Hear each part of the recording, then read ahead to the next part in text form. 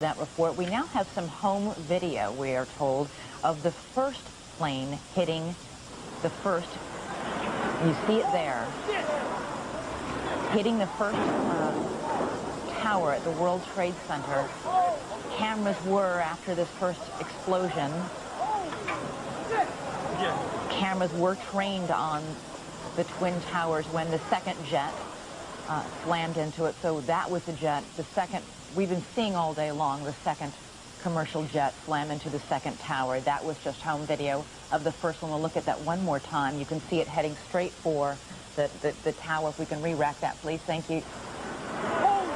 Home video just happened to be down there, happened to be rolling, and captured what is, even as we replay this, and we've seen this video twice. This video is the first time we're seeing this, but we've seen pictures, images of these jets crashing into the tower for hours now, and it is still an incredibly disturbing and upsetting sight to see. Again, those pictures just into our newsroom here of the very first wave of this unprecedented terrorist attack that has been launched here on the United States. We have been tracking this evening public reaction to the attacks throughout the day, and joining me now is ABC News polling director Gary Langer.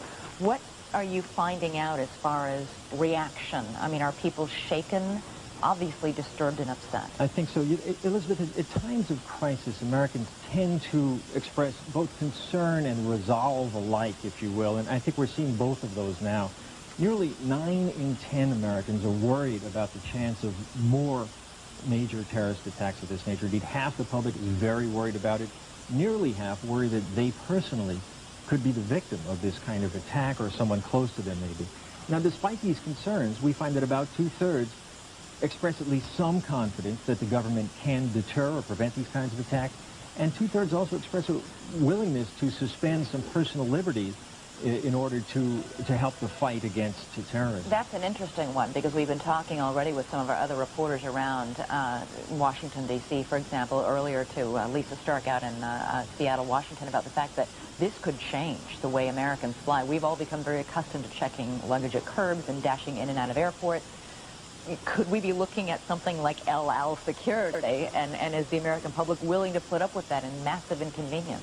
We do show some acceptance of that at this point, based in part upon concern over how this occurred. The public divides almost evenly on whether the authorities did all they reasonably could to prevent this or not.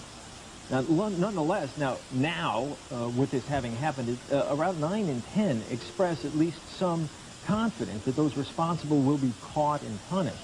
And also, we find that vast majorities, again, around 9 in 10 Americans, say they support military action against groups or nations found to be responsible, even if that means going to war. It's interesting, that 91% figure, because in other cases of attacks, it actually hasn't been very easy for the United States government to figure out who was behind them and to bring those people to justice. In this poll, even 54% are even very confident that those responsible can be found and caught. Now, there's some rallying around the flag there that you're going to find. There's broad concern and also resolve. Another interesting result, I think, is the remarkable extent to which these attacks have really focused the nation's attention.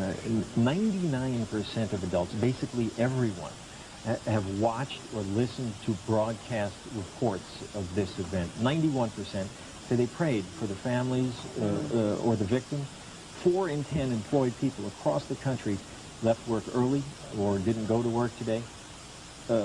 Nearly 3 in 10 Americans, over 50 million people, say they called or emailed a friend or a relative in New York or Washington to see if they were okay. Indeed, the frantic sort of reaching out to see if loved ones, people you care about, are in fact involved or may have been victimized in some way. Completely across America. It's so interesting to see yet again how something like this, a tragedy on this scale, really becomes a uniting thing or factor for this country. People all over sort of sitting down watching and in horror as this all unfolded. It's quite remarkable how it is utterly and completely focused and commanded the nation's attention, and then created these really nearly unanimous views in terms of actions the government can and should take. All right, Gary Langer, thanks for that polling data.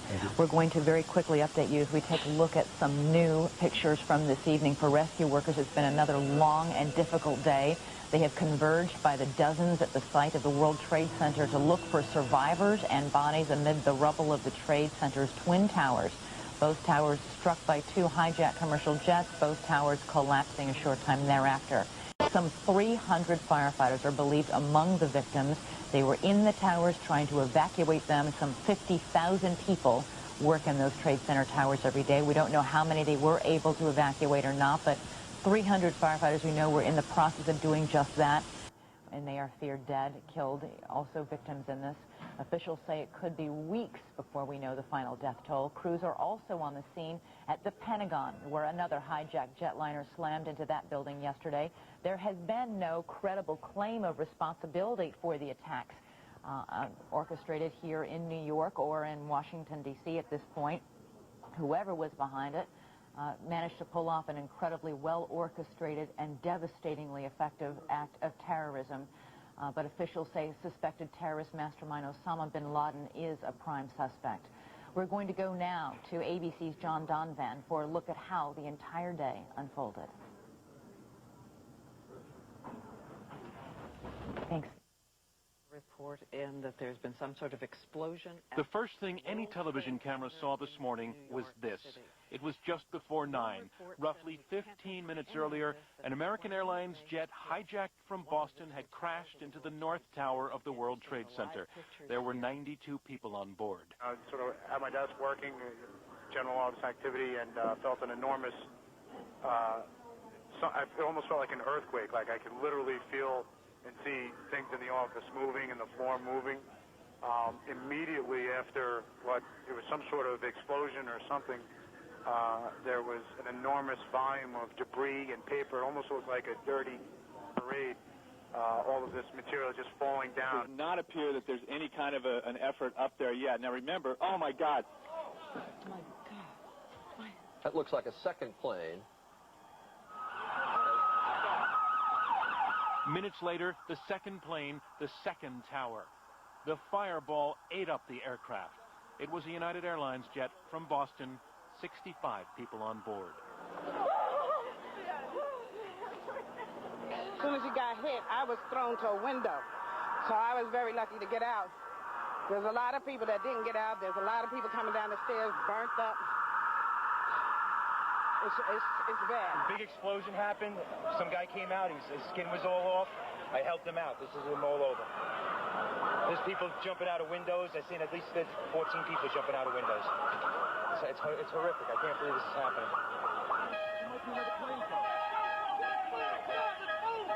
New York City was staggered, and still it wasn't over.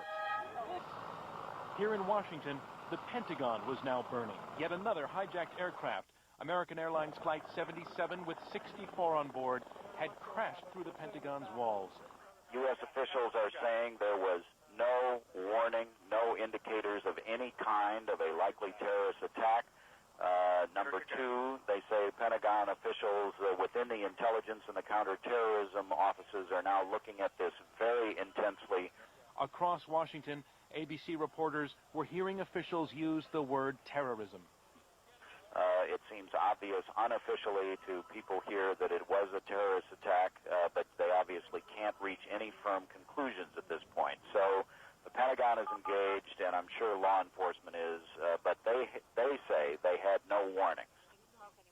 And around the nation's capital, a city full of potential targets, everyone was on edge. Okay, there's been an explosion of some kind that shook the grounds of the Capitol. We all heard it. Everybody ran for cover. We don't know where it was. We don't see the smoke yet. Everybody's saying, get back. We're running. We're running. We're running. We're running. They're screaming at us to get back. This was the president this morning. Today, we've had a national tragedy. Two airplanes have crashed into the World Trade Center in an apparent terrorist attack on our country. Mr. Bush was in Florida visiting a school. At the White House itself, everyone was evacuated. Then the whole federal government was evacuated, every federal worker. And in Washington, it was instant gridlock. In New York City, meanwhile, they were also evacuating.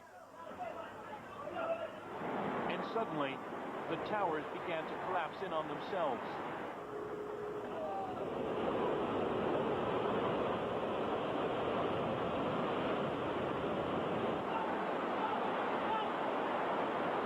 are they pulling us out of here? Because of link. The North Tower is Broadway. right. Marty, quick. Oh my God, there it goes!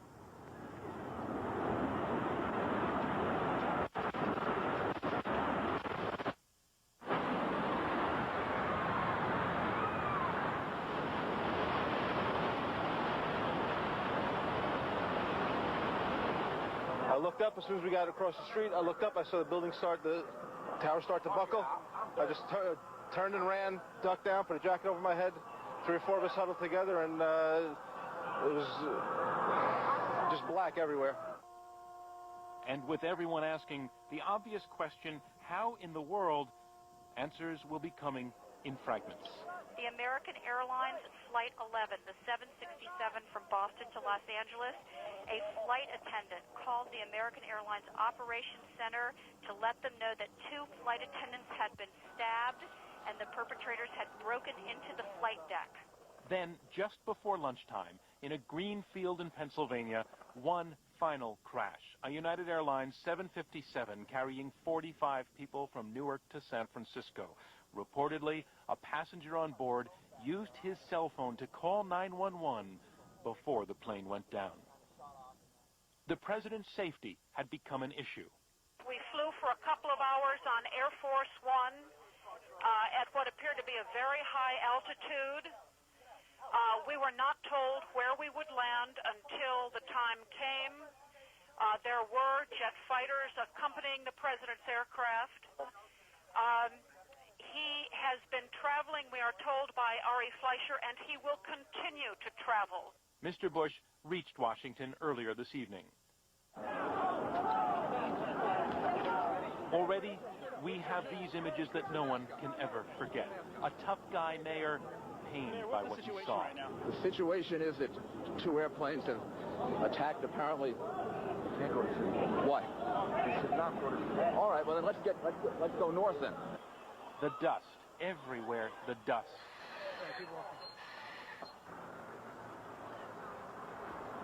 And how it just wouldn't come off. And the desperate choice by desperate people who had no way out. We thought it was debris, and we realized it was people jumping. I can't do anymore. Late this afternoon, another building weakened by the blast went down like a domino. This evening, an address to the nation.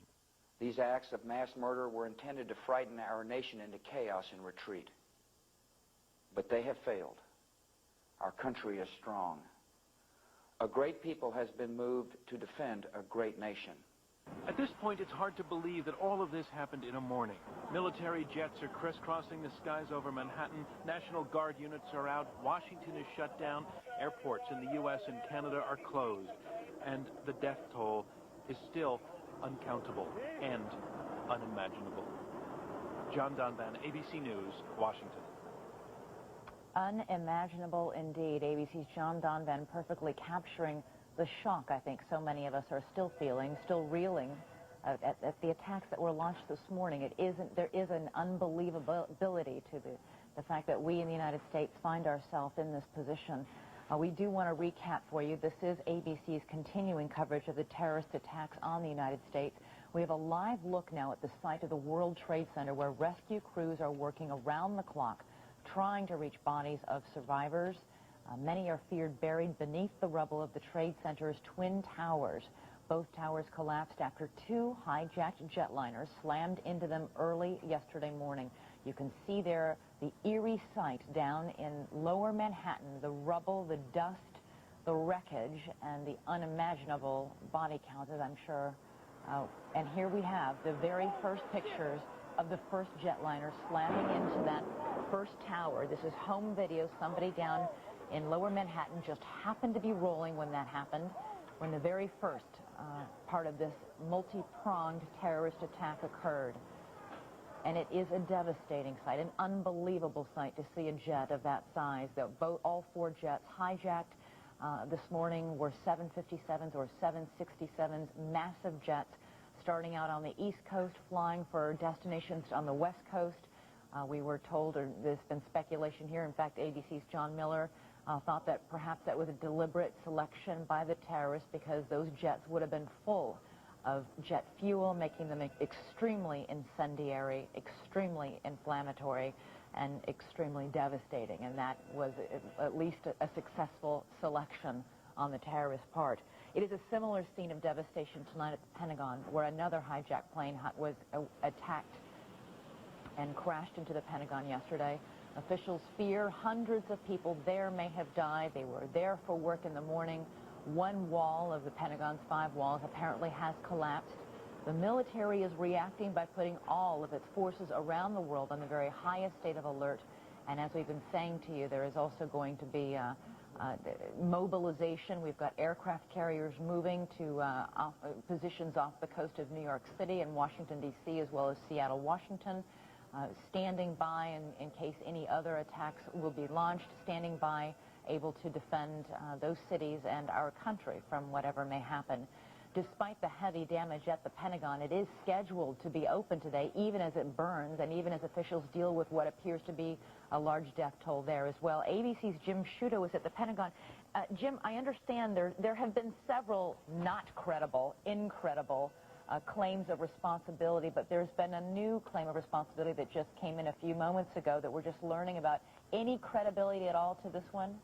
Well, we've checked it out. Well, first let me tell you what it is. It's the Associated Press wires quoting foreign wire services saying that a Pakistan-based Islamic group fighting against Indian rule in the Kashmir, that, as you know, the disputed province between Pakistan and India, that this group called Lashkar-e-Taiba is claiming responsibility for the hijacking. But as you did mention, there have been many rumors. We've been in touch with the Joint Information Bureau of the Armed Forces as well as the Pentagon, both of them saying they know nothing of this. And this is a Lashkar-e-Taiba, as you just said, a Pakistan-based Islamic militant group. Have they ever been responsible for any other forms of terrorism, or do we know what they might have accomplished in previous attempts? No information beyond what I've said, and as I said, the Joint Information Bureau and the Pentagon saying they have no information about this. And we should caution people as we say that they're, unfortunately, and after scenes of devastation like this, oftentimes terrorist groups are eager to claim responsibility for the terrible devastation, oftentimes many claiming responsibility when they had nothing, in fact, to do with the attack. Jim, the Pentagon is still burning at this hour? It is still burning, still smoke coming out of the top, firefighters pouring water on the roof of the Pentagon. As I mentioned earlier, we saw flames breaking through about an hour ago. That's stopped now, but the fire chief here in Arlington, Virginia, where the Pentagon is located, saying they still don't have the fire under control, and they want to get that fire under control before they continue the search and rescue and the recovery of victims as well. How on earth is the Pentagon going to be open and operating, given the fact that it's burning and given the fact that victims are still buried in the rubble there? Well, it's still open and operating as we speak. On the other side of the building, offices, the Joint Military Command Center, where Donald Rumsfeld, the Defense Secretary, was in action earlier today, they're still in action. People working as we speak and planning to come to work in the morning, although they do plan to close off this section of the Pentagon. If you can imagine the spokes of the wheel emanating from the middle of it, they're going to shut off about a third of it between the 2nd and the 6th corridors. There are 10 corridors around like spokes of a wheel. They're going to shut off about a third of the building, but still the rest of it back to business in the morning. And Elizabeth, I just wanted to mention one thing. There have been many estimates of casualties so far here at the Pentagon and certainly in New York, but Pentagon officials convinced that something that I don't believe we've had a chance to report yet has made a difference. In the latest renovation of the Pentagon, all the windows were coated with mylar, a very strong, transparent substance which is used to prevent the glass from shattering during explosions. During previous attacks on the U.S. embassies in Africa in 1998, as well as the Khobar Towers in Saudi Arabia in 1996, a lot of the deaths, perhaps even the majority of the deaths and injuries resulting from shattered glass. Tonight, Pentagon officials saying that the fact that the windows in the Pentagon were coated with mylar, preventing that glass from shattering, may have made a very big difference. That is a nice bit of good news. And obviously, I didn't mean to interrupt you a moment ago, but the Pentagon having very important business being done there tonight. So it is an important place that, even despite the devastation right there, needs to be up and operating. To look at it from this side and see the smoke still coming out and the damage on this side of the building, to know that people are still at work in this building, really is quite incredible. All right, Jim, thank you so much for that report. We'll be checking back with you in just a few minutes. Public officials here in New York are obviously under an enormous amount of stress, as they have been since the disaster began. It has been especially difficult and deadly for New York's fire department. ABC's Chris Cuomo looks at their heroic efforts and the price so many of them paid.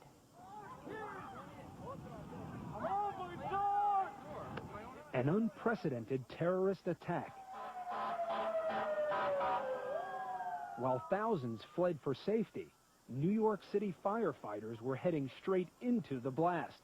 As soon as this happened, people were calling on the phone, every station in the city, how can I help, how can I help? But with buildings of this size and fires of this magnitude, on this day, even their best wasn't enough.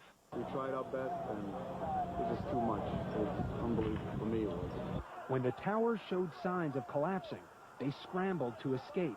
Most made it, but some couldn't get out fast enough. Exactly how many, we may not know for days. Firehouse. But what about the others? At this station, calls started pouring in. Unfortunately, we don't really have much to tell them. In all the chaos, there would be no quick answers. Just firefighters looking for their lost brothers. Get our brothers. Get our brothers. A couple brothers are also trapped down there. It's a scene of frustration and fear. Trucks as far as the eye can see, blocked from going back. And a triage center, already seeing too many firefighters. Have you ever heard of an incident where so many firemen and so many policemen were hurt? No, and I used to work at EMS many years ago, and no. I mean, firemen were coming in and telling us that there was 3 rescue companies that never made it out. As of tonight, as many as 200 firefighters are feared to be dead. Many are missing, and still, the rescue effort has barely begun. That is ABC's Chris Cuomo reporting on the New York City Fire Department. We have here, just to our desk, a report from the Boston Herald saying that authorities in Massachusetts have identified at least 5 Arab men as potential suspects in the terror attacks launched yesterday morning from Logan International Airport. They apparently have seized in the central parking garage a car laden with Arabic language flight training manuals. Of course, there's been a lot of speculation that whoever hijacked these airplanes needed to know how to fly them, being unable to convince any sane pilot to deliberately fly his commercial jet into a landmark, the Pentagon, the Trade Center towers. Also, there apparently, the sources in this Boston Herald report are saying that hijackers in one plane began to kill flight attendants on board the flight in order to lure the pilot out of the cockpit. At that point, they were able to then go into the cockpit and take control of the aircraft. Apparently, according to the source, they started killing stewardesses as a diversion. The pilot came back to help, and that's how they got into the cockpit, according to this Boston Herald report. Also, according to that report, the suspects did all of this on all 4 of the flights that you're seeing right there, 2 American Airlines flights, 2 United Airlines flights, all originating here on the East Coast from Boston, Logan Airport, from Dulles Airport, from Newark Airport, all heading to California, all heavy with fuel, airline fuel, and apparently, according to the Boston Herald report, the suspects used knives that they had hidden in their shaving kits and other carry-on luggage, and that was how they were able to smuggle these weapons on board. No guns were used, but apparently the knife-like weapons were made up of plastic handles embedded with razor blade, according to sources in this Boston Herald report. Indeed, authorities were led to the rental car by a civilian who apparently said got into some sort of an altercation with these suspects, with several Arab men as they were parking their car, which was apparently some sort of sedan. The man, whose name was not available last night, called state police from an out-of-town airport to report that he had gotten into this argument with these suspects to check out the car.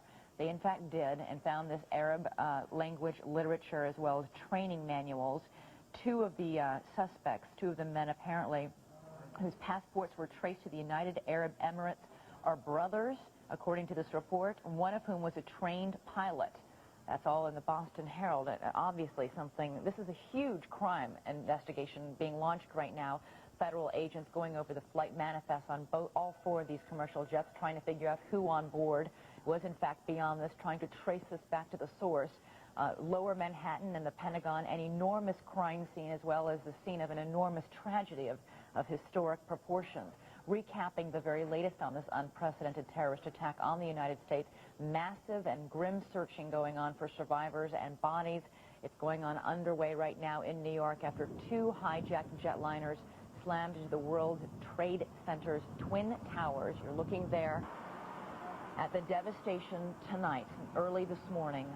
City buses, whole streets which are just filled with the wreckage.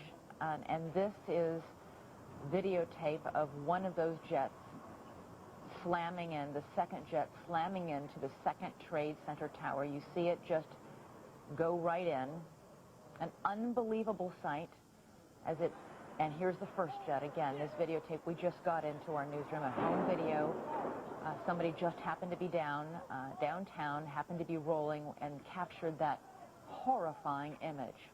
That, the start of what was meant to be, in the minds of the terrorist, a four-pronged terrorist attack. The fourth jet crashing in the countryside in Pennsylvania. Apparently, authorities believe it might have been on its way to Camp David. But obviously, these are not just the scenes of tragedy, but crime scenes. The FBI will be going over this with a fine-tooth comb, looking for the clues as to who might have been responsible. One of the things that could help, one of the flight attendants on the American Airlines jet, as it was being hijacked, was able to call American Airlines flight operations somehow to report that, in fact, the jet was being hijacked, that two flight attendants had been stabbed. We just heard from that Boston Herald report that was seen as a diversion, a way to get the pilot, lure him out of the cockpit. That flight attendant was able to give the seat number of one of the hijackers, so I'm sure FBI agents will be tracking that down as well, trying to find out from the flight manifest who these people were, trace them back to the terrorist cell that committed this terrible act of terrorism. Mayor Rudolph Giuliani here in New York City says the number of casualties from the Trade Center attacks will be, quote, more than most of us can bear. Officials say establishing the final death toll could, in fact, take weeks. And at the Pentagon, we just saw Jim Sciutto outside there where it is still burning. Investigators fear hundreds of people were killed when another hijacked jetliner slammed into that building. One wall of the Pentagon has collapsed.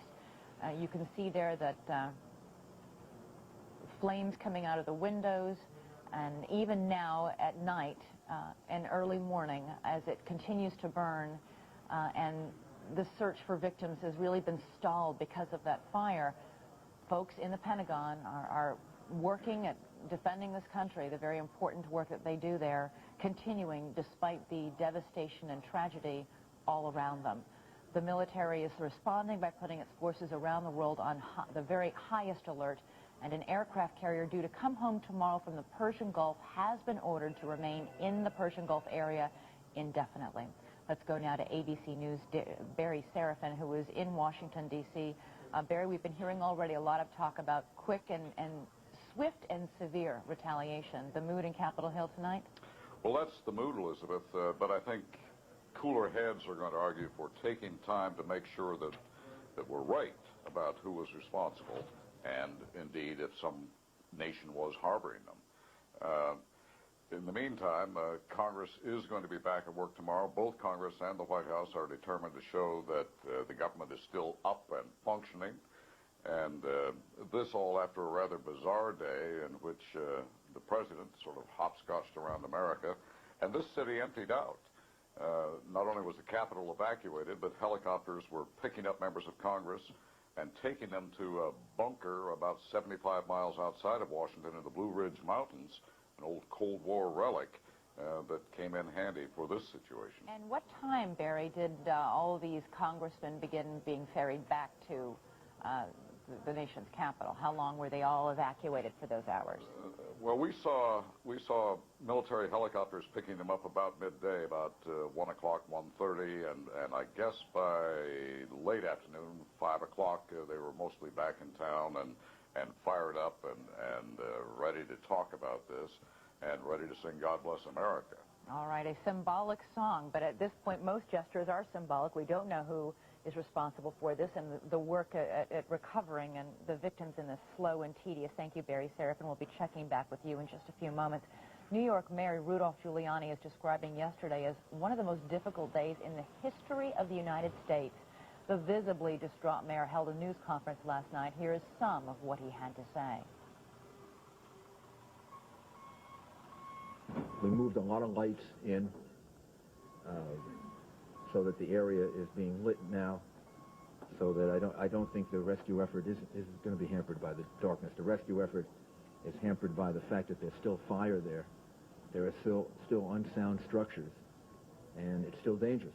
Yes, we lost the deputy chief of the fire department and the chief of the department. The chief of the fire department? The chief of the fire department. The first deputy commissioner. Mayor, is there still hope that there are people who are still alive and well? Yes, there's hope. There's hope that there are people that are still alive. People tonight should say a prayer for the people that we've lost, and be grateful that we're all here. And tomorrow, New York is going to be here, and we're going to rebuild, and we're going to be stronger than we were before.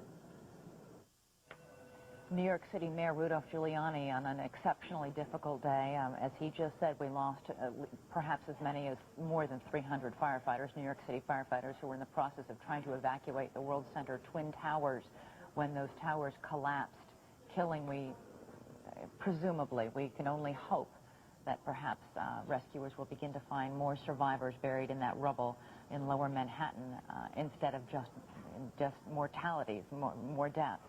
Immediately after yesterday's attacks, there were calls for swift and strong military response. Among those making such demands was former Secretary of State Lawrence Eagleburger, who spoke earlier this evening with ABC's Peter Jennings. We're joined now from Virginia by Lawrence Larry Eagleburger, who has served in a variety of very high positions in the U.S. government on previous occasions, and is now still very deeply connected with the rest of the world. Just talk for a minute, Mr. Eagleburger, and tell us what you think after what you've seen. Well, I think, first of all, we need to understand, if I know my American history, this probably will be the largest casualty rate in one day in the U.S. in our history. The Battle of Antietam stood that record before. I think this is likely to exceed that. That is, in 200 and some years of American history, that is an awful thing to have happen, but it, I think, happened. And I do not see how we can accept this as anything other than some kind of a declaration of war, and I mean by that a declaration of war by terrorists in general, or at least that's, I think, the way we have to understand it. And that means we have to act against terrorism as if we were at war. That's easy to say, but I really do believe it. Well, what do you mean by that, Mr. Eagleburger? And I don't think anybody expects you to say anything other than that this evening. I hope they do. No, they don't. Let me tell you what I mean. Let me tell you what I mean. First of all, and the President said it just right tonight, I think we will hold those who have mothered, who have husbanded these terrorists at least as much responsible as the terrorists. I suppose it is important, and it is important, that we try now to establish as clearly as we can who did this. And if it's Osama bin Laden, so be it. That leads me immediately to say that Afghanistan and the Afghani government has a responsibility that is at least as great as Osama bin Laden's. And that means, I think, we must take military action against them. And we must do this, I think, against those states that we understand and see are responsible for these terrorists as much as the terrorists themselves, and that means taking military action against a number of states if, in fact, we have any solid evidence, not that they necessarily did this attack, but that they are those who husband and mother and support terrorist activities in general. I think we now must understand this is more than just a response to the particular people, if we can find it out, who have done this. It is, I think, it must be now, our best efforts must be made to try to make terrorists and the governments who help them understand that the costs of doing this are terribly, terribly high. Mr. Eagleberger, I hear you being very careful about trying to establish blame first, and I expect that from a man of your stature. Talk a little bit about Afghanistan. Afghanistan has been in a country in absolute turmoil, just riddled with violence for more than a decade, and the United States was party to that in many cases. What could the United States do now to a government in Afghanistan that would make life any worse for them than it is already? By destroying that government, or by destroying the infrastructure of that government. You do mean, I gather then, among other things, attacking the capital of Afghanistan, Kabul, yes. where the Taliban, yes. from which the Taliban rules, and perhaps a city like Kandahar, large city in the south. If necessary, if we think it will make the point. Cities. Sir?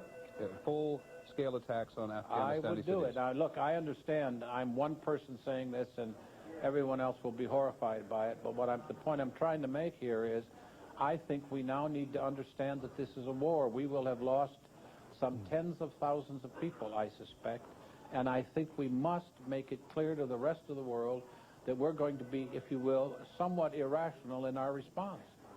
I mean neither to agree nor disagree with you. I hope you understand that, first of all, sir. But you are suggesting that the United States now fight on the same level as the people who have committed these acts against the United States. You betcha. When you fight a war, that is what you do. Okay, now tell us how difficult it is. Very. You mean to do this? Yes. It would be very difficult. There is no question about that. And I am not, for heaven's sake, arguing that we have to mobilize the whole country. But what I am saying is that when we have a target, when we know that there has been activity, that by supporting terrorists, or we know where the terrorists are, and sometimes when we don't know where they are, but where we know where the governments are, I think we need to mount military attacks. And it will not be easy. There is no question about it. And therefore, I frankly believe that we will not do what I think is going to be necessary. But the point I'm trying to make, and perhaps exaggerating, is I really think we must understand that this is now a war, and that if we don't act, and act vociferously, if you will, violently, if you will, we will see this go on and on and on. And the terrorists, unless they begin to understand that the costs are terribly high, and the governments who house them begin to understand that the costs are terribly high, this is going to continue. And as far as I'm concerned, we are the only ones on the face of the earth that have the ability to make this point to these people, and I understand completely how off the wall many of you will think this is, but I'm serious. I think this is a major crisis. I do not think this great power can stand the loss of some tens of thousands of its citizens without some violent reaction. Now, Mr. Eagleberg, as you have, and I don't mean to be dispassionate about this either, as you've mulled this over in the course of the day, do you think the United States has the capacity to do it, or you could win a war against international terrorism, exchanging violence for violence? I think the U.S. has the capacity. Whether we have the will, and I want to be careful here because I could understand why most people would disagree with me, and I would not argue that it is a weakness of the will if we don't do it. I will say I think we have the means. I think if we have the will, it seems to me that I can't tell you that we win this kind of a war. I'm not at all sure that you can define this as winning or losing, although in the long run I can see the total disaster to our society if we continue to let these things happen. But I do believe that it is possible over time, with the kind of an approach I'm saying here, that we can at least make it so much clearer to everyone, and particularly to the terrorists, and even more importantly to those governments that support them, that at least we will find a substantial diminution of the attacks against the West in general and us in particular. But it won't be done, it won't be won in a hurry, and probably in the last analysis it won't be won at all, but it will, I think, substantially tend to depress the activity. You know better than most people how difficult it is for a really powerful nation like the United States to to hit these little cadres of people and these cells of people around the world. How hamstrung is the United States by being, in some respects, so powerful? Is it almost muscle-bound in some respects? No, it's a very good question. And not so much muscle-bound, perhaps, as to say that our military structure is built to fight bigger battles than this most of the time. Maybe we need to take some lessons from the Israelis, but I do think we can be restructured. Restructured is even too strong. I think we can put together the kinds of forces that would make this possible without an awful lot of difficulty. Well, I appreciate your time. This is precisely the debate. Thank you very much for coming in. And their remarks from former Secretary of State Lawrence Eagleburger, strong remarks calling for strong reaction from the United States after the terrorist attacks. I want to bring you up to date with some more information we're gleaning from this Boston Herald article, which quotes unnamed sources as saying that 5 Arab suspects have now been listed as 5 Arab men have been listed as suspects in yesterday's terrorist attacks. 2 of them brothers who were both on board United Airlines Flight 175. It was en route from Logan's Boston International Airport to Los Angeles. It was the second jet to slam into one of the 2 towers at the World Trade Center this morning. Apparently, another airline passenger at the Boston airport got into an argument with the men when they were parking their car at the airport, and when he heard after landing in another city about what had happened, called the FBI, said, I think you need to check this out. The FBI has apparently seized the car. It was a rental car that was reportedly being driven by these suspects, several Arab men, and inside they have reported to have found Arab language flight training manuals. One of the 2 brothers who was on board United Airlines Flight 175 was apparently a trained pilot. There's been a lot of speculation that whoever was behind these hijackings needed to know how to fly this plane. In this article as well are more details that apparently, according to sources, the hijackers began to kill flight attendants on board the plane so as to lure the pilot out of the cockpit, to get him to leave the cockpit, come back into the plane to try and restore some order, and that is the point at which hijackers took control of the cockpit. Several flight attendants were able to call, several passengers were able to call on cell phones, and in addition we're being told that at least one pilot in the cockpit was able to depress his key so that people in the air traffic control tower could hear everything that was going on in the cockpit at the time. They report the hijackers were in fact speaking English to the pilot, reassuring him not to do anything foolish. You're not going to get hurt, which of course was most definitely not the case. And finally, Robert Fitzpatrick, a former second in command of the FBI's Boston office, says that Boston appears to have been the staging area for this attack on New York City and in Washington, D.C., and that the hijackers most likely had help from others who may still be in the Boston area. According to Fitzpatrick, a quote, there is a terrorist cell operating out of Boston.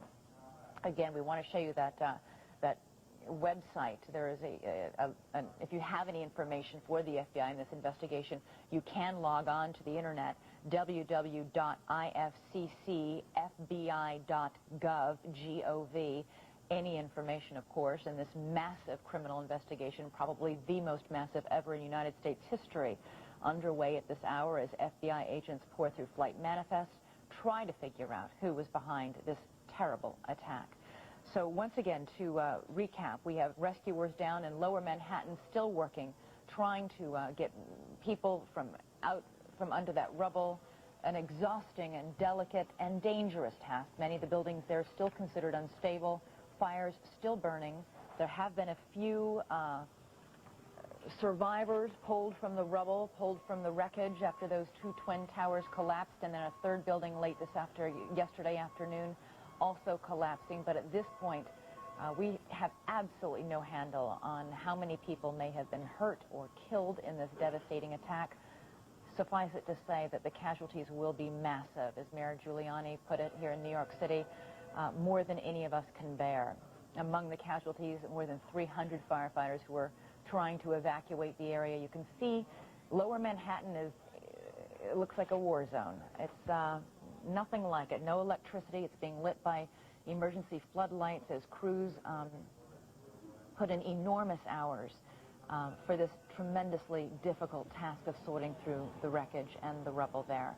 While they're doing that, the similar work is going on at the Pentagon, which is still burning at this hour. Flames, in fact, keeping many people from being able to get in and unearth the victims there. Jim Sciutto, ABC's Jim Sciutto, is standing outside there. Jim, any progress on extinguishing the flames at the Pentagon? We have not seen flames come out of the top of the roof of the Pentagon for quite some time now. As I said a couple of hours ago, what the firemen are doing is called trenching on the roof of the building, where they physically break it open to get access to the flames, but that causes them to jump up because the flames get more oxygen to feed on. But we haven't seen that for quite some time, although they are still, as you can see, spraying the building with water. And in fact, as they do this, as they extinguish these flames, and as they hope to eventually begin to search for the victims buried there, work continues in the Pentagon. Very important work. Absolutely.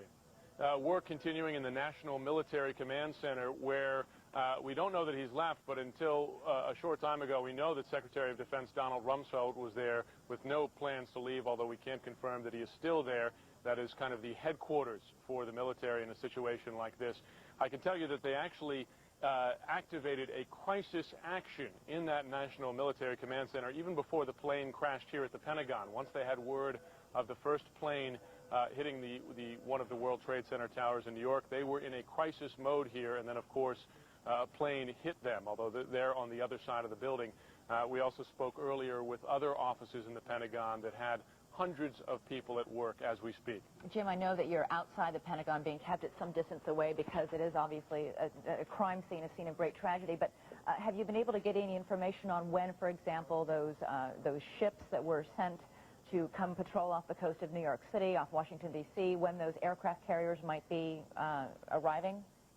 We just know that they have left. The USS Comfort, a hospital ship out of Baltimore, on its way, and also the aircraft carrier you mentioned on its way as well, but we don't know when they're going to arrive. All right, Jim Sciutto, thank you so much. Already in lower Manhattan, they have been taking many of the victims. There are all sorts of triage areas, MASH units. Many victims are being ferried from the lower Manhattan over to New Jersey, where they're receiving care there. But obviously, with the massive number of victims and the temporary morgue being set up for the massive number of casualties expected, this is a huge, titanic, logistical nightmare as well for these rescuers who are trying to do so much. Just a few moments ago, we were listening to former Secretary of State Lawrence Eagleburger talk about the swift and severe response. My colleague, ABC's Derek McGinty, is joining me now. Derek, you've been perusing some of these editorials in different newspapers. Strong language there, too. Indeed. It seems as though the spirit of what Lawrence Eagleburger spoke of, the need to strike back and the need to be very tough and the need to realize that this is not something you can wait for the international legal organizations to deal with, is the spirit especially found in, for example, the Washington Post editorial, which says basically if the attack originated abroad, it is an act of war. Some have even said in that editorial that war should be declared by the U.S. Congress if they can find the nerve to do that. It's the kind of thing where, again, if you look in the historical analog of how we've handled these things in the past, we've sort of waited for the legal system to take its course. For example, with the 2 Libyans that were recently convicted in the bombing of the plane over Lockerbie, they're basically saying that's not enough anymore. If we're going to act, we have to act quickly, and we have to make people know, as Lawrence Eagleburger said, there's a price to be paid when you do these sort of things, and that America has the will to act, and that's what the editorial is saying. And in fact, as mirroring other comments, which has said any countries harboring this terrorist, i.e. Afghanistan, will bear the consequences of this as well. This is not just an attack on if, for example, Osama bin Laden was deemed responsible for this. It wouldn't be just retaliation to his cell, but to Afghanistan or any other country sheltering the terrorists. In fact, President Bush did hint at this in the speech he made tonight, where he said, we will treat the countries that harbor these people the same as we treat these people. I think, as Peter Jennings said so many times earlier, we can't jump to conclusions. We don't know exactly who did this. We don't even know that it was Osama bin Laden, though the evidence seems to point more and more in that direction. but if it turns out to be him or someone else being harbored in some other place. Because if you remember, there have been terrorist acts on this country that have supposedly had support from Iraq and other countries. Again, we haven't dealt with it as a national or a war-like problem. We've tried to handle it legally, said, will you extradite this person? Can we go to the World Court for that person? Washington Post and other newspapers basically saying the time for that is done, and it ended yesterday morning at about 9 o'clock. We're going to be taking a look at some of the headlines from around the country as you and I talk about what many of these editorials are calling for, swift and sure terror in America. The headline on the Detroit Free Press with those astonishing, horrific pictures. A new day of infamy, the headline of the San Antonio Express News. Again, the same horrible pictures, attack on America.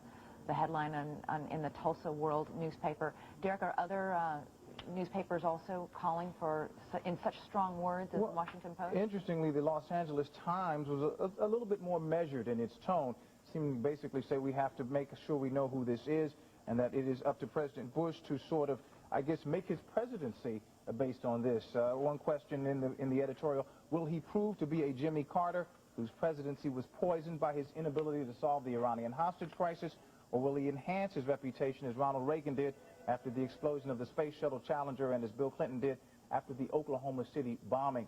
So much of our conversation over the last several weeks has been about budgets and lockboxes and that kind of thing. That is pushed to the side now as we concentrate on this immense disaster and what the president does as the leader of this country to sort of rally the country around. I would also note that, as we heard from Gary Langer, basically I think you see public support for just about anything that the president is prepared to do. This is going to be, for this new president, an enormous test. I mean, no other president has been thus tested this early in his administration. You know, it's interesting. People are comparing this to Pearl Harbor. Again, on the opinion pages, one of the main points that has been made is when Pearl Harbor came, we knew exactly who it was. This time we have just as much tragedy, but not nearly as much clarity in terms of where this came from and who did it. Finding out who did it will require a lot of patience from the American people. I think that if you talk to folks, there is a sense of rage, a sense of violation, and that's the kind of thing that may lead people to want to do rash acts, but patience and knowledge, I think, are key here. And that is sort of the cautionary words we have to raise once again, even as we do begin to get the first report that these 5 Arab men may be suspects. We have to stress the word may. Right. We really don't know who is responsible. And the last thing I think anybody, especially officials, want to do is to spur some sort of vigilante revenge or any sort of acts of revenge that people might take into their own hands. It is a time for deliberation in finding out who did this. Well, as many have said before us, you can't blame communities for the actions of individuals. On the other hand, if countries are harboring these individuals, when you attack a whole country, you know there will be collateral damage, as we heard from Lawrence Eagleburger. Right. We've got to be prepared or to make a decision as to how prepared we are to accept that, to take that. All right, Derek McGinty, stand by for just one moment. We've been talking, of course, about those 3 commercial airplanes that were hijacked, 2 of them hitting the World Trade Center towers, a 3rd hitting the Pentagon. A 4th plane was also hijacked, we believe possibly headed for Camp David, but it crashed yesterday instead just outside Pittsburgh, killing all 45 people on board. One of those passengers on United Airlines Flight 93 was Mark Bingham, and he was able to call his mother from the airplane on his cell phone. Bingham's mother, Alice Hoagland, spoke with ABC's Peter Jennings a short while ago. I got on the phone, Mark, and he said, "Hi, Mom, this is Mark Bingham." It would be his last name.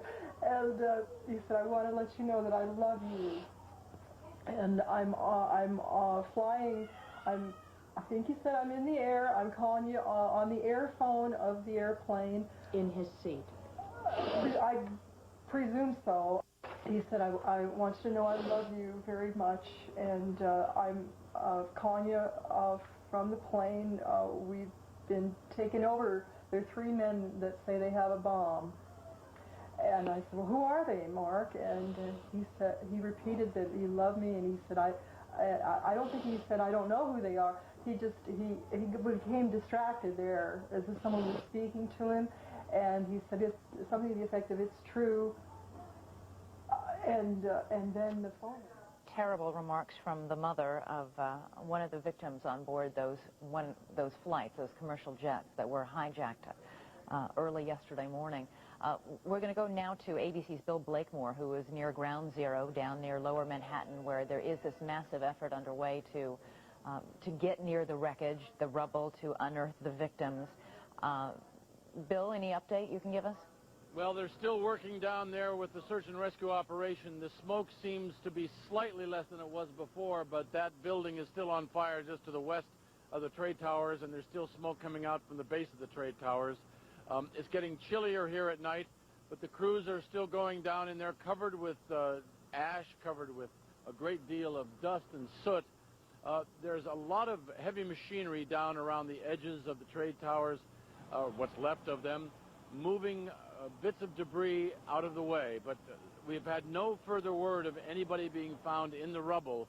And although we have seen many cases, of course, in earthquake-collapsed buildings where they find people alive even weeks after, there's not a great expectation that there will be many such cases here, because when those two towers collapsed in upon themselves, they seem to have almost completely disintegrated in the enormous heat, and the heat went out throughout the day in that area. There still could be, however, people found, and there's always hope.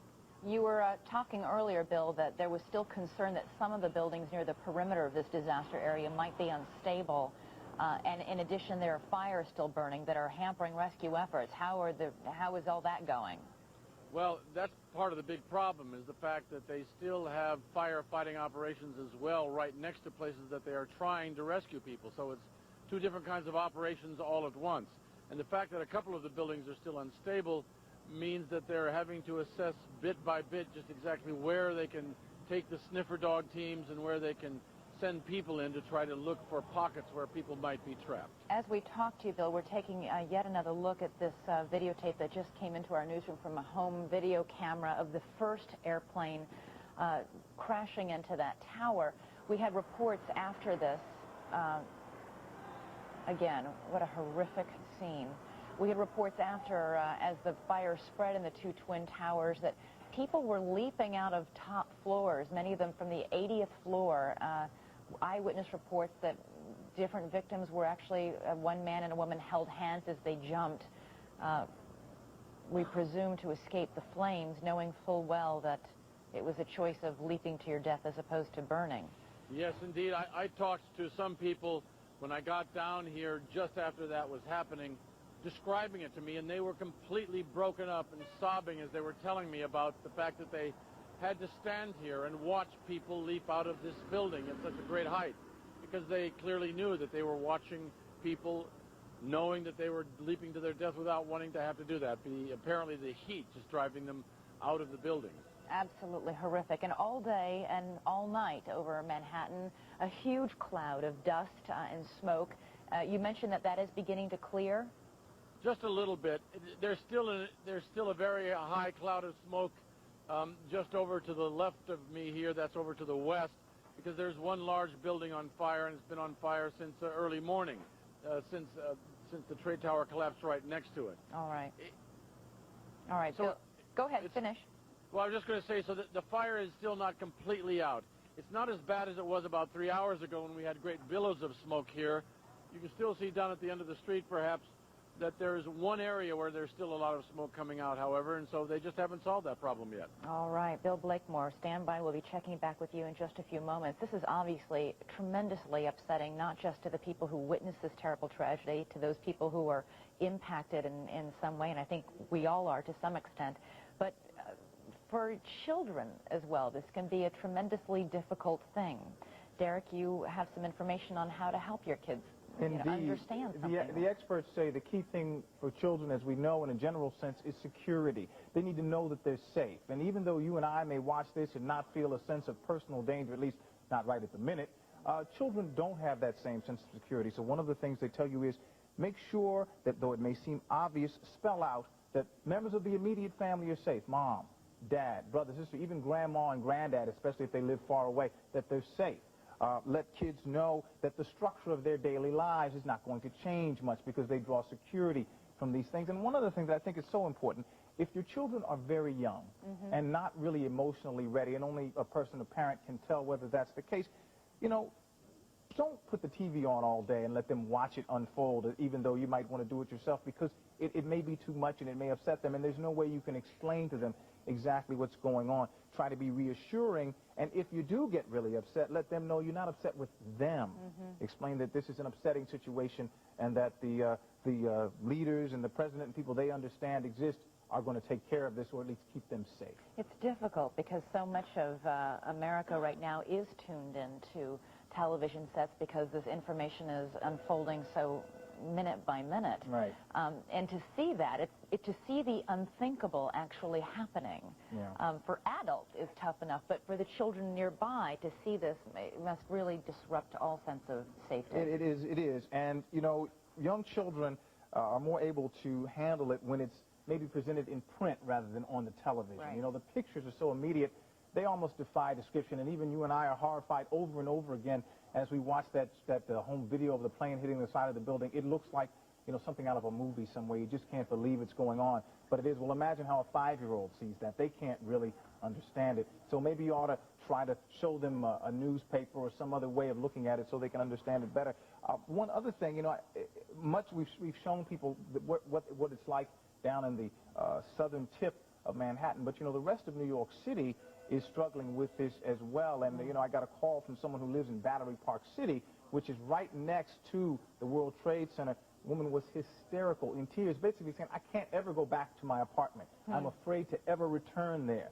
I said, you will eventually go back, just not today. But I got to think there are any number of people reacting just as strongly to this who aren't physically hurt, but are mentally just shocked by this. Well, it was interesting. Gary Langer had some polling data. He was here a few moments ago and said that according to his numbers, many Americans felt, a big chunk of Americans felt that another act of terrorism could happen, that in fact this was just the beginning of a terrible sort of wave of terrorist attacks. Well, so, I think, in fact, here we 87% worried about more attacks, 47% worried about themselves being a victim of an attack. Well, I think the horror of this attack, and again, here in New York City, this isn't the first time they've been through this. The World Trade Center was attacked in '93.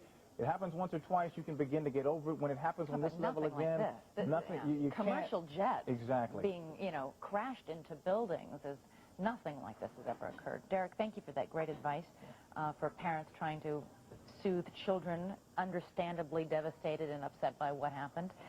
We did want to tell you that according to a report in the Boston Herald this morning, the FBI already well on its way to trying to find the suspects, the people behind this terrorist attack, have identified at least 5 Arab men as potential suspects.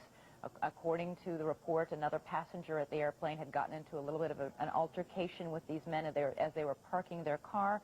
Inside the car, the rental car that was left at Boston Logan Airport, FBI agents say they have found, according to this Boston Herald report, Arabic language flight training manuals, which of course would be significant since many people believe that whoever hijacked these planes in this incredibly, stunningly well-orchestrated terrorist attack would need to know how to fly the plane. So Robert Fitzpatrick, the former second command of the FBI's Boston office, says that the city of Boston does appear to be the staging area for this attack. 2 of the 5 suspects are brothers, one of whom is a pilot. They were on board United Airlines Flight 175, which was the second jet to crash into the World Trade Center tower. We have now a graphic with what we do know so far about the death toll, which we've been cautioned. We won't know for weeks the final toll of victims, but as of this moment right now, 267 people were killed on all 4 hijacked airplanes. The Pentagon estimates there could be up to 800 dead at the Pentagon. However, that number could drop, and as ABC's Jim Sciutto was telling us earlier, that number could have been much higher had they not had those special Mylar coating on the windows there to help prevent those windows from exploding on impact, thus saving other people's lives, collateral damage in that attack there. But it could be weeks before we know the final death toll, the final grim number of people who've been so terribly impacted in this attack. Now, when flights do resume at the United States airports, passengers will no longer be able to check their bags at the curb in front of terminals, obviously. Air travelers will also be subject to random security checks. There will be more uniformed security officers seen at the airports. ABC's Lisa Stark has more now on the fallout from the terrorist attacks in New York City and at the Pentagon. It now appears that the weapon of choice appears to have been knives on board these planes. We know from reports from our sources and others that reports from flight attendants on an American flight and from passengers on two different flights we're now learning. The United flight that went into the World Trade Tower as well as the flight that went into the Pentagon. Cell phone calls from passengers on both those flights reported that men were on board with knives or box cutters, that flight attendants had been injured or killed, that people had stormed the cockpit. We also learned that on one of the flights, the American Airlines flight that went into the World Trade Tower, the flight attendant was also able to tell the American Airlines Operations Center, she reached them and told them what was going on board. She was able to tell them the actual seat number of the passenger who was causing the problems on the plane. So that may lead authorities at least to one name, at least the name of the person who booked that ticket. She was able to give that information to the people at American Airlines.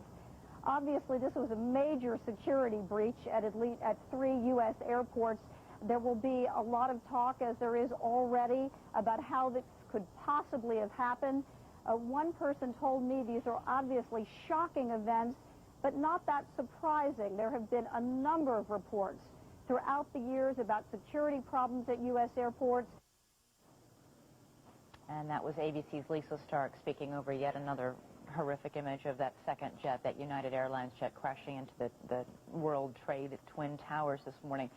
The U.S. military around the world is on high alert. It's called DEFCON 3, and is a very rare state. ABC's Josh Gerstein is at Lafayette Park near the White House. Josh, what can you tell us about this level of alert and how long the U.S. military might be at this level? Well, we understand from White House officials that President Bush ordered this level of alert as he traveled from Florida to Barksdale Air Force Base in Louisiana. As you say, it is DEFCON 3. There are 5 levels that dealing with the strategic forces, the nuclear forces, even if you will, of the United States. And he ordered that raised to DEFCON 3. There's also something in effect called THREATCON Delta. That has to do with the security of the forces, the way they are deployed, the actual threat against U.S. forces, the precautions they have to take around military bases. I don't think we know how long all those precautions will be in effect, but we do know that the president himself was under very, very unusual military security today as Air Force One flew through the skies, hopscotching the country, as you've noted earlier. It was accompanied by F-15s and F-16s. Air Force One flying, as you may remember from movies or something like that, but this was actually real life, flying with a military fighter escort. And then with the president arriving back here in Washington late in the day, around 6 p.m., there were 6 helicopters flying over the National Mall, obviously decoys to distract anybody that might be there looking to do the president harm. The first 2 helicopters peeled off. The third one headed into the south lawn of the White House, and the other 3 landed along the National Mall. Extraordinary security precautions being taken with the president earlier in the day. Indeed. Elizabeth? All right, Josh, thank you so much for that report. Extraordinary throughout the day, from the very beginning of this terrible attack to what this country has now put into effect with this extraordinarily high security, military on alert, aircraft carriers being deployed, ships that are literally floating hospitals being sent to come help deal with the injured and the dead here in Manhattan, in lower Manhattan, which is obviously, people who down there have described it as an incredible war zone. Derek McGinty, my colleague, is joining me here. We were both just comparing stories about how surreal, not just in lower Manhattan, but the entire, first of all, the streets are deserted, which you never see. Not at 10 o'clock at night in New York City. On the way to work tonight, many times I take a cab. There were no cabs tonight to come to work. I walked. It's little things. You go in the store, maybe they're low on water or other supplies because they haven't had deliveries today, because obviously the roads have been blocked off. People are not out, not in the usual sort of celebratory nighttime mood that you have here in New York City. There is a sense that something horrible has happened, and they're still trying to get their minds around it. Interestingly, there are some very concrete things as well. There was an election in New York today, or at least there was going to be a primary election. It started off, the polls opened, I believe, at 6 a.m., but after this happened, they closed the polls, and there's no word yet on exactly when they'll recast the ballot for mayor in the primary election here in New York City. In Washington, D.C., where Mayor Tony Williams has declared a state of emergency and so forth, he has recommended that they cancel a meeting a week and a half from now of the World Bank and the International Monetary Fund. He just says after this we need to look at the security of it, and wondering if the city will be ready to handle this in the aftermath of the cleanup. That's just one of several events being canceled. We've already heard about the Primetime Emmy Awards that were scheduled for this week and the Latin Grammy Awards, which are scheduled soon. All of this has been canceled. And one of the things that has almost never happened, professional baseball canceled all its games. That's First almost time since D-Day. Yeah, it's almost unheard of. Well, in addition to that, the unprecedented move by the FAA today to cancel all flights, literally all flight space, all airspace over the United States of America since yesterday morning has been closed. Flights that were in the air were diverted to Canada. Some of them were allowed to land, but literally when we weren't entirely sure about the depth and breadth of this terrorist attack, that it was very important to get all those airplanes out of the air and on the ground so they would not be susceptible to any further hijackings. Again, right now the FAA has planned to reopen the airspace, the nation's airspace, perhaps at noon today, perhaps not. Mail delivery will be on a very limited basis throughout this country. Congress and federal offices in the nation's capital will in fact be open. Stock markets, however, will be closed today. Limited postal deliveries nationwide. Schools in both Washington, D.C. and New York City have canceled all classes today. And as we said, lots of folks stranded at airports all over the country waiting for the nation's airways and skies to open up once again to do business, because with the 36,000 to 40,000 flights a day, that is wreaking havoc throughout not only our country but the rest of the world as well. To those of you just joining us this morning, good morning. This is ABC's live continuing coverage of the deadly terrorist attacks on the United States. I'm Elizabeth Vargas. At this hour, emergency crews are still trying to reach victims of the devastating assault on the World Trade Center. An attack by two hijacked airplanes has reduced the Trade Center's twin towers to a mountain of twisted steel and broken glass. At the Pentagon, rescue crews are also facing a long, grim day today. Officials fear hundreds may have died when a third hijacked jetliner slammed into the Pentagon, knocking down, in fact, one of the walls. The Pentagon, as we've been told, you can see there, victims lined up. One of the walls of the Pentagon has collapsed. The Pentagon continues to burn, even as people work inside the Pentagon to try and deal with this military crisis. ABC's Barry Serafin is in Washington.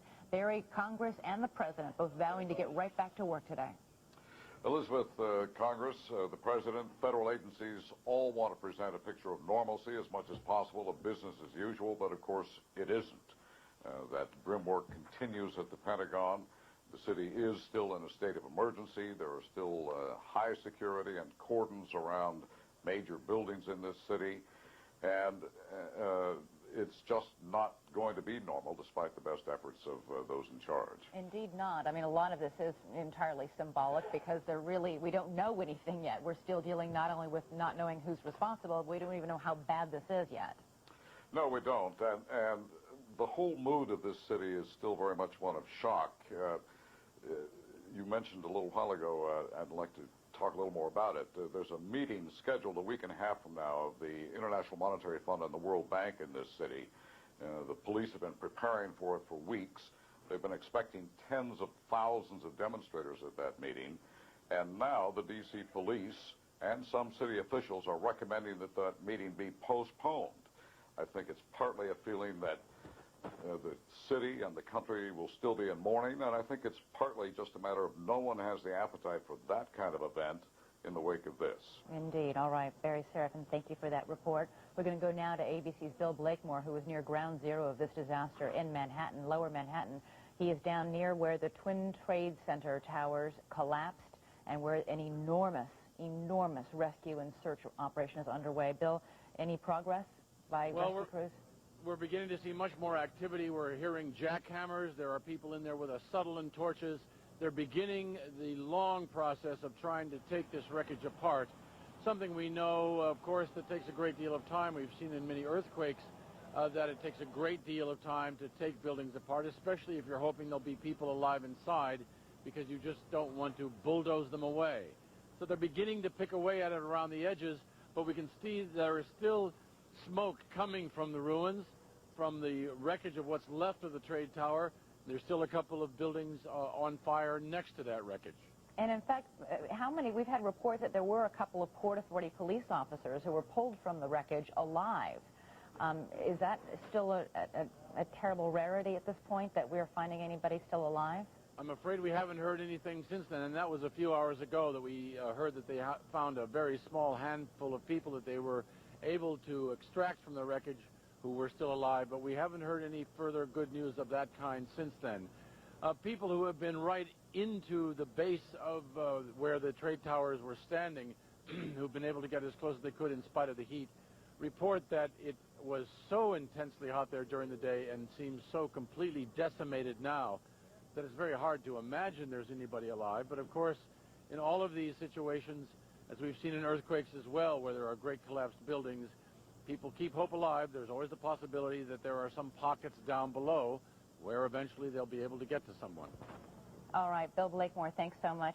Derek McGinty, my colleague, is joining me here. You've got some information on how the stock market's reacting. Well, you know, we keep hearing the phrase business as usual, at least when it comes to the government. They're trying to promote the idea that we are unbowed by this, that the country will continue on. But it is anything but business as usual for the world of business. For one thing, the stock market, which is very much affected by being in that part of town where the World Trade Center disaster has occurred, is closed. And it won't be open tomorrow at all. Well, without that guidance from the stock market, the markets all around the world, all interconnected, as we know, are looking for guidance. It's not there. The stock prices in Asia were plummeting today after that because, you know, again, it's such a shock. And some are likening it to the Gulf War, which led to a major recession around the world. In fact, the Trade Center towers were really the heart in this financial district that, you know, spans the globe. What kind of impact might this have long-term, not just on, you know, destroying those towers, but to lose all those documents, to lose all this information and all these people? Well, you know, I think the people aspect is what everybody's been focusing on, and rightly so. We just don't know from the other side of things how the markets will react. I mean, there seems to be two schools of thought here. Some say this is a long-term disaster, that it'll be very, very difficult for the markets to recover, that this could be the thing that sort of tips it over into a recession that we've been sort of flirting with for the last several months. But others point out that the markets have been very resilient, and that at times of stress it will look bad for a while, but as this country pulls together, so will the market, and that we'll begin to see some sort of recovery. It's really too soon to say. That's just like we have to say about so much of this. Our colleague Diane Sawyer was actually reporting a few hours ago and was talking about the fact that everywhere down there on that scene you could see financial records and papers, just everywhere you looked, you know, litter from this terrible, terrible explosion, documents that were so important yesterday and now have become just... Yeah, so much of that, though, I think is also on computers and so forth. We just don't know how much is destroyed, how much is duplicated somewhere else. You just don't know. I mean, there's just no way for us to say what the sort of the tangible impact of this will be on the markets and the ability of companies to continue to do business once we begin to have the cleanup in place. Once people do go back to work in that part of town, we don't know how hard it's going to be for them to sort of jumpstart and get back to where they were before. All right. Well, despite heavy damage at the Pentagon, thanks, Derek, despite that attack and despite damage and the fire burning and victims there, the Pentagon is scheduled to be open today. In fact, it is open as of now, even as officials deal with what appears to be a very high death toll. ABC's Jim Sciutto is outside the Pentagon. Folks working there even as we speak.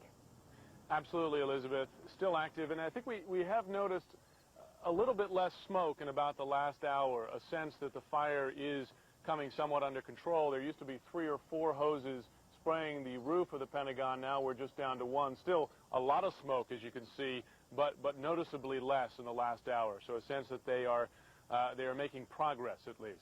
Firefighters making headway in both the Washington, D.C. and in New York. Jim, how much of that building, or of that complex, in essence, will in fact be operational tomorrow? If you can picture the Pentagon, as you know, of course, it's 5-sided. It has 10 corridors emanating out from the center, like the spokes of a wheel. Tomorrow, apparently between 2 and 6, quarter number 2 and quarter number 6, that area is going to be closed off. A little more than a third of the building closed off tomorrow morning, but the rest of the building up and running.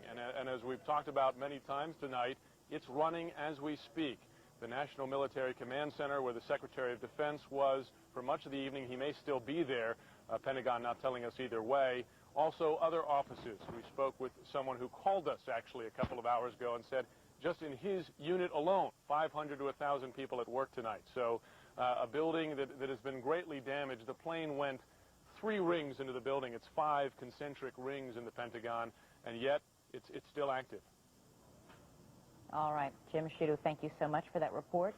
Demands for a swift and strong military response followed yesterday's deadly attacks. They came from, among others, former Secretary of State Lawrence Eagleburger, who spoke with ABC's Peter Jennings. Afghanistan has been in a country in absolute turmoil, just riddled with violence for more than a decade, and the United States was party to that in many cases. What could the United States do now to a government in Afghanistan that would make life any worse for them than it is already? By destroying that government, or by destroying the infrastructure of that government. Look, I understand that particularly in a case like Afghanistan, you have 150 years of this kind of instability. That doesn't mean, what it does mean, I think, though, is that if we're going to judge these issues precisely with the kinds of questions you've asked, much as they have to be asked, and we then decide because there is not a lot that can be done, that we shouldn't do anything, I think that's the wrong approach. And I think if the terrorists and the governments who house them are made to pay prices for it, and again, I can't believe that the government in Kabul would take kindly to having its government buildings blown up under them or over them. But I think there are things we could do. You do mean, I gather then, among other things, attacking the capital of Afghanistan, Kabul, yes. where the Taliban, yes. from which the Taliban rules, and perhaps a city like Kandahar, large city in the south. If necessary, if we think it will make the point. Cities. Sir? Full-scale attacks on Afghanistan. I would do it. Now, look, I understand. I'm one person saying this, and everyone else will be horrified by it. But the point I'm trying to make here is, I think we now need to understand that this is a war. We will have lost some tens of thousands of people, I suspect, and I think we must make it clear to the rest of the world that we're going to be, if you will, somewhat irrational in our response. I mean neither to agree nor disagree with you. I hope you understand that, first of all, sir. But you are suggesting that the United States now fight on the same level as the people who have committed these acts against the United States. You betcha. When you fight a war, that is what you do. And you must be ready to live with the consequences of fighting. That strong remark tonight from former Secretary of State Lawrence Eagleburger. We go now to ABC's Rebecca Cooper, who is in Washington, D.C. Rebecca, you've been talking with some senior intelligence sources, I know, throughout the evening. Any idea yet how we, who are supposed to be the best in the world in intelligence, missed any sort of sign, any clue that this attack was coming? Elizabeth, senior intelligence officials tell us that, in fact, there were no specific signs that this was coming. In fact, not only were we not receiving any general threats, but we were at a lower state of threat than we had been in many recent weeks and months. So they say there were no specific threats, there was nothing that pointed to the time or place, and there was certainly not a heightened state of alarm within the United States. There had been some increased concern for American citizens traveling to Israel and other parts of the Middle East, but there were no concerns seen here in the United States. So now the concern becomes for the White House, for the Central Intelligence Agency, and other parts of the national security apparatus.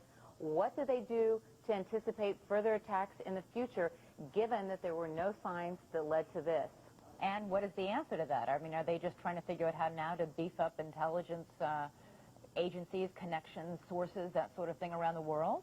They have that challenge before them. Last night after the president's speech, he went immediately in to what's called the sit room, the situation room inside the basement of the White House. It's a heavily armored room that's like a bank vault, where he met with his national security officials and got a very frank and firm assessment of the situation from CIA Director George Tenet. And administration officials tell ABC News that following that meeting, they acknowledged They have the very real concern about how to do that in the future. They still have to determine once and for all who is responsible. Administration officials telling ABC News that all signs certainly do point to Osama bin Laden, and they have mounting evidence to make that case as the hours go by, but they're not ruling out other possible sources of attack.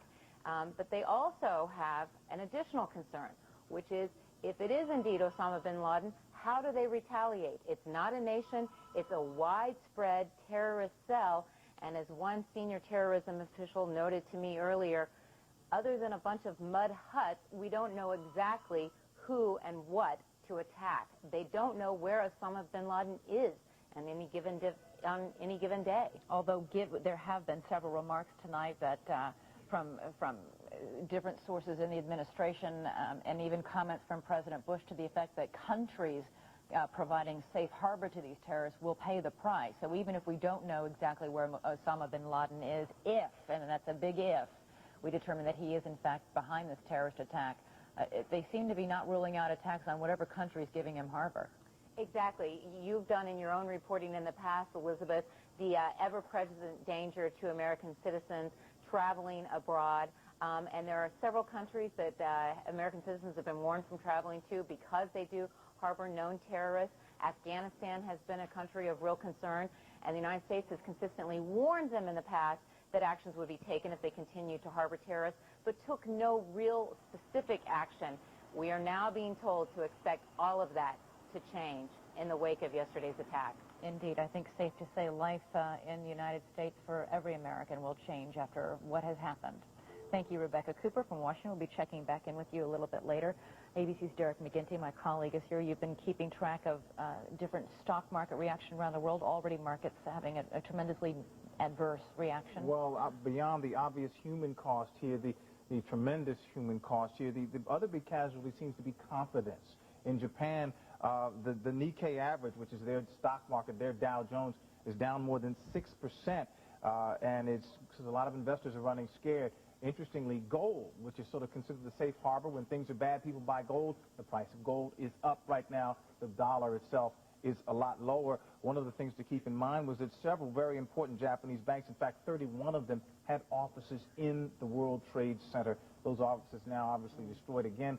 The impact is fundamentally on those tangible assets, but on confidence, which, as you know, is sort of the currency that investors trade in, and without it, we just don't know how the market will react. Again, the U.S. markets are closed today, Wednesday, and they will decide later today when to reopen them, if it will be Thursday, Friday, or whenever that will be, depending depending on what goes on. All right, Derek, thanks so much. Authorities say the hijackings of the three planes that crashed in New York City and Washington, D.C., along with that fourth jet that went down near Pittsburgh, were closely coordinated, obviously, by these terrorists. ABC's Lisa Stark reports now on the timeline. The first plane to crash into the Twin Towers was this Boeing 767, American Airlines Flight 11. The plane with 92 passengers and crew left Boston around 8 a.m., heading for Los Angeles. About a half hour into the flight, it made a hard left turn over upstate New York. There were violent changes in airspeed. The plane turned and headed toward Manhattan. It slowed and aimed right for the World Trade Tower.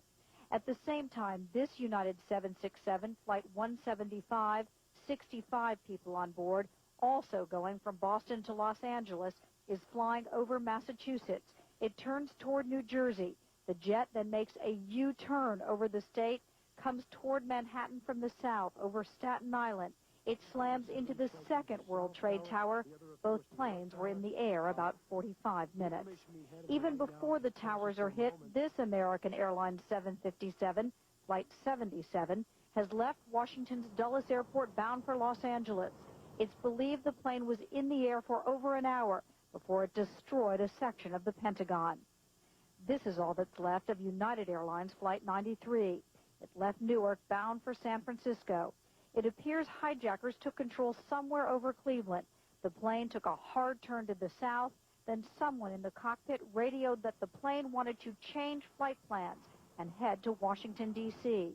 It never made it, disappearing from radar, crashing south of Pittsburgh. And there is, of course, speculation that that plane, the hijackers had meant for that plane to go and crash in or near Camp David, again, crashing instead in the Pennsylvania countryside. Yet another airplane, aside from those 4 jets, had a close call yesterday. The pilot of TWA flight number 3, bound from New York City to St. Louis, came perilously close to one of the planes that crashed into the World Trade Center. ABC's Dean Reynolds reports the TWA pilot was told to take evasive action. You dodged one of the aircraft that hit the tower? Well, he was up there whenever we were coming from New York, so what we had to do was, they were not talking to him, and he was changing his heading and his altitude, so they just cleared us to deviate however we had to stay away from him. It was right after they had taken off, and the passengers were horrified. I thought we were going to crash. I thought the plane was going to crash. Because when we took off, the plane kind of went down and came back up, it was kind of shaking. And it wasn't your normal taking off routine. And then you can just see like a plane that just kind of just bypassed us really close. And I said maybe it was just a mere miss. We had him in sight, so it was a nice day in New York. We were out of the clouds, which helped a lot, so we just, dodged him. As the TWA jet ascended, others aboard said they could see a terrible sight below. Then when we got really high up, my brother's a fireman, and so I said, doesn't it look like the Trade Center's on fire? And he says, yeah, it does. It looks like a big fire. All right, that was ABC's Dean Reynolds with that report. Obviously, the World Trade Center was on fire in a devastating way. We're going to go now to ABC's Allison Stewart, who is down near Ground Zero, where Bill Blakemore has been also standing by. Allison was able to spend some time in some area hospitals. As you can imagine, with a disaster this size, the effort to get the victims out and to get them help is enormous. Allison, you were able to spend some time at the hospitals. Where are the wounded being taken? As far as I know, Elizabeth, the time I spent today was at St. Vincent's Hospital, which is at 7th Avenue and 12th Street. They're actually using 7th Avenue as somewhat of a corridor for all large tractors, trailers, ambulances, New York City MTA buses, which no longer have their routes on the top, but they say emergency call police. While I was down there, I spent several hours this afternoon, a phalanx of medical professionals volunteering their time, gurneys on the street, awaiting people to come in. But as everyone noted, that most of the people who were coming in earlier today were not the severely wounded who are unfortunately still in the rubble behind me. They were the people who were running and hit by debris. One thing I did note is that they were not taking blood donations any longer, but they needed donations of clothing. They were asking for people to bring clothing down to St. Vincent's Hospital for the people who had suffered burns or had lost shirts, shoes. They especially needed shoes, they said. And they want people to actually bring those items to the hospital? Yes, there was a large bin that said, we need clothing donated, and that they would begin collecting blood again at 9 a.m. this morning. Well, and in fact, I know that they were actually saying that many New Yorkers spent the afternoon lined up waiting to donate blood, what little they could do to help this in this terrible event. But at some point they were saying, look, what we really need is O-negative blood and RH factor negative blood. Is that correct? Absolutely. That's what they were saying as well. And it was amazing how they just pulled it together so suddenly, writing signs on the back of pizza boxes, the different lines for the types of blood written on garbage bags, paper garbage bags you get at the supermarket. And what about the effort? We'd heard reports that MASH units had been established, or treatment units had been established, that people are being ferried from the lower tip of Manhattan to New Jersey across the river. Actually, you know what? I haven't been at that part of any of the efforts. I've only been at the hospital and down here, Elizabeth. I understand. Thank you so much, Allison. We'll be checking back in with you in just a moment. I'm sorry, we're going where? Okay, well, we're going to recap while we figure out what we're going to do next. The landscape of lower Manhattan in the moments following the attacks was one of unimaginable destruction and terror. Joe Torres of WABC Television brings us this report. You know, as reporters and as journalists, we are in the business of gathering news. And during events such as these, you've seen the video, you've seen the pictures, to try and cover it as best we can, we try and get as close to the scene as possible, thinking the story, thinking of the viewers first, ourselves second. That was a mistake, and we almost paid for it. Let's go! Underground! I'm with you! Go, go, go, go, go! 10 o'clock this morning, photographer Glenn Mayrose and I, along with FBI agents, police officers, fire officials, we all thought for sure a bomb was set to explode underneath our feet outside 7 World Trade Center. We took off running for our lives north on Church Street. We had no idea the top of one of the Twin Towers had just exploded. We ran 5, 6 blocks, Glenn lugging his camera equipment, videotapes, and batteries as a cloud of smoke, dust, and debris crept up behind us. People running, crying, and screaming, wiping tears from their eyes. Out of breath and unsure of what just happened and what we just experienced, we finally stopped, took a breath to make sure we and others were okay. We finally paused and talked to this gentleman, covered entirely in dust and debris. As others looked back in shock and horror, we started another interview with a Port Authority engineer who worked at World Trade Center and spoke to us about the strength and integrity of the skyscrapers. Then, suddenly, the second tower erupted right before our eyes. Oh, no.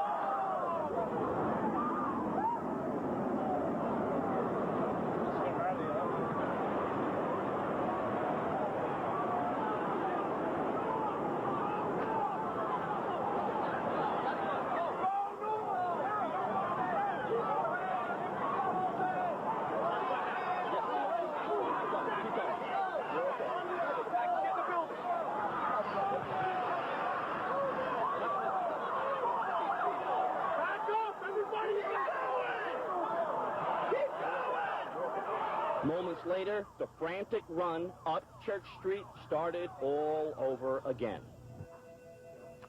Report from WABC television, Joe Torres, who was on the scene this morning when all that unfolded. Just horrific events that he witnessed and also experienced while down there. We want to show you once again the picture, the home video we got in here a few hours ago of the first tower of the World Trade Center being struck by that jet. A home video. Somebody happened to be there. You can see it up there. Unbelievable. The commercial jet hits the first tower, explodes, and at that point, of course, pandemonium began. And then a few moments later, we've got the videotape, a second jet. While the first tower burned, a second jet hijacked. This is a United Airlines jet bound for Los Angeles from Boston, crashing also again into the second tower of the World Trade Center. We now know that the FBI has singled out 2 brothers who were on board that flight as potential suspects. We have some videotape. Moments ago, the FBI seized a car, their rental car. The car apparently rented by 5 Arab men and parked in Boston Logan's airport. Was seized as evidence a few moments ago. You can see it being towed away right there. There is a report in the Boston Herald, I believe, Derek McGinty, you have it with you, that the FBI got sort of hooked onto these suspects because another passenger had gotten into an altercation with these men, noticed them, thought that something was suspicious, and inside that car, according to this report in the Boston newspaper, they found Arab language flight manuals. Yeah, this is a source story from the Boston Herald, so we ought to emphasize again and again that we don't have independent confirmation of this information, but we do have independent confirmation that the car was towed, right? But we don't have independent confirmation of some of the details they bring out here. But they are fascinating because the question everybody asks is, how could this happen? We've all been through the metal detectors. You got to take your keys out of your pocket. You can't bring your cell phone on without showing somebody that it actually is a working cell phone. How could someone get weapons on a plane under this level of security? Well, apparently, according to the sources in this Boston Herald story, they were ingenious about it. They had knife-like weapons hidden in shaving kits and embedded in razor blades and so forth that were in their carry-on luggage, things that would go right through the X-ray detection equipment, and no one might notice that it was a possible weapon. And in fact, the FBI, former head of the FBI in Boston, believes that Boston was the staging area for this incredibly sophisticated, stunningly choreographed terrorist attack. 4 commercial airline jets being hijacked nearly simultaneously yesterday morning as they were all taking off for long flights bound for California, laden with jet fuel that is highly flammable. And planes that were didn't have many passengers on board, so that there was no sense that maybe a group of passengers could take over the plane again or attack the suspects and possibly thwart them. Interestingly, one of the planes took off from Dulles Airport, as we noted, the one that ended up crashing into the Pentagon. That plane was in the air for an hour. Well, if you're from the area, you know. The Dulles Airport is maybe 2 minutes away from the Pentagon via airplane. So that plane circled around, or moved, just stayed on course for a long time, waiting, apparently, for just the right time to smack into the Pentagon. And other details in this newspaper report on how this attack had happened. And this has obviously also been confirmed because so many passengers were calling from cell phones. An American Airlines flight attendant was able to call American Airlines operations and say they were being hijacked, that stewardesses were being stabbed, and apparently there is speculation now that the hijackers began to kill the flight attendants as a ruse, a way of luring the pilot out of the cockpit so that they could then storm the cockpit and take control. According to the report also, we hear that one of the pilots was able to depress his key while he was communicating to air traffic control. And they were able to overhear the hijackers warning the pilot in English not to do anything foolish, that he would not be hurt. Yeah, there's so much that we may never know from these planes because of what happened and whether or not they can recover the black boxes that were on board. But the flight that crashed outside Pittsburgh, that's the plane that something went wrong for the hijackers. There's something didn't go as expected. That's where we'd like to know. Maybe we could find out more about it if we could just get those details. The FBI now also, thank you, Derek, the FBI is apparently also, because so many people were able to use their cell phones to call their loved ones from the airplane when it became clear that they were in terrible trouble. The FBI now backtracking and tracing all those cell phone records because they're going to want to go back and speak to as many of those people as they can to glean what information they can about what was happening and going on in the air. Up we have now some information helplines to call the FBI if you do have any information at all about anything about what might have happened, what might have led to this attack, who might be behind it. You can call 1-800-331-0075. For information on victims, call 1-800-331-0075 once again. This is ABC's continuing live coverage of the terrorist attacks on the United States. A massive rescue and recovery operation is still unfolding at the site of the World Trade Center. A devastating attack by 2 hijacked airplanes has reduced the Trade Center's twin towers to a perilous mountain of rubble.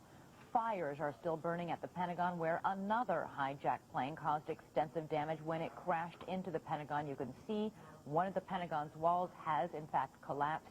Reports are that flames are still burning inside. Crews are searching for possibly hundreds of victims there. ABC's Allison Stewart is down near Ground Zero here in New York in Lower Manhattan, where the terrible task of wading through this rubble and finding the victims is underway. Allison, I know that they've been able to stabilize the scene slightly. The fires are close to out now?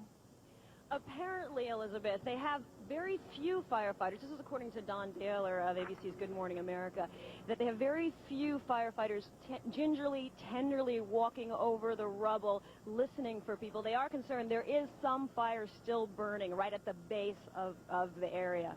And the buildings at the scene were, for many, many hours, considered unstable. We did have that third building collapse late yesterday afternoon, and there was some concern as recently as a couple of hours ago that some of those other buildings were still unstable. Do you know if they've been able to make sure that everything is okay in that respect? Apparently they are concerned about the Marriott Hotel. There is some fire burning in the Marriott Hotel right now, and they're worried about the stability of that building, Elizabeth. And you came from St. Vincent's Hospital, one of many area hospitals where victims are being taken. What was the scene like there? At St. Vincent's, I was there earlier in the evening. I haven't been there recently. It was a case of people wanting to actually volunteer. There were so many doctors and medical professionals who come down, as well as an entire building for people who wanted, just civilians who were on the street and wanted to volunteer. I met a young Mexican man who said he was a medical professional during the earthquake in '85 there, and he just wanted to come down and help. There are people actually at the perimeter here who also want to help, but I have to tell you, Elizabeth, getting in here as a member of the press was quite difficult. This is locked down. The National Guard and the police are at every entrance to the tip of Manhattan today. It's quite chilling, and you realize how truly that this is a crime scene, and that's the way they're treating it. It's an enormous crime scene, and the FBI will be combing through that debris as well, looking for evidence.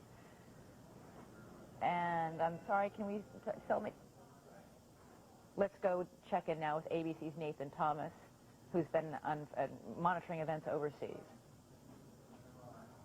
Good morning, Elizabeth. All over the world, people have been glued to their television sets watching the horror in America and wondering how it's going to affect them. At the U.S. Embassy here in London, there was a candlelight vigil overnight.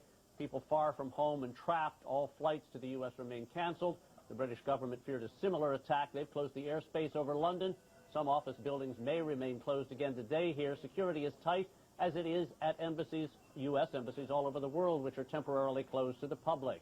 In Moscow, people brought flowers to the American embassy. One man described what so many feel when he said he thought he'd been watching a science fiction film. The Israeli government declared a day of mourning. They began collecting blood to send to American victims. At one center in Jerusalem, a doctor said 150 donors showed up there in 2 hours. But in East Jerusalem, celebrations from the Palestinians and in Palestinian camps. They say they are very unhappy with the U.S. siding in Israel, and some say this is what the U.S. deserves. Indeed, even as PLO chief Yasser Arafat condemned the attack, we saw videotape yesterday of Palestinian men and young boys, actually, cheering and elated by the attack. That's right, but there is one commentator from the Mideast who said that many Palestinians, the people in the streets, are not really that many when you count all the Palestinians. Many of them are on their knees praying right now that it doesn't turn out that they or any of their people had anything to do with this attack. It was interesting listening to Prime Minister John Major give his remarks yesterday evening, and he was talking about how an attack on one democratic free country is an attack on all democratic free countries, and in essence, it's a show of solidarity with the United States in this terrible hour. It is, and that's been the response from many different countries, many of our allies. In fact, in London this morning, this is the picture that is probably on every newspaper in the United States and all over the world. But the headline on this is the day that changed the world. So many talk about war with the United States or something, but this one particularly says that this is something that is affecting not just the United States, but the entire world. All right, Nathan Thomas, thank you so much for that report. And indeed, it is a day that looks like it will have changed the entire world. As yesterday's horrific events unfolded, it was difficult to keep track of exactly what was happening and where. ABC's John Donvan has pieced together this timeline. We want to tell you what we know as we know it. We just got a report in that there's been some sort of explosion. The first thing any television camera saw this morning was this. It was just before 9. Roughly 15 minutes earlier, an American Airlines jet hijacked from Boston had crashed into the North Tower of the World Trade Center. There were 92 people on board. I was sort of at my desk working, general office activity, and felt an enormous I almost felt like an earthquake, like I could literally feel and see things in the office moving and the floor moving. Immediately after it was some sort of explosion or something, there was an enormous volume of debris and paper. It almost looked like a dirty parade. All of this material just falling down. It does not appear that there's any kind of an effort up there yet. Now remember, oh my God. Oh my God. That looks like a second plane. Minutes later, the second plane, the second tower. The fireball ate up the aircraft. It was a United Airlines jet from Boston, 65 people on board. As soon as you got hit, I was thrown to a window. So I was very lucky to get out. There's a lot of people that didn't get out. There's a lot of people coming down the stairs, burnt up. It's bad. A big explosion happened. Some guy came out. His skin was all off. I helped him out. This is him all over. There's people jumping out of windows. I've seen at least 14 people jumping out of windows. It's horrific. I can't believe this is happening.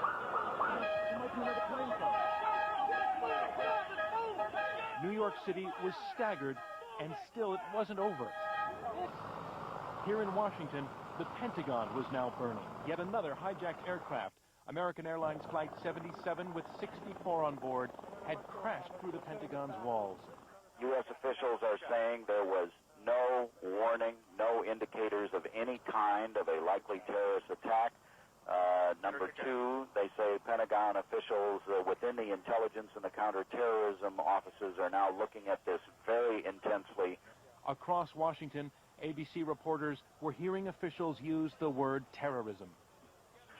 It's seems obvious unofficially to people here that it was a terrorist attack, but they obviously can't reach any firm conclusions at this point. So the Pentagon is engaged, and I'm sure law enforcement is, but they say they had no warnings. And around the nation's capital, a city full of potential targets, everyone was on edge. Okay, there's been an explosion of some kind that shook the grounds of the Capitol. We all heard it. Everybody ran for cover. We don't know where it was. We don't see the smoke yet. Everybody's saying, get back. We're running, we're running, we're running, we're running. They're screaming at us to get back. This was the president this morning. Today, we've had a national tragedy. 2 airplanes have crashed into the World Trade Center in an apparent terrorist attack on our country. Mr. Bush was in Florida visiting a school. At the White House itself, everyone was evacuated. Then the whole federal government was evacuated, every federal worker. And in Washington, it was instant gridlock. In New York City, meanwhile, they were also evacuating. And suddenly, the towers began to collapse in on themselves.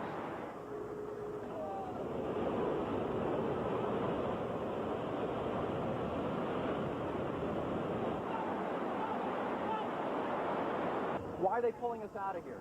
Because the towers leaning. The North Tower is Broadway.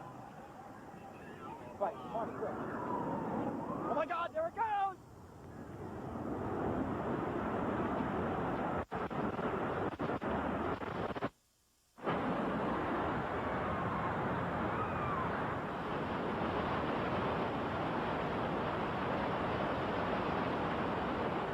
I looked up as soon as we got across the street. I looked up, I saw the tower start to buckle. I just turned and ran, ducked down, put a jacket over my head. 3 or 4 of us huddled together, and it was just black everywhere. And with everyone asking the obvious question, how in the world, answers will be coming in fragments. The American Airlines Flight 11, the 767 from Boston to Los Angeles, a flight attendant called the American Airlines Operations Center to let them know that 2 flight attendants had been stabbed and the perpetrators had broken into the flight deck. Then, just before lunchtime, in a green field in Pennsylvania, one final crash. A United Airlines 757 carrying 45 people from Newark to San Francisco. Reportedly, a passenger on board used his cell phone to call 911 before the plane went down. The president's safety had become an issue. We flew for a couple of hours on Air Force One at what appeared to be a very high altitude. We were not told where we would land until the time came. There were jet fighters accompanying the president's aircraft. He has been traveling, we are told, by Ari Fleischer, and he will continue to travel. Mr. Bush reached Washington earlier this evening. Already, we have these images that no one can ever forget. A tough guy mayor pained by what he saw. The situation is that 2 airplanes have attacked apparently. What? This is not going to be. All right, well then let's go north then. The dust, everywhere the dust, and how it just wouldn't come off. A desperate choice by desperate people who had no way out. We thought was debris, and we realized it was people jumping. I can't do anymore. Late this afternoon, another building weakened by the blast went down like a domino. Finally, we clawed our way out over the rubble. Yeah. Come on, down. Did it right. All right, at this point, it's hard to believe that all of this happened in a morning. Military jets are crisscrossing the skies over Manhattan. National Guard units are out. Washington is shut down. Airports in the U.S. and Canada are closed. And the death toll is still uncountable and unimaginable. John Donvan, ABC News, Washington. 5 seconds. Unimaginable indeed. Even as you look at those images, you cannot believe your eyes. As we've mentioned, the headquarters of the United States military was also targeted yesterday. John Donvan just talking about that. But Pentagon officials are vowing to carry on business as usual there today. ABC's Jim Sciutto is live outside the Pentagon. Jim, I understand they've pretty much suspended any search and rescue efforts, and they're just focusing on putting out that fire? That's right, Elizabeth. It's a matter of safety. They want to put out the fire. They also want to make sure that the building is not in danger of collapsing around rescue workers. It was described by the Arlington police chief, who's participating in this operation, as peeling away the layers of the building so that they don't have to worry about them collapsing later. And that's their first priority before they do search and rescue. He also said that even recovering some of the victims, some of the dead bodies, could take days because they're treating this as a crime scene, and those victims are part of the evidence of that crime scene. So it's a sense of the time it's going to take, not just to put out this fire going on behind me, but also just to clear the scene. Really, it's going to take some time. And in fact, there was initially an estimate of maybe 100 people killed. Then a few hours later, the Pentagon came out and said it could be as many as 800 people dead. Do we have any clearer figure now or any idea at all on what our casualty count might be? The figure, Elizabeth, came from, again, the Arlington fire chief, and what he did is he gave a range of between 100 and 800. But when he spoke last, a couple of hours ago, he kind of backed off that 800 figure, just saying, listen, that's the high end, saying that the only thing they know for sure is that there were 67 people aboard the plane that crashed, and they know that they can almost assume that everyone on that plane died. Beyond that, it's just speculation at this point. And even as they work to put out that fire and wait to search for more victims, work is going on inside the Pentagon. It is the nation's military headquarters, and this is a military incident. We are responding in a military way. We were talking earlier about the ships that have been dispatched. Do you have any more information on when the hospital ship, for example, might arrive, or the aircraft carriers that were going to be positioned off the shores of New York City, Washington, D.C., that sort of thing? We asked the military, and they said for security reasons they are not going to say when those ships, the USS Comfort, a hospital ship, as you mentioned, out of Baltimore, as well as the USS George Washington, an aircraft carrier that's going to be used for medical purposes in New York, but they are not saying when they will arrive for security reasons. All right, Jim Sciutto outside the Pentagon this morning. Thank you so much for that report. We'll be checking back in with you less than 2 hours after the hijacked jets plowed into the two World Trade Center towers. Both of them collapsed into pieces of rubble. ABC's Robert Krulwich has been reporting on the reasons behind the collapse of those buildings, that rapid, instantaneous destruction. Why did the towers collapse as quickly and as suddenly as they did? Engineers from the original firm that built the towers told ABC they can only guess at this point, but they believe that the collisions themselves, the plane hitting building number 1 and the plane that smashed into building number 2, by themselves, they did not cause the collapse. It was the fire, they say, the intense fire and heat from the explosions that brought the buildings down. Temperatures inside could have built up to 1,600 degrees Fahrenheit. At that temperature, steel loses its strength, and steel beams connect every floor to the outside walls. As it got hotter, the beams got weaker, and the hot air inside began to push and press against the outside walls until the outside walls just buckled, snapped, and released the top floor, which fell onto the floor below, and the entire building sinks in a straight vertical, the floors falling faster and faster down, until you notice that every floor in the building is gone. Viewed from another angle, you can see the same thing. Notice the aerial stays vertical, just stays straight as it sinks into the building. There's no buckling or tipping, just straight down. And this happened in both buildings. The first tower, too, stayed straight as it went down, each floor falling neatly on top of the other. So the reason the towers went so quickly is because all the floors were literally hanging onto the skin. And once the skin went, the buildings went too. Robert Krulwich, ABC News. Indeed, the heat leading to the collapse of those two buildings, not the impact of those two commercial jetliners crashing into it. Derek, we were just talking about this. I'm joined by my colleague, Derek McGinty. You were wondering whether or not the terrorists knew that in fact, might be the structural reaction to this kind of devastation. Exactly. Obviously, if you wanted to destroy buildings, this crashing the planes and was horrific enough, but the idea that the whole building would collapse afterwards would be something big one, but we just don't know whether or not. And it doesn't really even matter what they knew Just the idea that they do such a thing is awful enough, and awful enough, in fact, to inspire these headlines that we're getting from around the country. This, from the Tulsa World in Tulsa, Oklahoma, I think pretty much sums it all up. Attack on America. You really can't overstate it, and the size of this headline, of course, states it about as graphically as possible. This one from the Atlanta Constitution, outrage. You know, it just, thousands dead, a nation staggered. That's what it comes down to. And I think as you look to the public reaction to this, as we look around in various cities around the country, it gets to fear, sort of an all-consuming fear of what the next target could or would be if these two or these three attacks were not the end of things. Where would they strike next? In Detroit, for example, you saw that they closed a tunnel connecting downtown Detroit to Windsor, which is another part of the area. Many office buildings, the Renaissance Center, home to General Motors, evacuated. Again, people worried, what will the next target be? If you go around to Miami, parents took their kids out of schools, government offices were shut down, government meetings canceled. Again, people worried, where could the next target be? No one knew. In Dallas, frightened companies and government officials evacuated office buildings. The Dallas-Fort Worth International Airport, as we know, was closed, along with just about every other airport in the country. People worried that their area, their town, their large office building, their government center could be the next victim. Indeed, and as we showed some polling data a little bit earlier in the evening showing that so many Americans worried that, in fact, there would be another terrorist attack.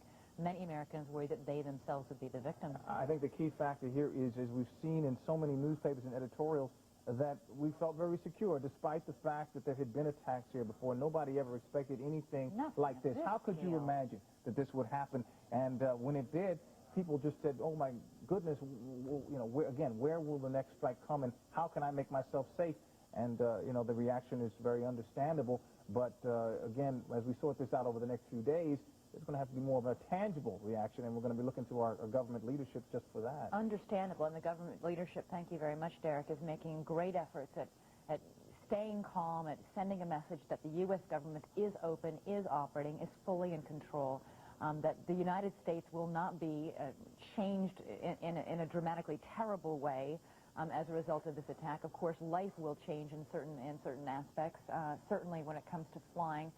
When those airports across the country do, in fact, reopen, it will be a very different experience for most Americans, possibly for the rest of our lives as we know it. However, it's important to note that as jittery as many Americans legitimately might be, the U.S. government, President Bush, leaders of Congress, getting together, united, saying it's very important that we send a message to whomever is behind this attack, that we will not be broken. U.S. stock markets will be closed today, but trading does continue overseas. As Derek reported earlier, Tokyo's Nikkei plunged 682 points, more than 6.5% today. But in London, the FTSE was sharply higher in early trading, following a big loss yesterday. That is good news. ABC's business editor, Betsy Stark, spoke with Peter Jennings about the possible financial fallout from the day of terrorism. U.S. financial markets will be closed now for 48 hours. It's the first time since World War II that's happened. And keep in mind that the New York Stock Exchange is just a few blocks from the World Trade Center Twin Towers. So in a sense, it's not surprising. It's going to be a while before rescue operations and cleanup operations make it possible for New York Stock Exchange employees to return to work. The global economy and a greater number of stock exchanges in many more places make 24-hour trading with or without the, well, to some degree, with or without the New York and the American stock exchanges today more possible, does it not? Yes, it does, Peter. You know, one of the things I wanted to mention to you is there were economists talking today about the possibility that this might be the straw that breaks the camel's back, that this might be the event that tips the U.S. economy into recession. I mean, think about it. When markets don't trade, when planes don't fly, when businesses shut down, as we saw so many do today, when malls close, that's a drag on the U.S. economy. People aren't out there spending, and when you've got an economy that's growing at a snail's pace, those kinds of that kind of slowdown in the economy just for a period of days has the potential to push an economy teetering on recession over the brink.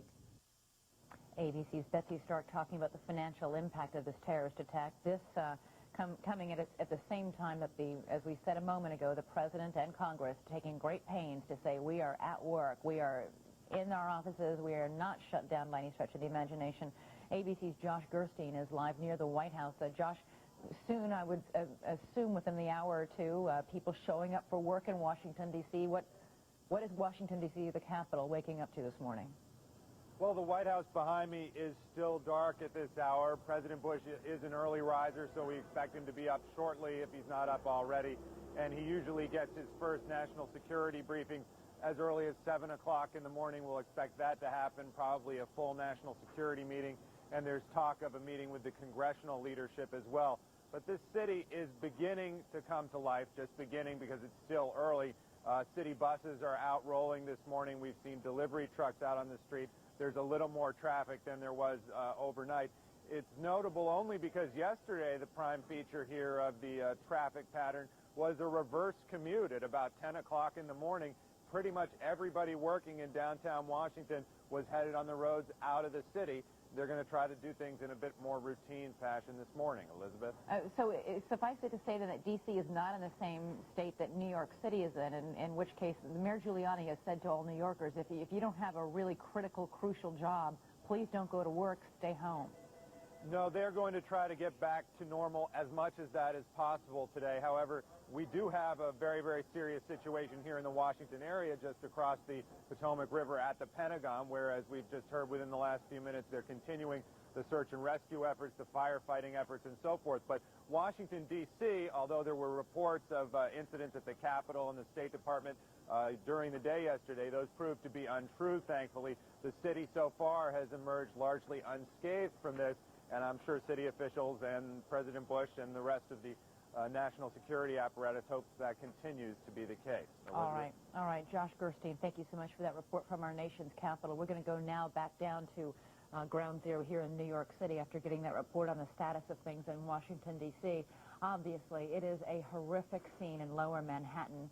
The streets there, down near beneath 14th Street, you can see there eerie, shrouded still in the ever-present smoke and dust that has been hanging over this entire city since yesterday morning. You can see the remnants of steel girders of buildings. The rescue crews have been working throughout the night in backbreaking, difficult, and often dangerous work, going through that rubble and that wreckage, gingerly trying to peel back the pieces of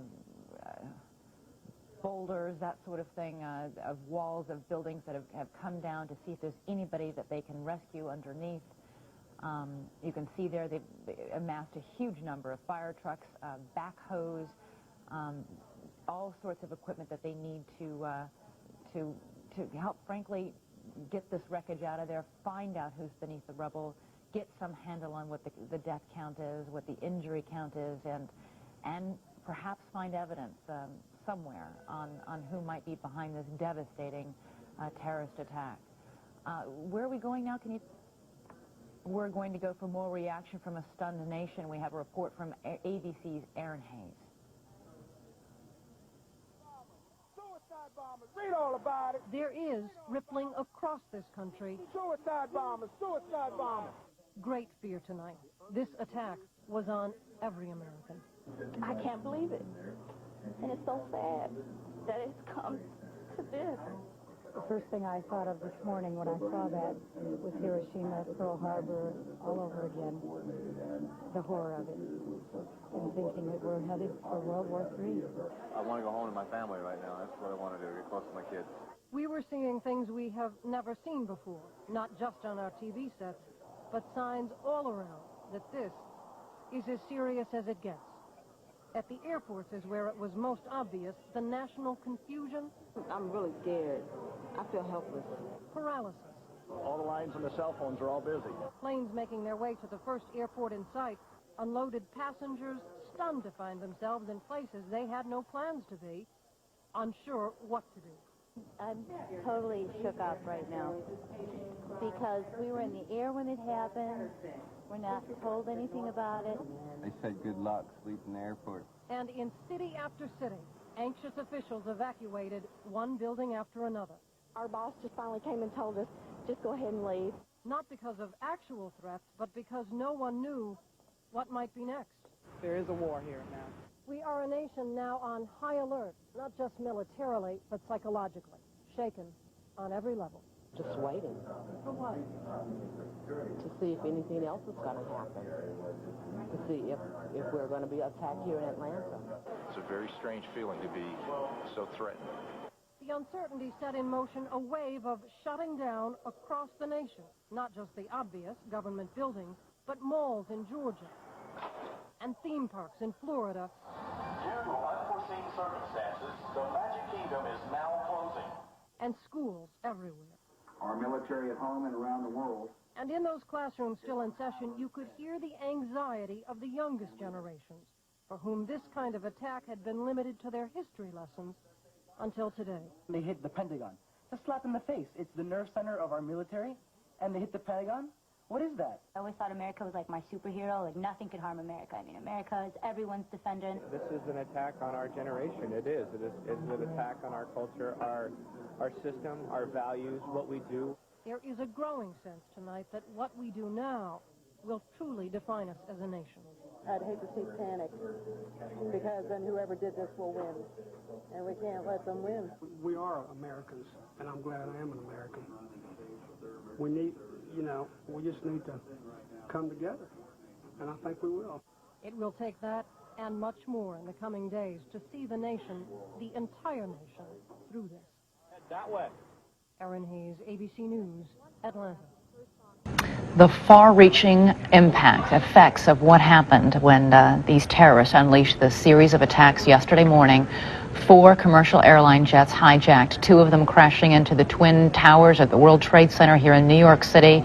Those towers, each of them hit, each of them collapsing a short time later. A 3rd jet crashing into the Pentagon, a 4th jet hijacked, crashing into a field conceivably on its way to Camp David, we are told.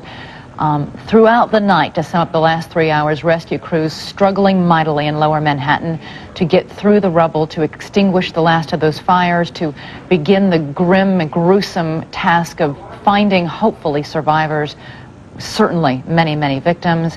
And in the Pentagon, where the fire is still burning, crews not even able to begin searching and rescuing for victims, because at this point they must extinguish all those fires. We are going to wrap up our coverage here at these ABC News studios and pass it on to my colleagues Diane Sawyer and Charles Gibson at the Good Morning America studios. For all of us here at the Uptown studio, I'm Elizabeth Vargas. Charlie and Diane will pick up coverage in just a moment.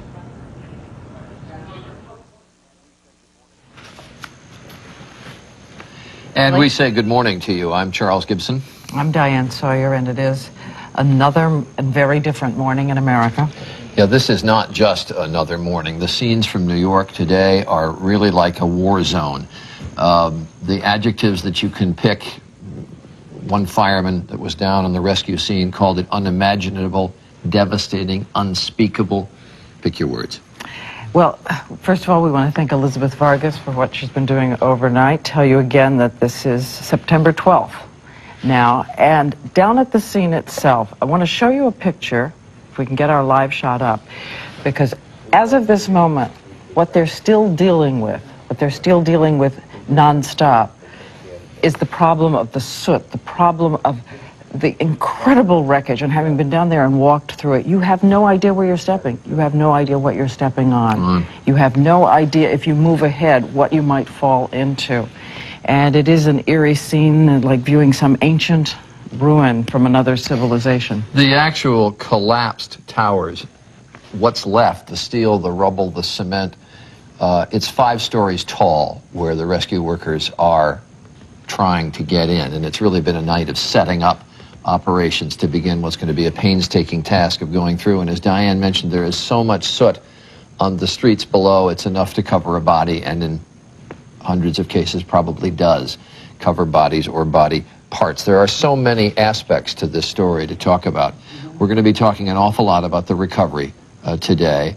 We're going to be talking about the investigation, the who investigation, the how investigation. How did they pull this off? How did they do it? The retaliation that could be in store once it is found out who committed these acts.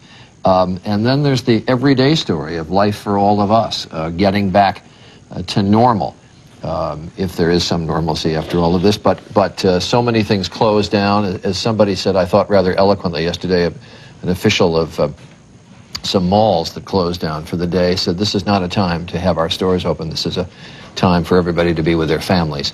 And that's indeed, I think, what everybody was doing last night, not just in New York, not just in Washington where the tragedy occurred, but all across the country. So there's the question of when public buildings begin to reopen, when the airline system can get back to normal.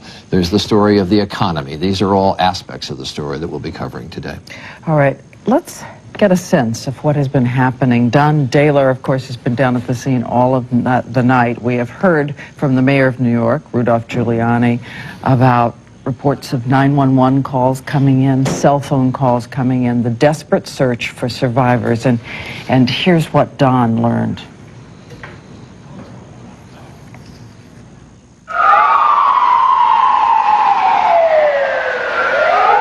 Throughout the night, NYPD and fire department workers continued their efforts, exhausted and distraught at the hundreds of their own still missing since the collapse, and discouraged at their inability to get in to help. It's got to be frustrating for you knowing that there are other firemen who are in that area. Yeah, you can't see all you see is rubble from the buildings. You can't see where anybody would be or what exactly happened. More than frustrating, it's just devastating. I mean, you just don't know what happened to how many brother firefighters that you know, and there's tons of civilians in there, I'm sure. It is about 10:45 at night, and this line of semi-trucks right here, we were just told by a driver and by a police officer, are to be loaded with the bodies. Half a dozen 50-foot-long trucks, a chilling hint at what the devastation rescue workers anticipate to find. It was well after 1 a.m. before workers received the okay to enter Ground Zero and began the rescue and recovery effort. Firefighters watered down the still burning embers while crews assigned to cleaning the rubble began their enormous task. As the smoke cleared, we saw vehicles melted by the fires, litter and debris covering everything. In what was just yesterday the shadow of the World Trade Center, a torn and tattered flag waves from a gray, ashy light pole. And Don Daler is joining us this morning from down in the area. It's ironic that it was just 20 hours ago, or a little less than 20 hours, a little more than 20 hours ago when this all began. Don was the first to give us word of the fact that the plane had gone into the World Trade Center. He was down on the scene then, he is down on the scene now. And Don, it's been quite a night. Can you give us some greater sense of what you saw? Don Daler, can you hear me? Don? I'm here about 4 blocks from Ground Zero where the World Trade Center once stood. About an hour ago, I walked up this street, Church Street, right past the piles of rubble. What I saw there were firemen, 1 or 2 firemen making their way over the rubble of the World Trade Center, pausing, listening intently for any survivors, moving on. Meanwhile, on the edge of the rubble field, there were some workers with high-powered cutting torches taking apart the huge steel girders that were tangled like some kind of gigantic toy along the edge. They were using a crane to lift those away from the site. These relief workers have been trying to get in there all day, but because of the tremendous heat of the fire, it was only recently. It was a long wait just to get this far. Don, I just heard you mention in the report overnight of those semi-tractor trailers that have come in and that are on the scene. I'm sorry, apparently Don Daler, and it's going to be, I suspect, only one of many technical problems that we're going to have through the morning, but this is obviously still on the fly that this is being done to hook up with people around the city and around the country. I want to turn to John Miller, ABC's John Miller, who is with us here and who was with Peter all through the day yesterday reporting on what police knew here in New York and what overall we knew about the investigation to find out who was responsible for all this. And already we're getting some signs that federal authorities are moving to try to find out specifically who did this, and they have apparently some leads. Yeah, the New York police have basically been overwhelmed with the task of search and recovery, but the FBI investigation picked up steam last night with search warrants being executed in Daytona, in the Miami area, and in Boston. Newspaper reports from Boston have some level of detail on those search warrants, including that they've searched a car that was filled with Arab literature and flight training manuals. They've traced that car to 3 men, one of whom was a pilot who apparently came into Logan Airport at some point yesterday from Maine. They believe they got to Maine from Canada.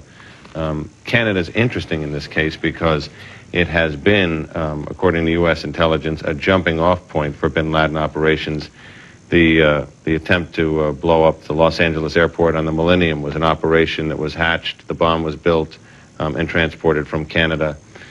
And even more interestingly, a source within bin Laden's organization that was debriefed by ABC News some weeks ago told us that in bin Laden's training camp over the last year, there were several men from Canada who were being trained there who bin Laden had a 3-hour personal audience with, away from the rest of the terrorist training group. So Canada may be a hot spot in this story. Another thing mentioned in this article is United Arab Emirates. Apparently the passports were from there. Is this also an MO that you've seen before? It's something. It's a country that surfaced as a place of identity and origin for a key suspect in the Cole bombing. But again, in this netherworld of terrorism and multiple identifications and false passports, you don't know what kind of meaning that has just yet. So we have 5 men coming in from Canada through Maine, driving to Boston. We don't know if all of them came down that route, but 5 who got on the planes, and apparently seats were being taken out of the Boston airport yesterday on which these men sat. Maybe there is some sort of a physical sign of their being there. I'm curious also that you mentioned search warrants in Florida. The 4 planes that were hijacked in Boston, in Newark, and from Dulles Airport just outside Washington. Do we have any idea why Florida? Well, the FBI has done 2 things. One, they've set up a lead bucket, which is their slang for the way to catch all tips coming in, and they've got agents around the country following them up. They may have developed information in Florida. The second thing is that headquarters has really sent out the word to field offices. Anything in the world of counterterrorism, any cases you have that we're about to go, accelerate that process. If you have people to pick them up now. If you have search warrants you can execute them now. In other words, to shake the trees and see what comes out in terms of evidence or information that may apply to this. Let's go to John McWethy, who's at the Pentagon this morning, and see what the news is from there. John, what's the very latest you've got? Diane, the search for bodies and hopefully survivors is continuing this morning. As you can see behind me, there is still a lot of smoke in the darkness. Various small fires are still burning. The firemen have worked through the night trying to put those out, but without total success. They report that they have the fires relatively under control, but still a lot of smoldering. They put an American flag back up on top of the building. Right next to the gash in the side of the building where the airliner slammed into it yesterday morning, just as the Pentagon was getting fully underway. The difficulty that they are facing in search and rescue is the instability in the building. They have had to postpone their most detailed and intense efforts to go after dead bodies and to go after potential survivors because they're afraid that various parts of the building may end up collapsing on the searchers. They are using listening devices, trying to see if there are people who are making noises deep inside the building. We have no reports that they have heard anything yet. John, forgive me if we missed it earlier, but is there the latest casualty count coming out of the Pentagon? Did we hear that? Well, what has been happening, Diane, is through the night they've begun to back off some of the estimates that one of the fire chiefs here gave us last night. He said it was his estimate at that time that at least 800 people were likely to be dead. They are now backing off that, saying, look, that was just an estimate. We don't know. Yes, this question of casualties obviously is going to be one not only at the Pentagon but here in New York that we'll be discussing all morning long, and I suspect for many days to come, because the amount of rubble that has to be sifted through here in New York is prodigious, and obviously what is being faced at the Pentagon, it's going to be some time, as John reports, before they're going to actually be able to get in to the site there. The president, to some extent, signaled what is going to be the eventual number when he said people today by the thousands in families around the nation have lost loved ones. The toll is going to be horrific. The mayor of New York said it is going to be more than we can bear, but they have properly stayed away from giving any kind of estimates, and it's going to be a long time before we know. But as John points out, one of the fire chiefs there, the Arlington fire chief yesterday, did have some estimate in the Pentagon, and as John says, they're now backing off it because they just don't know. John, are you still up? I'm still here, Diane. Okay. Okay, John, I just want to check a couple of details again that others may have heard, but I just heard about overnight. That Secretary Rumsfeld, Defense Secretary Donald Rumsfeld, was out searching himself for survivors, and they brought him back to his office to protect him. And also, some of the area was under construction, so again, it's a small source of some hope, but that maybe there were fewer casualties because of that? First of all, immediately after the attack on the Pentagon, Donald Rumsfeld left his office and went to the area where the most horrific damage is. Don Rumsfeld apparently helped several people get out of the building, talked to them briefly. Then his security hustled him back to what is called the National Military Command Center, where he spent the next 14 to 18 hours. He did go home last night, we are told, to get a few hours of sleep. I expect he will be back at the National Military Command Center first thing in the morning. One of the things that they are trying to do, the administration and the Pentagon, is to portray the message that we are open for business despite the attack. Various parts of the Pentagon are going to be open today. Reporters will be allowed to go back in there, although roughly half the building is still going to be sealed off. A lot of the air conditioning units and the air circulation units have had to be turned off because there is so much smoke, so conditions inside may not be all that pleasant. What was the second thing you were asking about, Diane? Oh, the new construction. The Pentagon has been undergoing a 10-year renovation, $2 billion worth of reconstructive surgery, so to speak. They have stripped the interior one slice of the Pentagon at a time down to its bare bones and have been rebuilding it. One section of the Pentagon is complete. The reconstruction where the plane went in was right on the seam of where the new construction has just been completed and where the next phase of construction was just to begin.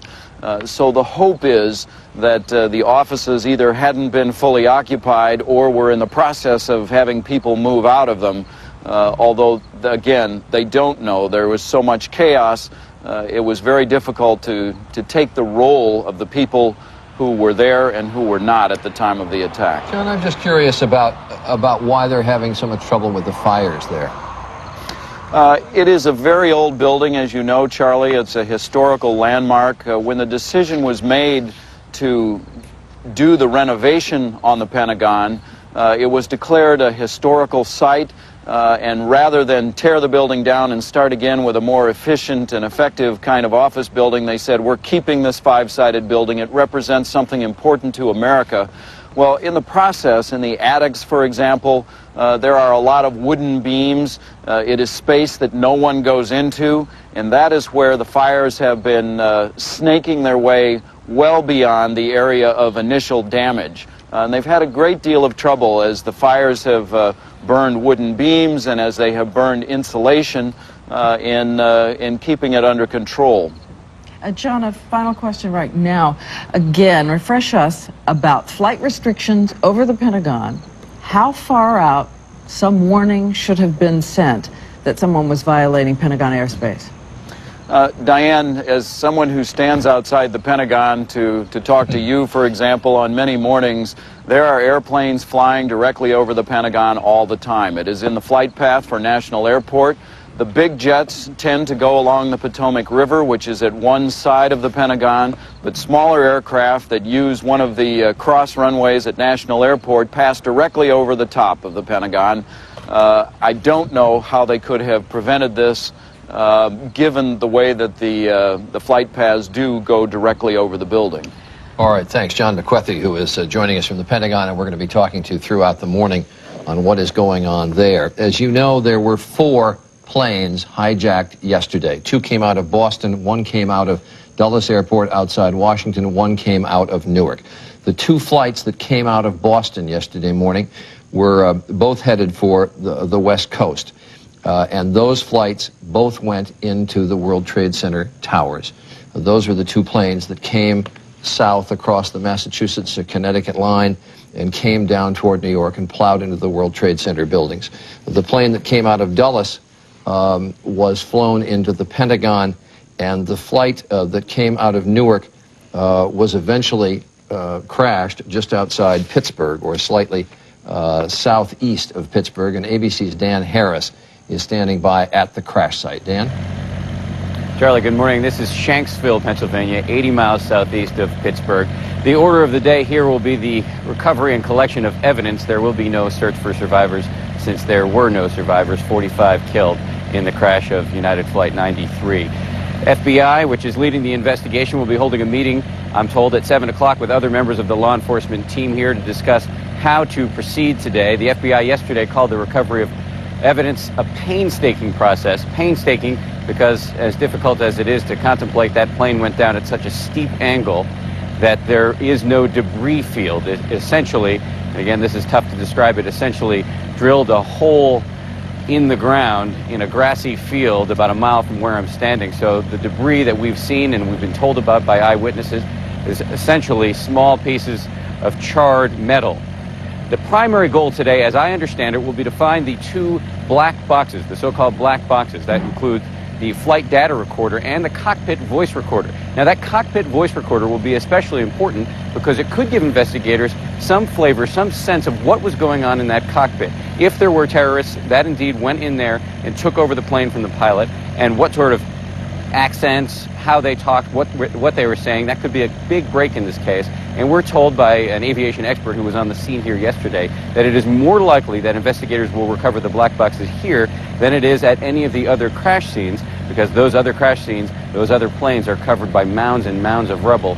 This scene, much more easy to find those black box recorders. One estimate I've heard, it could take a day or 2, and it could, again, Charlie, be a big break in this case. Yeah, it's very interesting speculation that's going on, not only in newsrooms around the country, but in living rooms around the country. As John Miller reported, the word out of Boston is that the car that was seized by federal agents there, that there were flight training manuals inside the car. So obviously these hijackers had some expertise in terms of flying planes, and probably were at the controls of the planes that went into the World Trade Center towers and probably into the Pentagon. And people were speculating where I was last night, which is interesting, as to what happened with that plane that went down in Pennsylvania.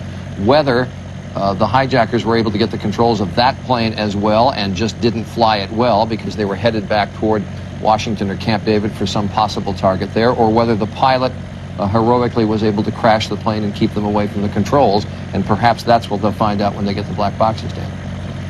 Those are the 2 likely scenarios, Charlie. They did make a hard turn. The plane did make a very hard turn at around Cleveland, and it could be that with a pilot, an inexperienced pilot, a terrorist, as you indicate, could have lost control of the plane and crashed it. The other possibility, as you mentioned, that's been discussed widely here among some of the journalists and analysts, is that the pilot, the professional pilot, refused to give up control, and instead of taking it into a major urban area, crashed it, giving up his life and those people on board his plane, as opposed to bringing it into a major target in an urban area. Well, Dan, again, our thanks to you. And of course, that story is one of many that came out of this phenomenon of cell phone calls that apparently were being made, and phone calls from planes. And we've charted at least 4 of them that we know about, which is a flight attendant calling from the plane, the first plane to crash into the World Trade Center, saying that 2 flight attendants have been stabbed and the perpetrators have broken into the flight deck.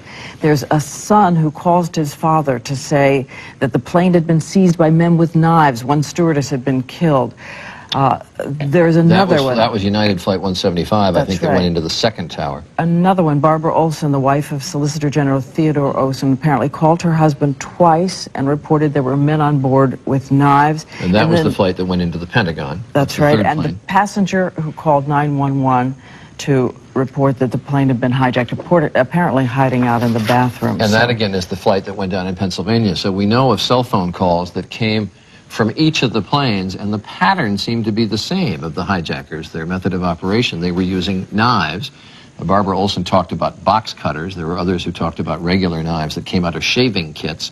One stewardess, apparently, or one flight attendant, apparently, when she called in, was able even to identify the seat on the plane where the hijacker, one of the hijackers, was sitting, which of course could have been a critical factor in identifying who it was. Well, let's go to ABC's Lisa Stark, who covers the aviation industry, and see what she's learned this morning. Lisa, good morning to you.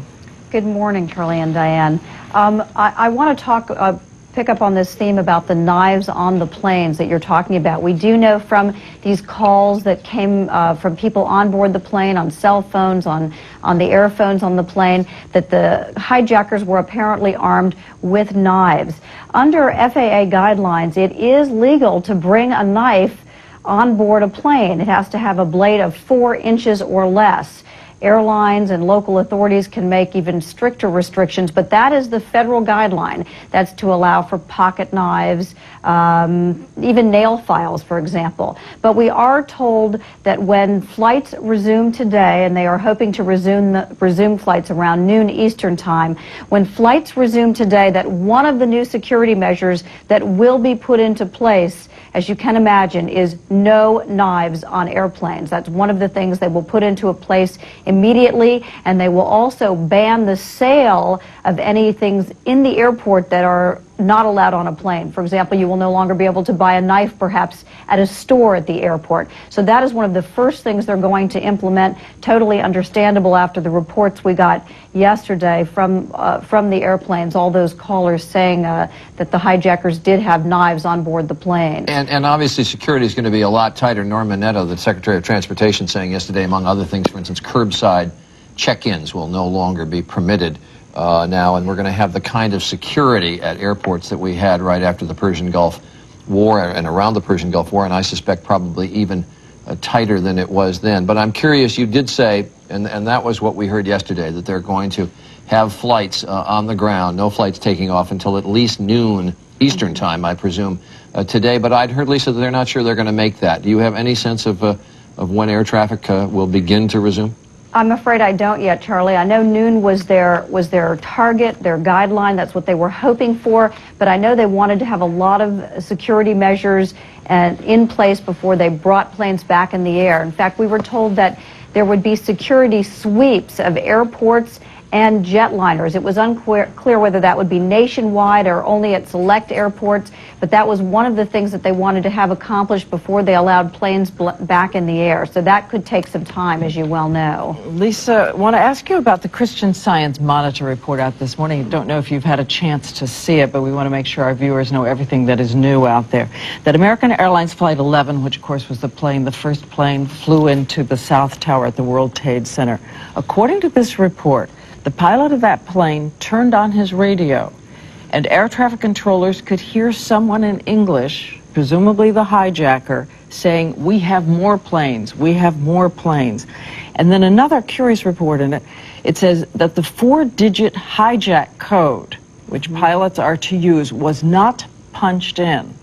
And this has confounded air traffic controllers. They don't know whether somehow the hijackers knew to do something to the transponders, the equipment that sends that signal, or why the pilot didn't punch in the code. Have you heard any of these things?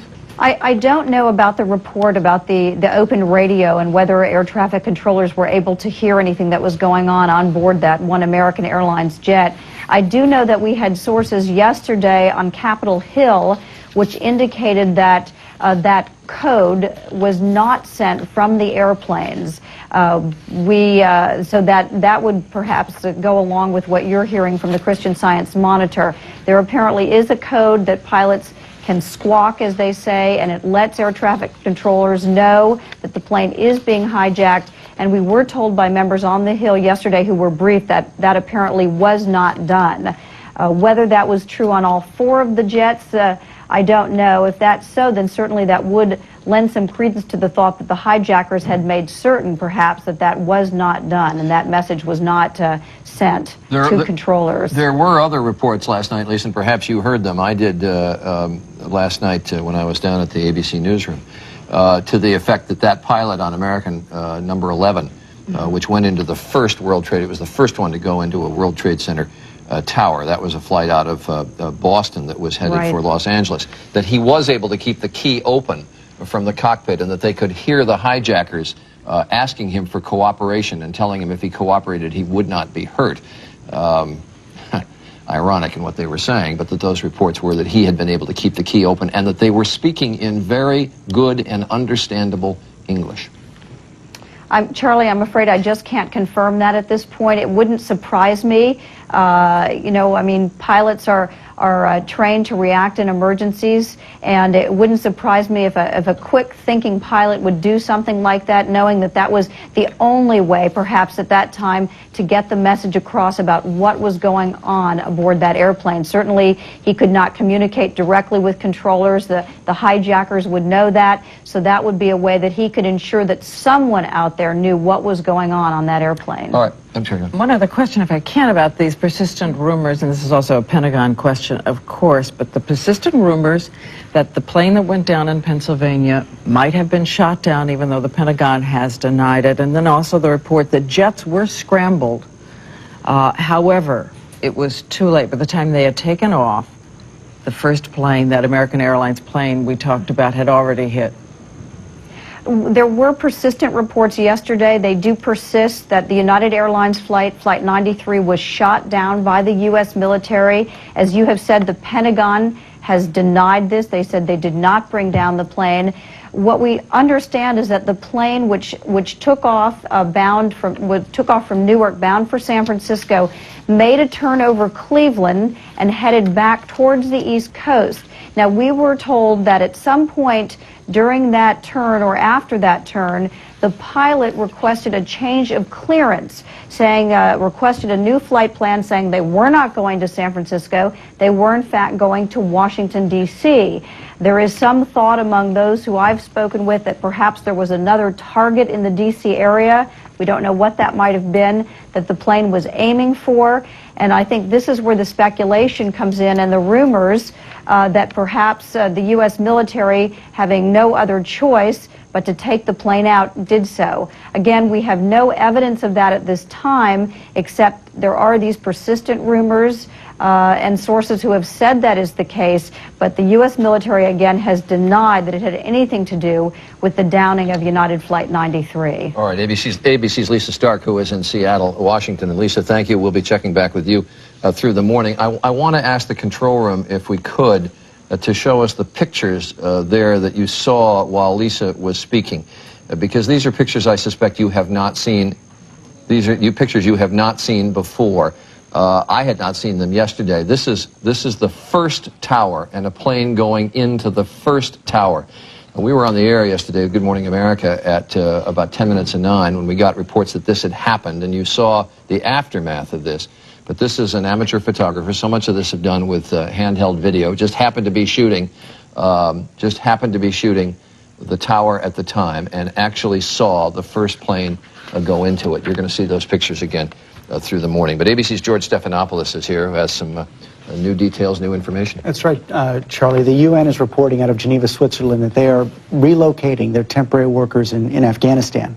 They have about 80 expatriate workers in Afghanistan. They are temporarily moving them out of the country. They're stationed in Kabul, Jalalabad, Mazar, Kandahar, Herat, and Faisalabad. They're all leaving the country, they say, as a precaution against any kind of strike. And again, we know people have heard this, but in case you're just joining us this morning, of course, it is the Taliban of Afghanistan who have come forward and said they deny that Osama bin Laden has anything to do with, but Osama bin Laden has been harbored in Afghanistan. And of course, what's important there is last night when President Bush spoke, he said he would draw no distinction between the terrorists themselves and the countries that harbor them, so those places would become vulnerable to attack. ABC's Claire Shipman is with us down in Washington. And Claire, you were saying last night, I was very interested in it, that you had talked to people who had gotten intelligence briefings, and that those who were giving the briefings, I presume from the CIA, but you can correct me if I'm wrong, were being very frank in using bin Laden's name as the very likely perpetrator. Well, that's right, Charlie. I was struck by how frank my sources were in telling me that, and I think that the leadership itself, in hearing these briefings from, they said, intelligence officials, were also struck by the fact that they had some very concrete links, they said, that were pushing them to look at bin Laden as the #1 suspect. Again, it's something I think everybody's been talking about, but again, the specificity of some of these links, I think, surprised some of the people who got these briefings on Capitol Hill. The president himself is, of course, going to be heavily involved in this investigation today. I think this is a time of enormous testing and pressure for a new president, and there are going to be a number of tracks we see unfolding at the White House in the coming days. The investigation and getting the government up and running again, but also a president who very much, I'm told, wants to lead the nation in this time of tragedy. He's likely to have a very public meeting with congressional leaders at the White House today to continue that show of unity we saw yesterday. But we're also told, Charlie, that the president is considering a number of options for visiting the sites of these tragedies. The Pentagon would be the most easy for him to visit here in Washington, but also considering a trip to New York, perhaps not today, but in the coming days. There's concern that they might get in the way, of course, as there always is when they make a trip to New York, and certainly in a time like this, it could be a problem. But they've even considered a helicopter trip past what were the World Trade Centers in order for the president to make a gesture at least and show that he's actively involved. We're told he's very eager not to be seen as hiding behind closed doors, and they're concerned that when the numbers of those killed start to come out, that his role is really going to change, and he is going to have to very publicly try to support the nation as president, Charlie. I'm curious about one thing, Claire, and maybe you've heard something about it, maybe you haven't, but obviously there is, and I was struck by a number of people I talked to yesterday, just friends and people as I called around to find out, are you okay? The level of anger in people, real visceral anger, struck me, and I wonder if there's some sense in Washington of what the ramifications of that are, if there's a sort of desire to get on with this quickly in terms of retaliation. Well, absolutely. We were told a number of times yesterday by people who spent time very close to the president yesterday that he himself is quite angry. Somebody told me, quote, he was looking for somebody to hit yesterday, and there was a sense that he wants to retaliate quickly. Of course, that desire, a desire many Americans probably share at this point, has to be balanced against the need to be specific in finding out what happened and balanced in that sort of response. But there's no doubt from people who spent time with the president that he himself has a visceral anger and that may be directed toward whatever our response is. All right, thanks very much, Claire Shipman, who is in Washington. I want to show you one more time the scene here in downtown New York. This is the scene this morning as this rescue effort begins, and just how incredible the feat is that the rescue workers and searchers are going to have to face. The construction people that are down there, I don't know exactly what you call them, but the people who are going to have to sift through this enormous amount of rubble. The collapsed steel in the two towers standing 5 feet tall now. Just as it collapsed, it's 5 feet, it's 5 stories tall, and we've talked about the amount of soot that is around is also very great. Dr. Tim Johnson is here with us here in our Times Square studios, and Tim, I can only imagine what happened inside there as those buildings came down. Well, I have to believe, Charlie, that the majority of those who were in the buildings at the time they collapsed suffered enormously severe crush injuries, and it's very unlikely that they would survive that. Some may have been in protected pockets, particularly in bottom areas, sometimes happens. And then their major problem, I suspect, would be burns because of the flames that persisted in that rubble for so many hours. But the crush injuries, given the weight that came down on all of that, have to be just enormous. Those we've talked to who came down, who actually evacuated, made it down the stairs, made it out, said that by the time they got downstairs, already people were severely burned, wandering around in a daze. Another question about the blood bank this morning. I was told that surgeries have been canceled in New York unless they're a dire necessity to conserve all of the blood, and that the Red Cross is rapidly sending blood toward this city to make sure that there's enough on storage. Yes, I mean, they will do surgeries if they're life-saving or have any potential to be life-saving, and the response for blood has been enormous, and I honestly don't believe in the long run, if they can be transporting blood in here in efficient ways, that will be the real issue. Burn injuries are an enormously difficult problem for long-term medical care. Fluid loss and infection make it a very chronic injury, and those are the kinds of injuries that consume medical resources very quickly and very enormously. If there was one of the saddest quotes I saw yesterday was from a doctor at St. Vincent's Hospital who said, literally, we're getting dozens and dozens of people in here burned head to foot. There was one terribly touching story I read about a man who was coming down the stairway at the World Trade Center, and he passed 4 people, and he couldn't. He went to help them, and he couldn't, and they wouldn't let him touch them because they were so badly burned that they couldn't stand the contact. And I understand that burn patients were flown out to hospitals as far away as Canada, where there are excellent burn units, and down to Nashville, Tennessee, Vanderbilt University apparently that has a good burn unit. The most important issue is to get them to a burn unit, not just any hospital bed. This requires true expertise.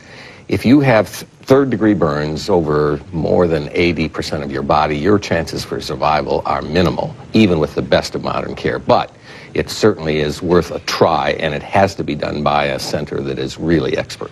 One of the things you said, Tim, is that in the aftermath of these national traumas, that you see these aftershocks around the country, suicide rates.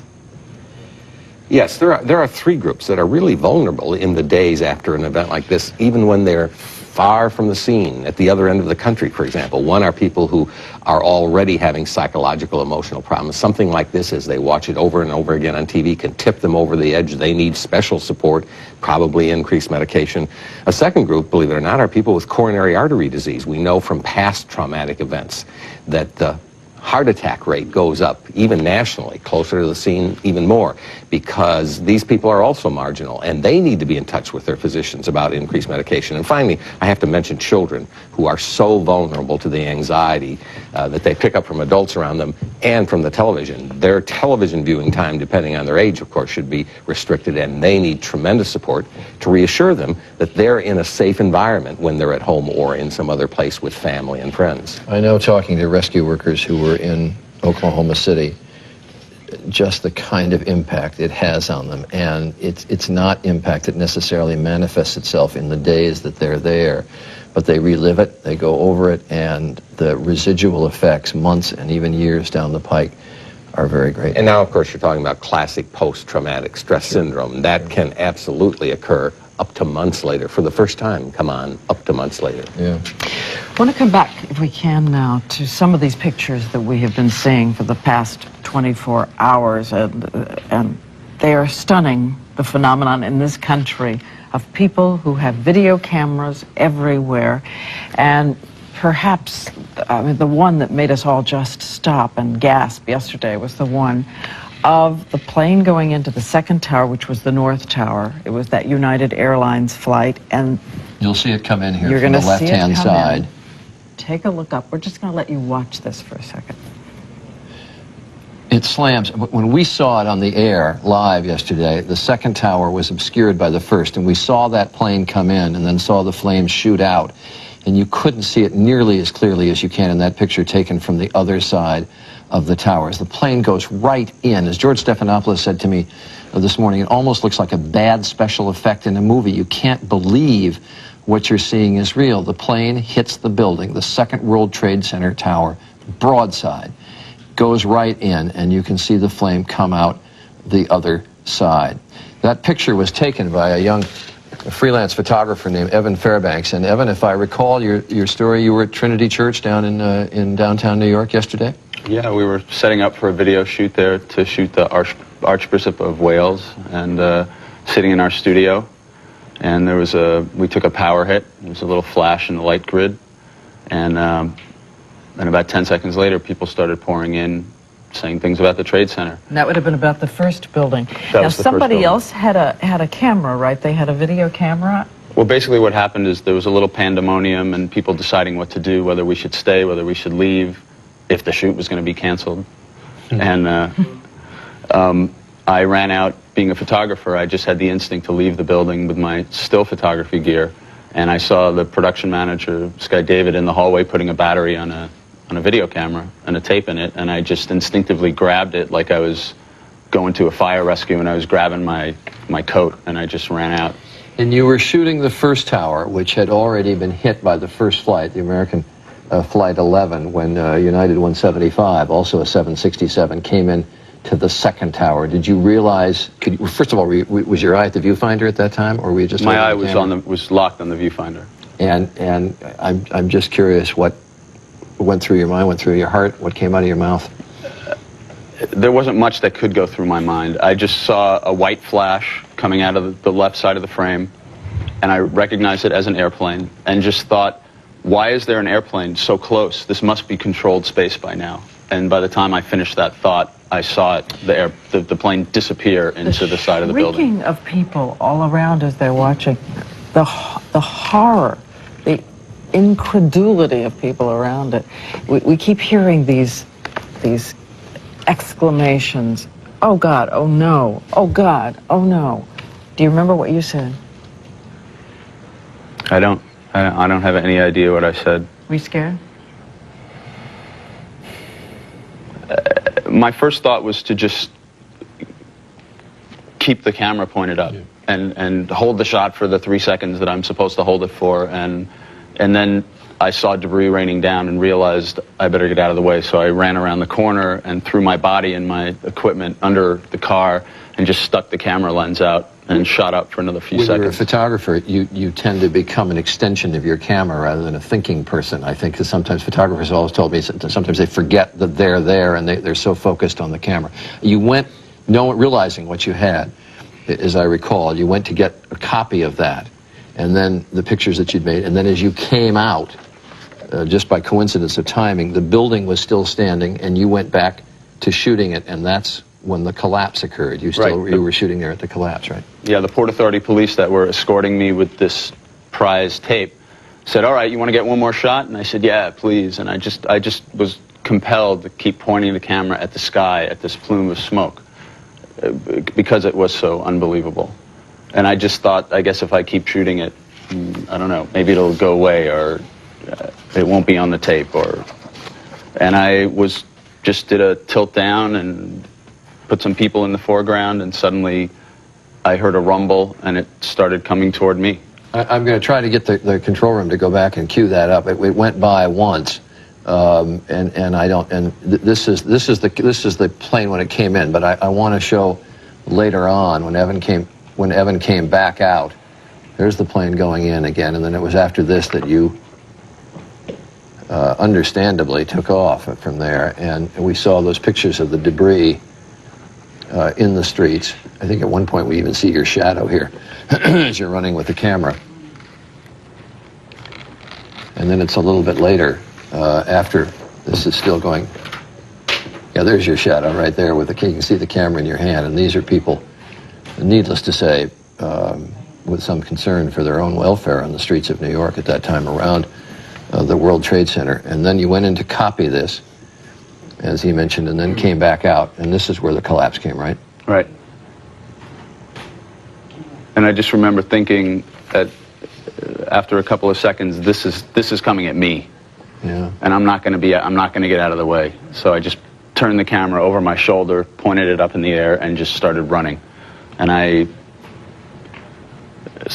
seen footage of volcano ash chasing down a village, and just knew that I was going to be in a really nasty situation, and I just dove under the biggest emergency response vehicle that I could see. No matter how many times you see it, it just chills you. Evan Fairbanks, thanks very much. Thank you. A couple of notes here coming across the wires about flights today. I just want to say this afternoon, Dulles Airport's going to be opening for people to come in and search for their baggage, and there is a report out now that some airlines are talking about resuming flying today.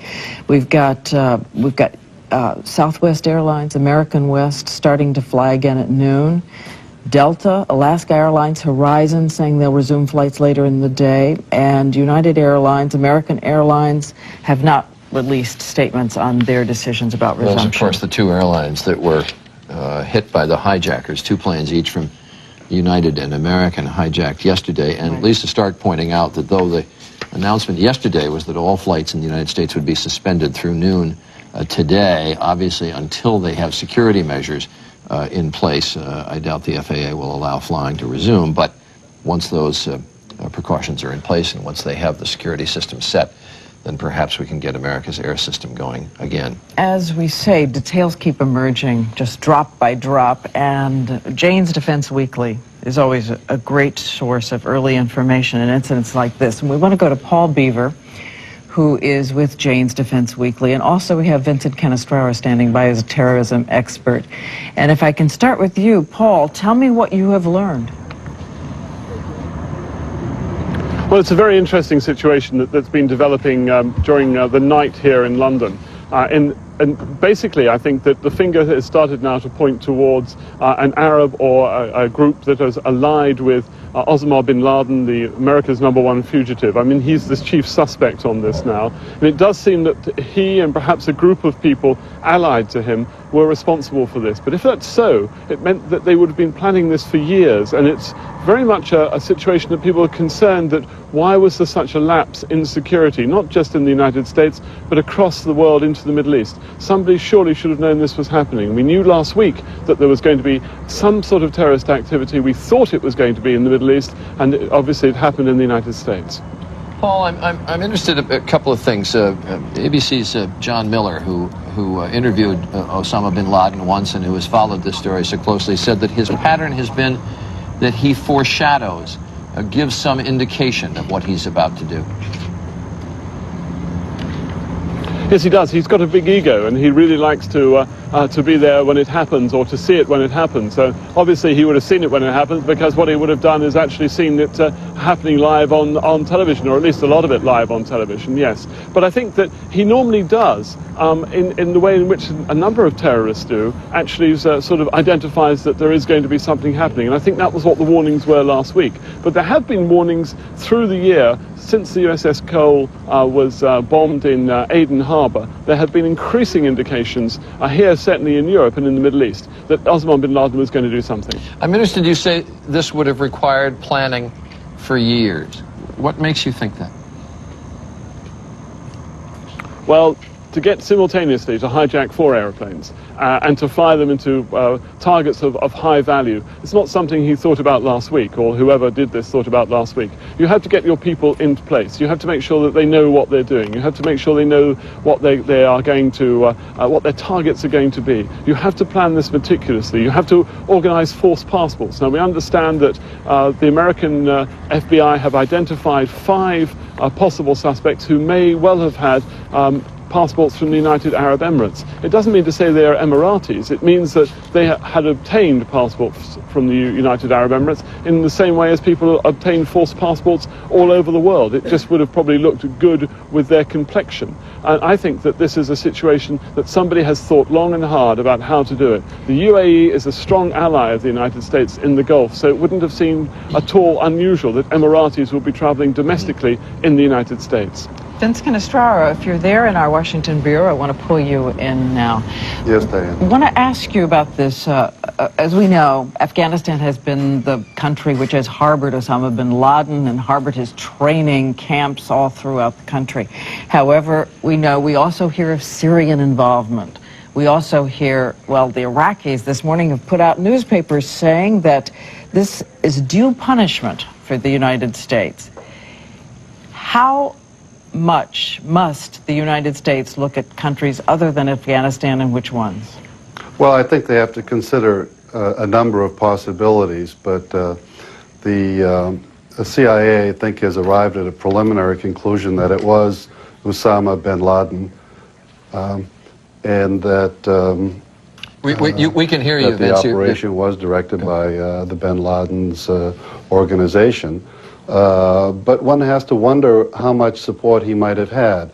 For example, in the USS Cole bombing last October, the FBI believes that the bin Laden organization was the perpetrator of that terrorist event, but there was some training and support, particularly by a Hezbollah bomb maker in that operation. So while bin Laden has a far-flung operation, and he does have an inner cadre to conduct very dramatic and sensational kinds of operations, he may have had support from other sources, and that may include a country like Iraq, particularly since Iraq has a motivation to strike back at the United States.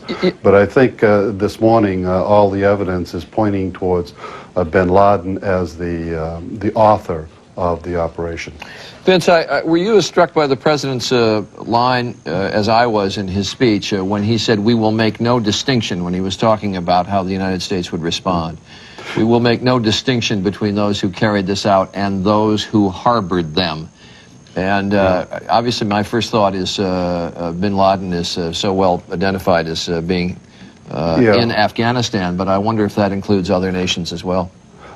Charlie, I think the president was reflecting intelligence briefings he had received, and the substance of some of those intelligence briefings was that the bin Laden organization was involved with this operation. I think the intelligence people, as well as federal law enforcement, have already identified some of the characters who may have participated, and at least one of them has been identified as a member of the AL-QAEDA organization itself. So I think all the early information has pointed towards the Taliban and Osama bin Laden.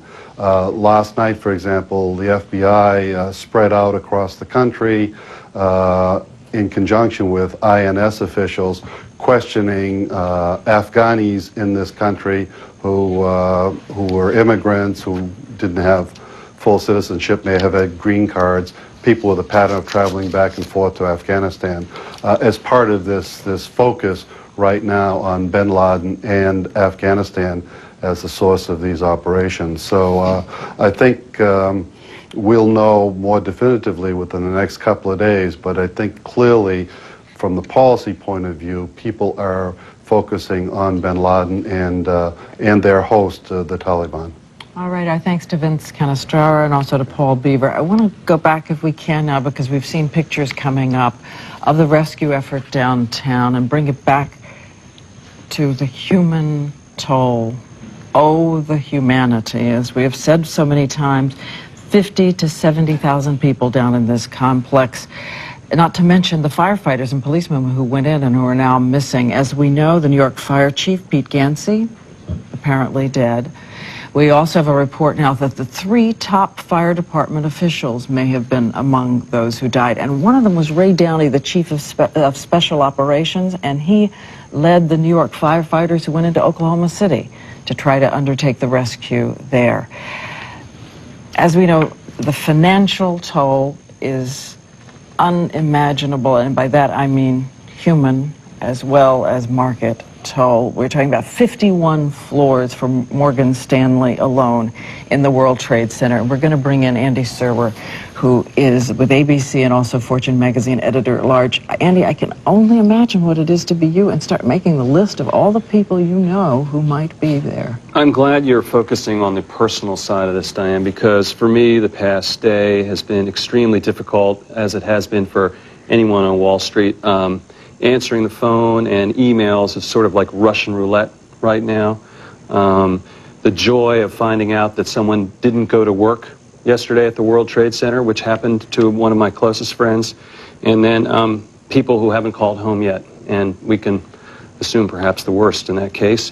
I also found out apparently a friend of mine had perished, and so this is what it's like, and it's a real human tragedy. And I was trying to comfort my children last night. We had a friend spending the night who was trapped in the city and couldn't get out. So you know, there are real lives, real people, and it's horrible, and that's what we're all focusing on, and now we're starting to add up the damage. The stories around New York, everybody you talk to, when I went home last night, as I said, the series of phone calls that you make, and one of my daughter's best friends had a call yesterday from two close friends of hers saying, we're on the 102nd floor of the World Trade Center, there's a fire below us, and we're waiting for rescue. We don't know how serious it is. Do you know anything?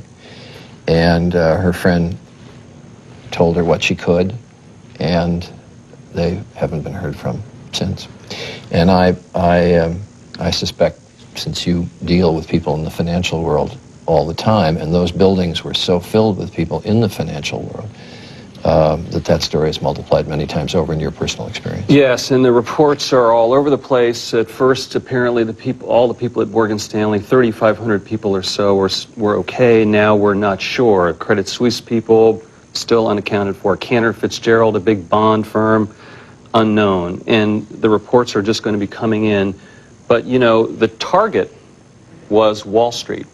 And they tried to destroy Wall Street.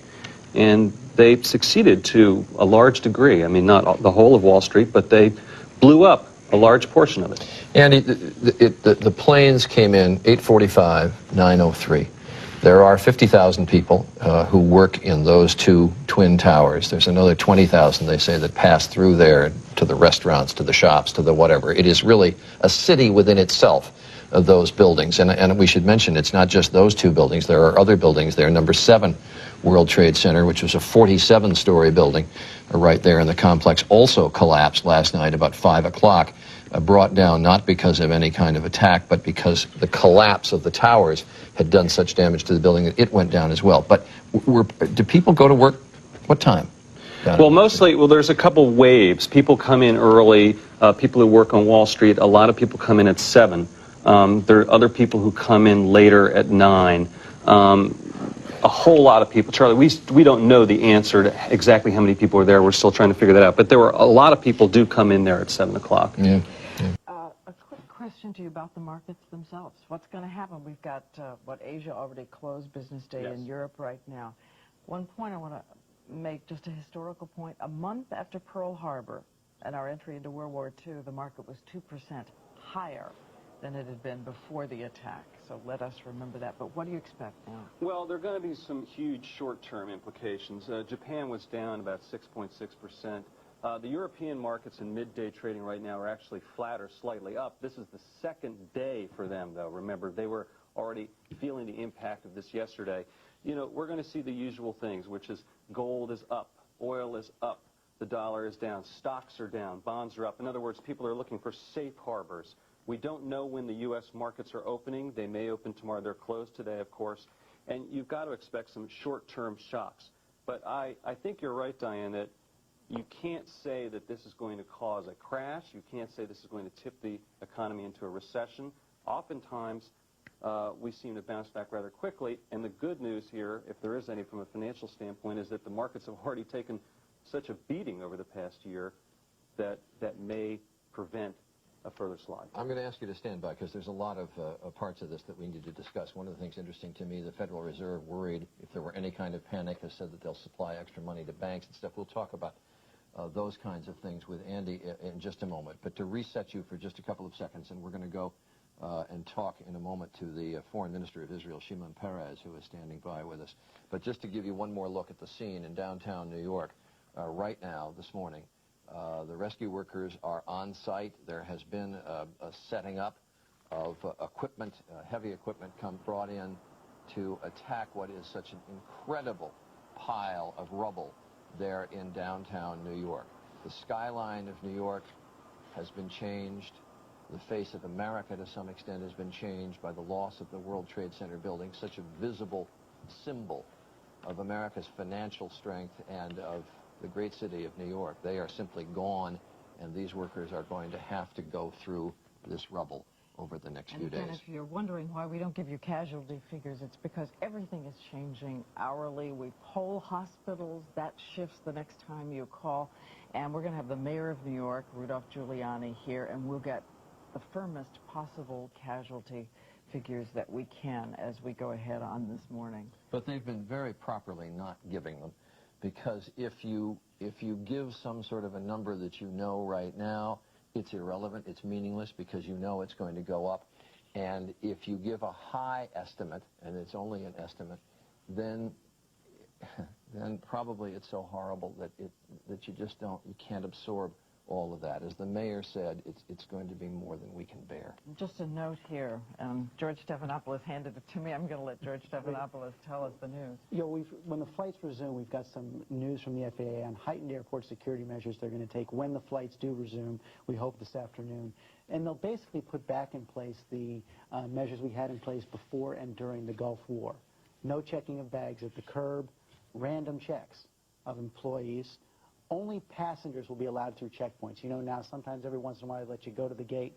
No more. It is done sometimes at some places now. They will use more canine dogs, and then finally they're going to have far more security officers at the airports. At least that's what they'll do right now. And again, the reports are coming in that about 3 p.m. flights may resume, but we'll stay on top of that too. All right, we want to turn to the Foreign Minister of Israel, Shimon Peres, who is joining us this morning. Mr. Peres, can you hear me? It's Charlie Gibson in New York, along with Diane Sawyer and George Stephanopoulos. I can hear you. Good morning. We appreciate you joining us. First of all, let me give you a very general question. Your reaction yesterday when you heard what had happened? Well, the Israelis feel like part of the American family. Your suffering, your pain, your questions are like they would be our own. And it's a terrible thing that has happened. The whole nation is mourning together with you. Then again, I think that America is the only one that can save the world from this terrible terror and from this terrible threat. There's nobody else that can lead us again to become a civilized society and not fall down to the laws and rules of a jungle. I think, by the way, it's possible. What happened to us is, by tradition, we were used to fight enemies. We have had armies against enemies. Now, instead of enemies, we have dangers. Enemies are national, dangers are global. Different arms, different methods, and what is so much important, you have to start to fight them not when they arrive at the airports or embark at the planes, but at the place of their origin, where they are being trained, prepared, and disguised, and it's an entirely different strategy. But I believe that this war, too, can be won. You say that and it's Diane Sawyer, Mr. Foreign Minister, and thank you again for joining us. How are you, Diane? I'm Yes. fine. Thank you. Thank you. And all over the country this morning, it is being declared war. I'll hold up the New York Daily News here. It's war. U.S. attacked on the New York Times this morning as well. If it is a war for the United States, what is the kind of retaliation that will work? Again, all of us look at the Middle East and we think how often Israel is retaliated, and yet terrorism goes on. Well, we have to have a prevention. Israel alone couldn't have deterred the war because it's global by nature, and we are a small country with limited means to control other places. I think what should be done is to have a scrutiny all over the world and identify those countries or organizations which are hiding, financing, supporting, encouraging terror, and tell them point blank, either you will stop it or you will become a terrorist country organization in the eyes of the world. And I think nobody should be forgiven, no means should be postponed. Like in war, we have to win it with all the legal and reasonable means at our position. The second thing, I think there must be also a spiritual campaign. There must be a call to all the religious leaders, Christians, Muslims, Jewish, to denounce terror. You know, part of those terrorists are getting permission from some clergymen. It's a crime, it's a shame. It goes against the gospel. It goes against all the values which are cherished by all of us. And then we have to look to the financing, to the training. It must be an overall effort with a global dimension, with an American leadership. Mr. Peres, this is George Stephanopoulos. Good morning. We've seen some reports Good morning, George. that say Israel has sealed its land border with Jordan and Egypt. Is that based on any specific threat you've received, and what other kinds of steps has Israel taken this morning to protect its own security? Well, this morning what happened is there is a town by the name of Jenin that became a center of terror. At least 11 acts of terror were originated from this small place. The army has surrounded the place in order to make sure that no more terrorists or bombs or suicidal bombers will come out of there, and we shall not remain there for a long time. And you go, Charlie. Well, Mr. Minister, I'm just curious. So many people in the U.S. government are now pointing to Osama bin Laden as the possible or even likely perpetrator of this, or being largely responsible for it. I'm curious as to what you think we're going to know in a week or a month. What is your theory in all of this, if we find out who is responsible? What do you think we're going to know down the road? I think you shouldn't look upon it as just a single person or one organization.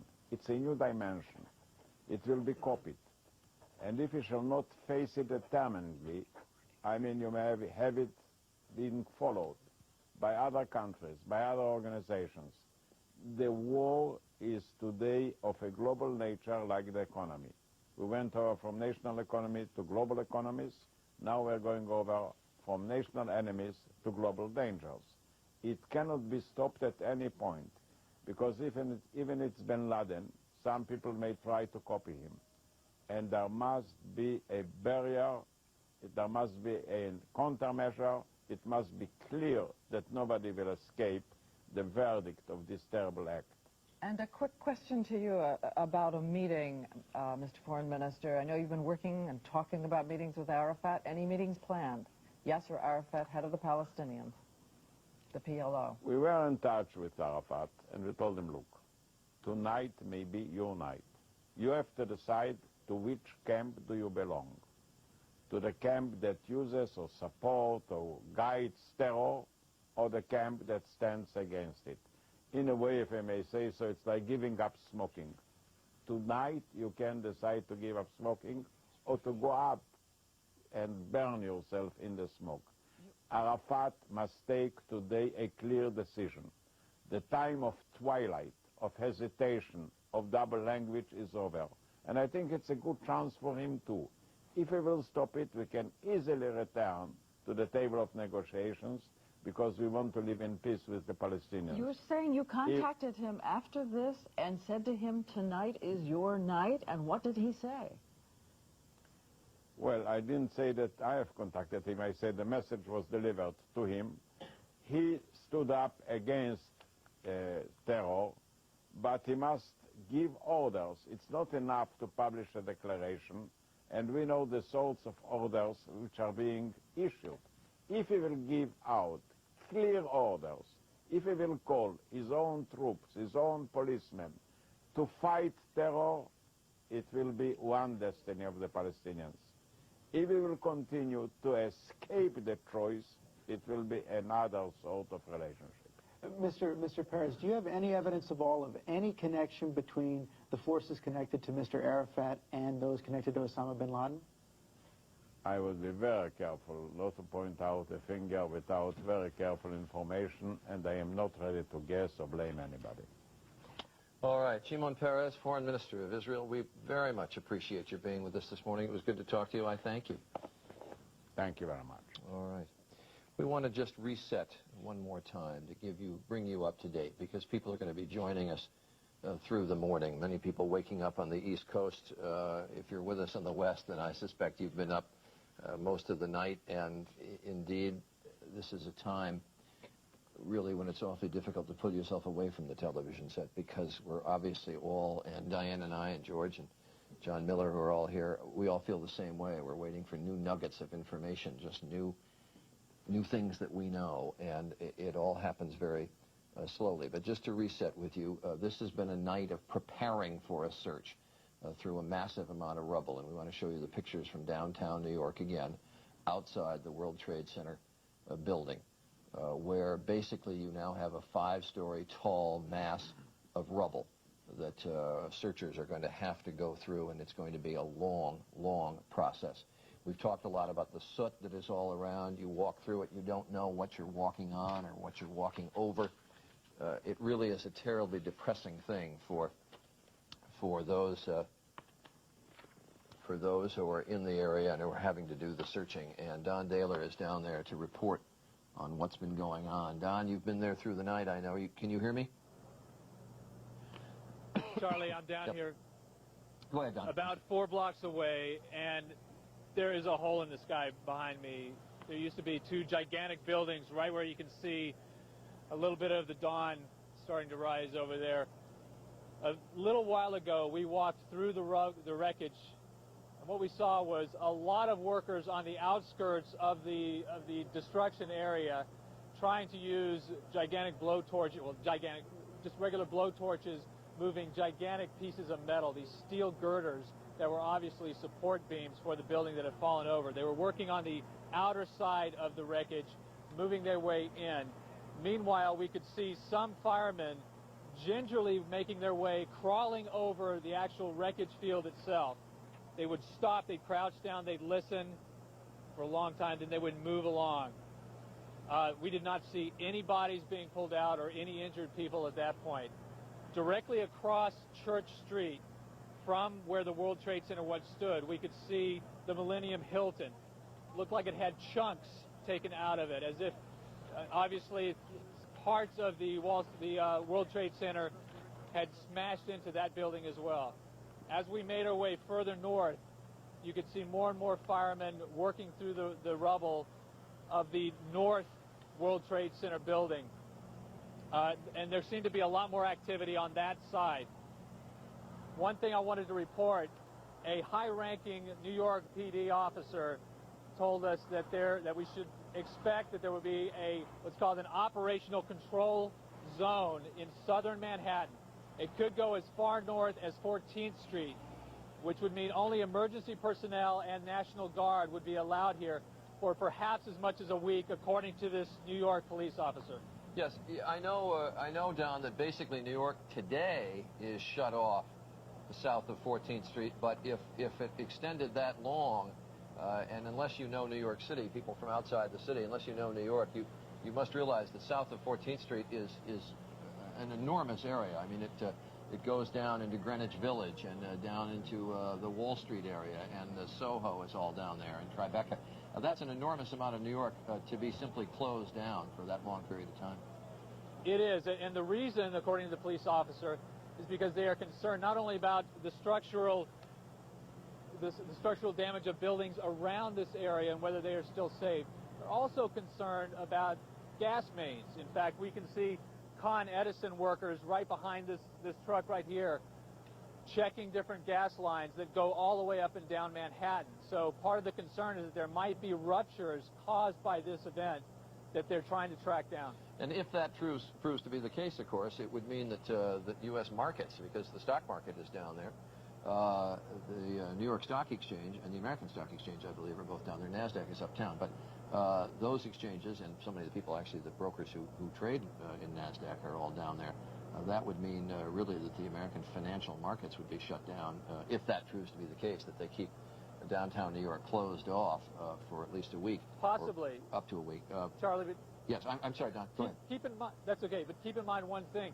The way that the stock exchange is computerized now in recent history, it does not necessarily mean that it will be closed down as long as this area. They might be able to reroute the services and keep the market going. All right. Well, we'll ask Andy Sherwer about that in a few moments. Thanks very much, Don Daler.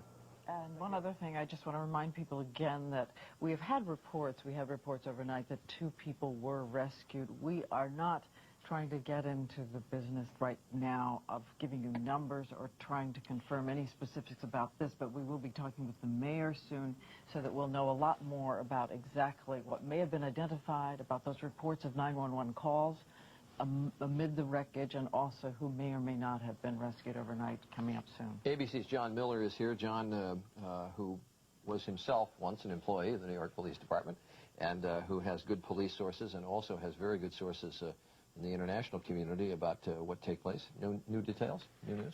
Yeah, Diane just touched on that. Last night, for a long time, I monitored over the police radio system the hunt for two, what they identified as Port Authority police officers who were trapped in the rubble. And then, after a long time, there was word that they were freed from the rubble, which was good news. This morning's New York Times adds some detail to that, reporting that one of them at least was freed at a terrible price. They said the rescuers who were digging him out had to amputate his leg, which was stuck under things that they could not move because of the weight. It was a very difficult night for rescues. Throughout the night, gas-fed fires at the scene from those gas mains hampered their ability to get into most of the rubble and wreckage. That was a small victory, rescuing those two. And of course, we heard the traffic regarding the people calling from cell phones into Pennsylvania, and they literally took detailed notes from those phone calls about exactly where they said they were, and developed really a written package that they brought to the rescue workers after debriefing the 911 operators and the family, and said, this is all we have, and worked that through the night. And maybe the mayor can fill us in. We have no word on whether that was successful.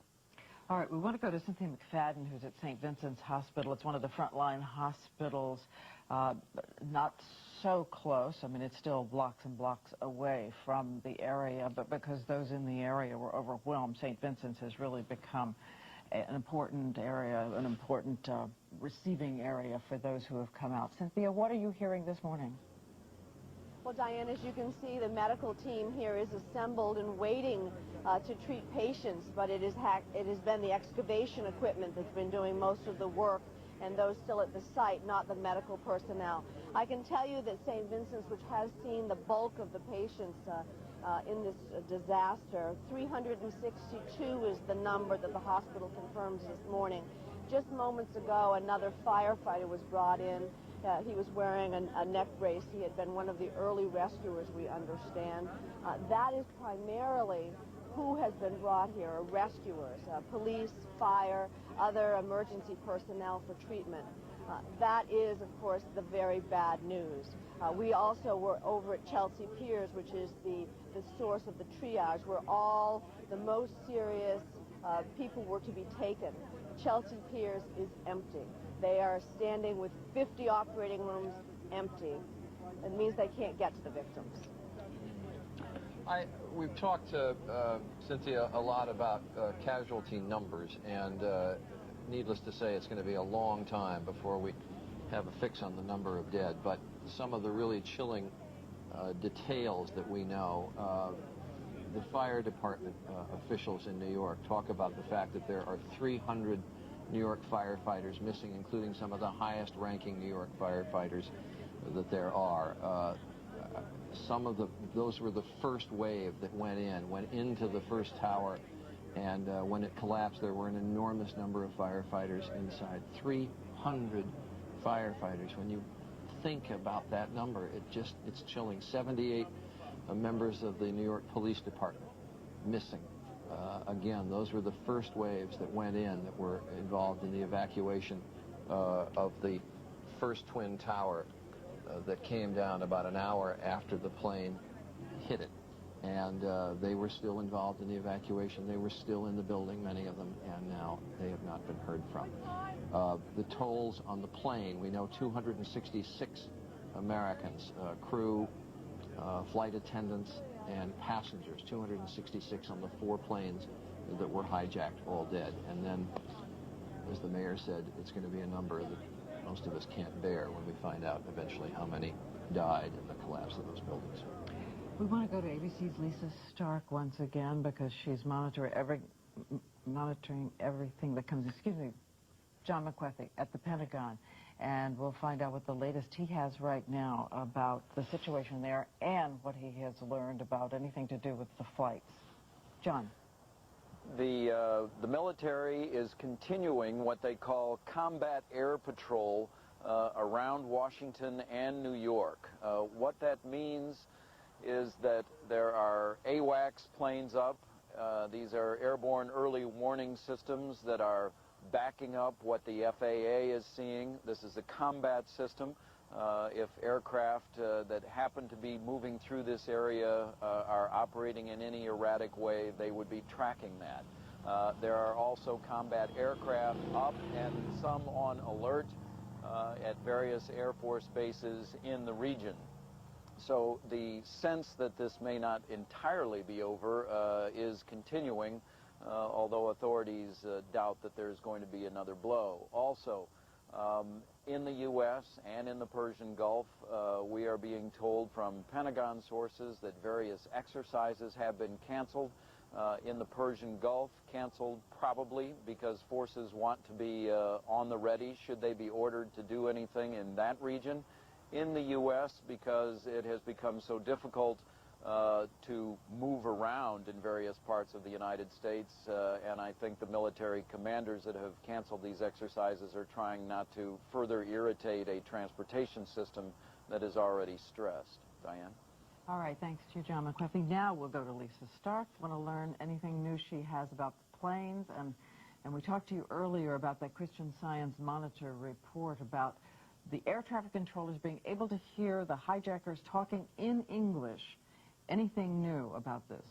I don't have anything new on that, Diane. As you reported, the Christian Science Monitor is saying on that one American Airlines flight, Flight 11, I believe, the first one into the World Trade Tower, that the pilot was able to open his microphone, in a sense, and allow air traffic controllers to hear what was going on in the cockpit, to hear the hijackers talking to the pilots, as you said, in good English, telling him if he cooperated, no one would be hurt.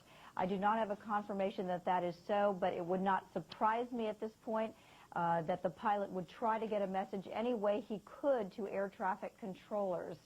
That, again, was the first plane that hit the World Trade Tower. We know 266 people on board all of those planes. Lisa? I'm sorry, go ahead. No, you go ahead. I was going to talk a little bit about the resumption of flights today, but if you have something else. Well, the FAA has indicated that it will make some announcement shortly after 7 a.m. Eastern Time about how things will proceed today. They indicated in the wee hours of the morning that they hoped to get flights back up and running around noon. As you have indicated, a number of airlines have said today that that's when they hope to begin flying again. But the FAA and the airlines have also made it very clear that they will not start flights again until all the security measures they feel are in place need to be in place. And we can talk about some of the security measures that we believe will be put in place today. Certainly you will see much more visible law enforcement and possibly even some military personnel at some of the key airports, particularly in the New York and the D.C. area.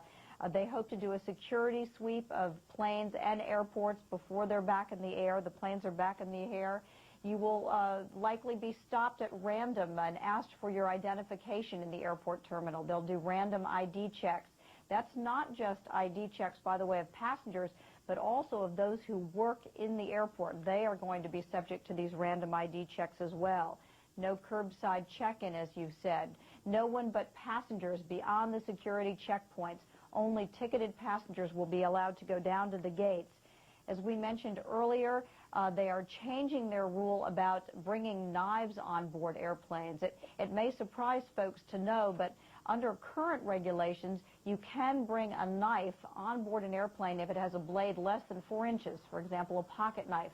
As of today, there will be no knives of any kind allowed to be brought on board an aircraft. Also, we may see some ramping up of the Sky Marshal program. Now, that would not be visible to passengers. Sky Marshals do ride on airplanes now, but we don't know how many, we don't know how frequently they do it, but we understand there may be a ramping up of that program as well. Lisa, there's one thing I want to touch on very quickly, which is a story that I'm sort of hung up on, and maybe we can get you to comment on it through the morning, but I'll touch on it very quickly here. The two planes that took off from Boston, American Flight 11 and United Flight 175. They took off from Boston, headed for the West Coast. They tend, in that flight pattern, actually to turn slightly to the north as they go across Massachusetts. Those two planes took a precipitous turn to the left and headed down to New York. And it was about 20 minutes between the time they made that turn and the two planes, respectively 18 minutes apart, plowed into the World Trade Center towers. And I'm just curious about the fact that the air traffic controllers had to know for 15, 20, 25 minutes that they had two rogue aircraft headed toward New York. Well, I did speak with a number of controllers yesterday. As you might imagine, they are being very mum. They have been informed by the FBI not to say anything, and in fact, they're being very quiet about what they know and what they saw. Clearly, these planes deviated from their flight paths, and I do know that from talking to the controllers in the New York area that at least by the time the second plane had deviated, they had a very clear understanding of what was going on. And they could only watch, they told me, in horror and in helplessness at the blip on the screen as it approached Manhattan. Obviously, there was nothing they could do. They had a very clear idea in their minds at that point what was likely to happen. So clearly they knew something was wrong up there. The planes were not in their normal pattern. It would be typical that they would try to contact the pilots. No doubt they did that to say, hey, where are you going? You're not where you're supposed to be. We don't know, of course, if they got any response back from the planes at that time. And as we have reported, it's unclear whether the pilots sent that squawk, that certain code that would let the air traffic controllers know that the planes were being hijacked. There's some early indications that that warning signal, if you were, was not sent. Yeah. So we don't know if that signal was sent to controllers or not. Well, it's something to explore in coming days, but after one plane, the first plane hit the first Trade Center tower at 8:45. The second one came in at 9:03. That's an 18-minute difference, and for controllers sitting there watching that second plane heading to New York for 18 minutes, I just wonder why some sort of a warning wasn't issued since the second tower was there. But as I say, those are questions that are to be answered down the pike, and I don't mean to put them to you today. No, well, I mean, I can tell you, I don't know if there were attempts to make warnings. I know that certainly will be a question that will come up. I do know that that the controllers that I've spoken to have told me that there was simply just a helpless feeling that they just watched this blip and they just could not do anything about it. People apparently in other parts of the air traffic control center, the building, came rushing up to look at the scopes. Word was spreading that something was going on. No one knew what to do, and they came rushing up to see what was going on as this was unfolding. All right, thanks very much, Elisa Stark. We're going to go to St. Vincent's Hospital now. They have a press conference underway. It's Mark Ackerman speaking. As we say, this is a hospital at the very center of the attempt to save people. Admitted to St. Vincent's, Manhattan. 4 of those individuals have died. 58 of the individuals who have come to St. Vincent are paramedics, firefighters, or police officers. We have 6 other hospitals in our system in Manhattan, Staten Island, Brooklyn, and Queens. Those hospitals received 42 additional patients, including 20 who were brought by barge over to St. Vincent, Staten Island. One of those individuals died at St. Vincent, Staten Island. Our paramedics were at the scene throughout the day yesterday. As you saw and continue to see, we are ready for what we hope will be additional survivors today. We are the closest trauma center, and thus if there are any miraculous recoveries from the wreckage, they will most likely be brought here. I'm going to ask Dr. Westphal to talk to you a bit about our paramedics and the work that they did, our ambulances, and the work that's happened in the trauma center, and then we'll take questions. Thank you, Mark. Dr. Westphal, Associate Director of the Department of Emergency Medicine. Mr. Ackerman has mentioned the number of patients that we've had, the conditions, and the 4 deaths in Manhattan here. Our paramedics have had about 7 crews since 8 a.m. yesterday morning that have assisted Fidney EMS and obviously this massive undertaking of responding to critical trauma emergencies downtown. All of our crews have been able to participate and treat patients and move patients and fortunately have not been injured or been critically injured themselves. We have in the emergency department right now all through the night a triple staff of nurses, physicians, physician assistants, and technical staff. The administrative senior management has been up almost all of them throughout the night, and we've been prepared and are awaiting victims from the site as well. We are, as I think Mayor Giuliani has said over and over. So again, that's at St. Vincent's Hospital, and as they say, they're the first trauma center as you're heading uptown, major trauma center. They said overall 361 people had been received. I think they had been treating about 90 of them. They said 58 were paramedics, and I think he believed that 4 of those received their head died at And that St. hospital, Vincent. that trauma center, got some of the worst burn victims that came out of the Trade Center towers yesterday. We're going to welcome now the former ambassador to the United Nations, Richard Holbrooke, who is joining us this morning. And I was just asking you a bit ago, if you've called anybody, if you've talked to anybody, can you add anything to our sense of who is behind that this morning? Who's behind this horror? No, I can't add anything. I assume, as everyone does, that it's connected to Osama bin Laden, but that's for the authorities to figure out. What I do want to underscore is the key sentence in President Bush's speech last night, that the United States will make no difference between those who perpetrated this act and those who condoned it or sheltered the people. This is the beginning of a new rules for a new kind of war, because it is absolutely clear, at least to me, and I hope to everyone, that whoever did it, the people who sheltered those groups, are equally complicitous. If it's, for example, the Taliban in Afghanistan, and that's where the speculation is this morning, and let's say for a minute, we don't have proof, but let's say it was Osama bin Laden, then the Taliban has to understand that they and the people in control in Afghanistan are equally responsible and will be so treated. And this has got to be part of something that the United States leads, not unilaterally, but as an international coalition, which involves not only our European allies, but Russia, China, and this is going to be the really tough thing, the moderate Arab states, because the bulk of the Muslim world does not support this kind of thing, but as long as they can hide within moderate Arab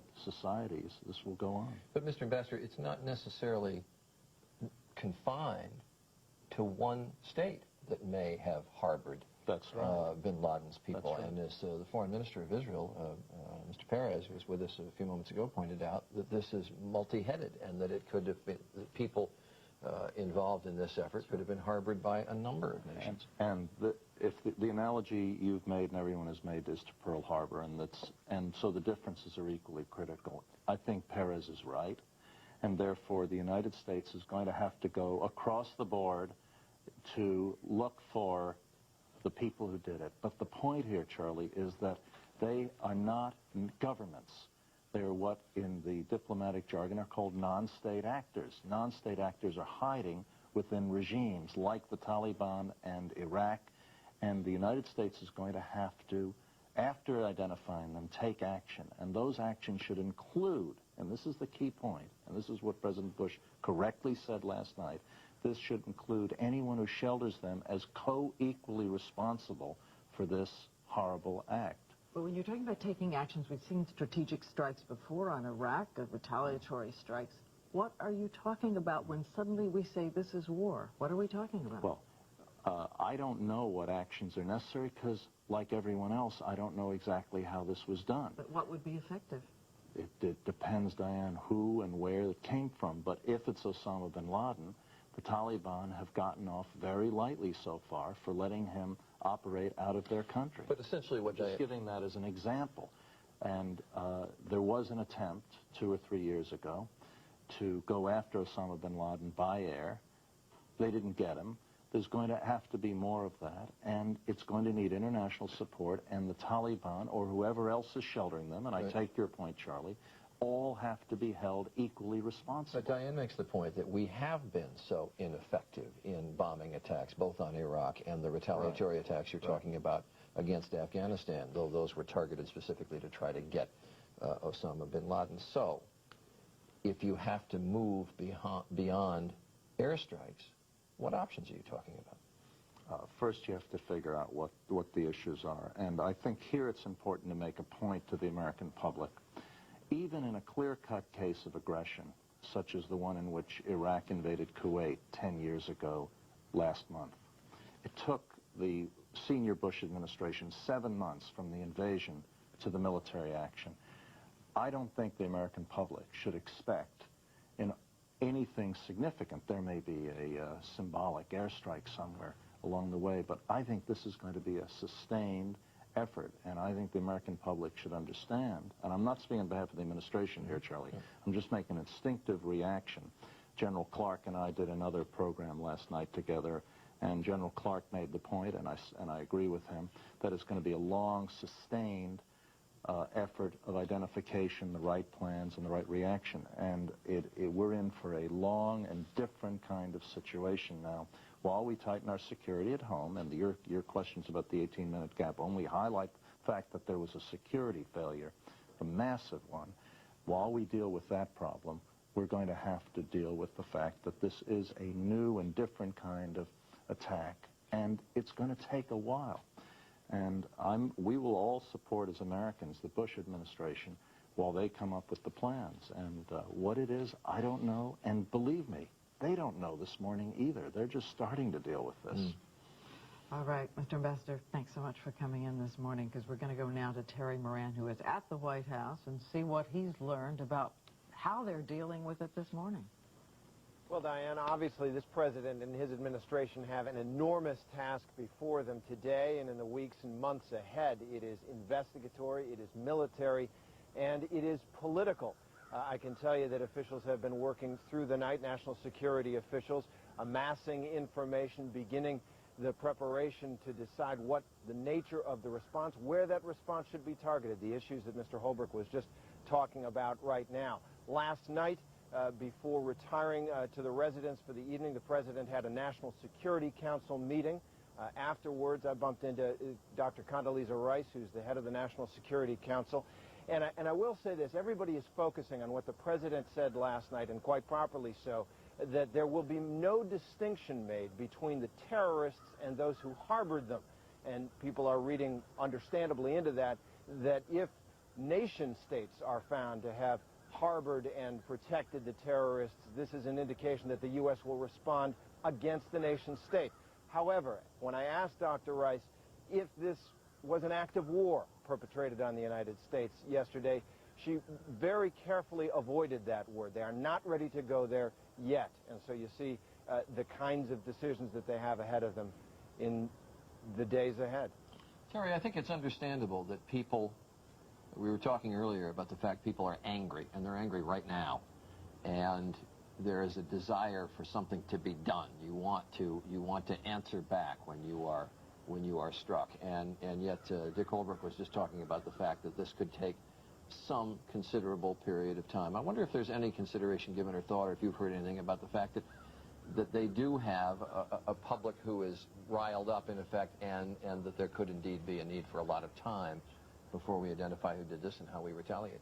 Absolutely, Charlie, and that's a great point. One of the things administration officials have said to us is that the president wants to communicate that he understands those quite natural, quite justified feelings of anger and rage, but he wants to reassure the public and try to get the country back to some sense of normalcy, if possible. But I will say this is one of those moments where the president is going to have some difficulty controlling the foreign policy of the United States. There will certainly be today in Congress and in the days ahead a rallying behind the president, and yet that whirlwind of emotion that you're talking about that is undoubtedly going to cascade through the country is going to be very difficult for the president to ride and control as they try to figure out what the response should be. And Terry, we've got a footnote from George Stephanopoulos. Terry, I just received a phone call from White House officials saying that the Joint Congressional Leadership meeting will be at 11:30 this morning, they hope, in the Cabinet room. Are they giving out any other details of possible meetings by the president or public statements today? They are. Now, what they have said is that they have cleared what was to be his schedule today, but what they want is to get back to some of those more mundane presidential events as soon as possible. Obviously, today that will not be possible. He'll be meeting with the congressional leadership. He'll be meeting with national security advisors. And as of right now, we have no word on what, if anything, he will say to the country. But they do feel the pressure, the need that the country has to hear from the president as he spoke last night. And we expect to hear from him today as well. Also, Terry, Claire Shipman a little while ago had raised the possibility that he might visit the two sites, go to the Pentagon and perhaps even come to New York in coming days. I had heard discussion of that as well. My source had said that it is the nature of this president not to want to get in the way, not to want to make a spectacle of his visit. He certainly naturally, as a leader and as a human being, wants to go to these places to comfort the afflicted there, and yet he realizes what a gigantic spectacle it is when the president travels anywhere. You'll recall that when the crew of the EP-3 spy plane or surveillance plane that was brought down in China returned to the United States, the president very ostentatiously did not show up at their return to the United States because of that kind of concern. But those discussions are ongoing, and we do expect him at some point to make a visit to these sites. Okay, Terry, thanks to you, and we'll check back in with you, of course, throughout the morning. A note here on the Associated Press that the aircraft carrier USS George Washington is now in position off the coast of New York City, and that other Atlantic Fleet ships have been directed to provide defense and medical support both for New York and for Washington, D.C. But a lot of people were talking all day long yesterday about where is the president? Where is the president? We knew that Vice President Cheney, Condoleezza Rice were in the White House. But the president started out, as we know, at an education event. And he was down in Florida yesterday when this occurred, got word of it very quickly, and then was taken from Florida, took off, and of course the first thought is he's returning to Washington. Well, he wasn't returning to Washington. He went to Louisiana. The Secret Service was concerned about bringing him back to Washington. I heard yesterday that they were very concerned about that fourth plane that went down in Pennsylvania, that it may have been headed for Washington, perhaps targeting either Camp David or the White House. Who knew? They were worried about the security of the president, so they didn't bring him back, took him to Louisiana. Next, he went to Offutt Air Force Base in Nebraska, had a meeting there with top security officials by teleconference, and then came back later in the day to Washington. It was a long, involved trip that brought him back. Ann Compton, ABC's Ann Compton, our old friend, was on Air Force One throughout that. And Annie, give me some sense of the day. Well, Charlie, we've always known that there's a doomsday scenario to keep the president safe and keep him in command of the government at a time of absolute dire crisis. And let me show you that yesterday, the whole day started in a place of incredible, simple innocence. In a second-grade classroom in Florida, as squirming children showed off their reading skills, President Bush heard in a whisper the words that would change America dramatically. His chief of staff told him a second plane had crashed into the World Trade Centers. The president's face showed instantly he knew this was no accident. May God bless the victims, their families, and America. A day-long scramble began as fear mounted for the president's safety. The Pentagon was attacked. The U.S. government was now a target. We could tell we were not flying back to Washington. We headed west. Our arrival at a Louisiana base to refuel was supposed to be secret, but Air Force One is a difficult plane to hide. The president made a short statement to our camera. Make no mistake. We will show the world that we will pass this test. Presidents are supposed to comfort the grieving and give hope to those who survive. Back in the air to another mystery destination. Within hours, we found ourselves at the Strategic Command Headquarters in Nebraska. The president disappeared into an underground bunker for a teleconference with the White House. The president began to insist his place was back in Washington.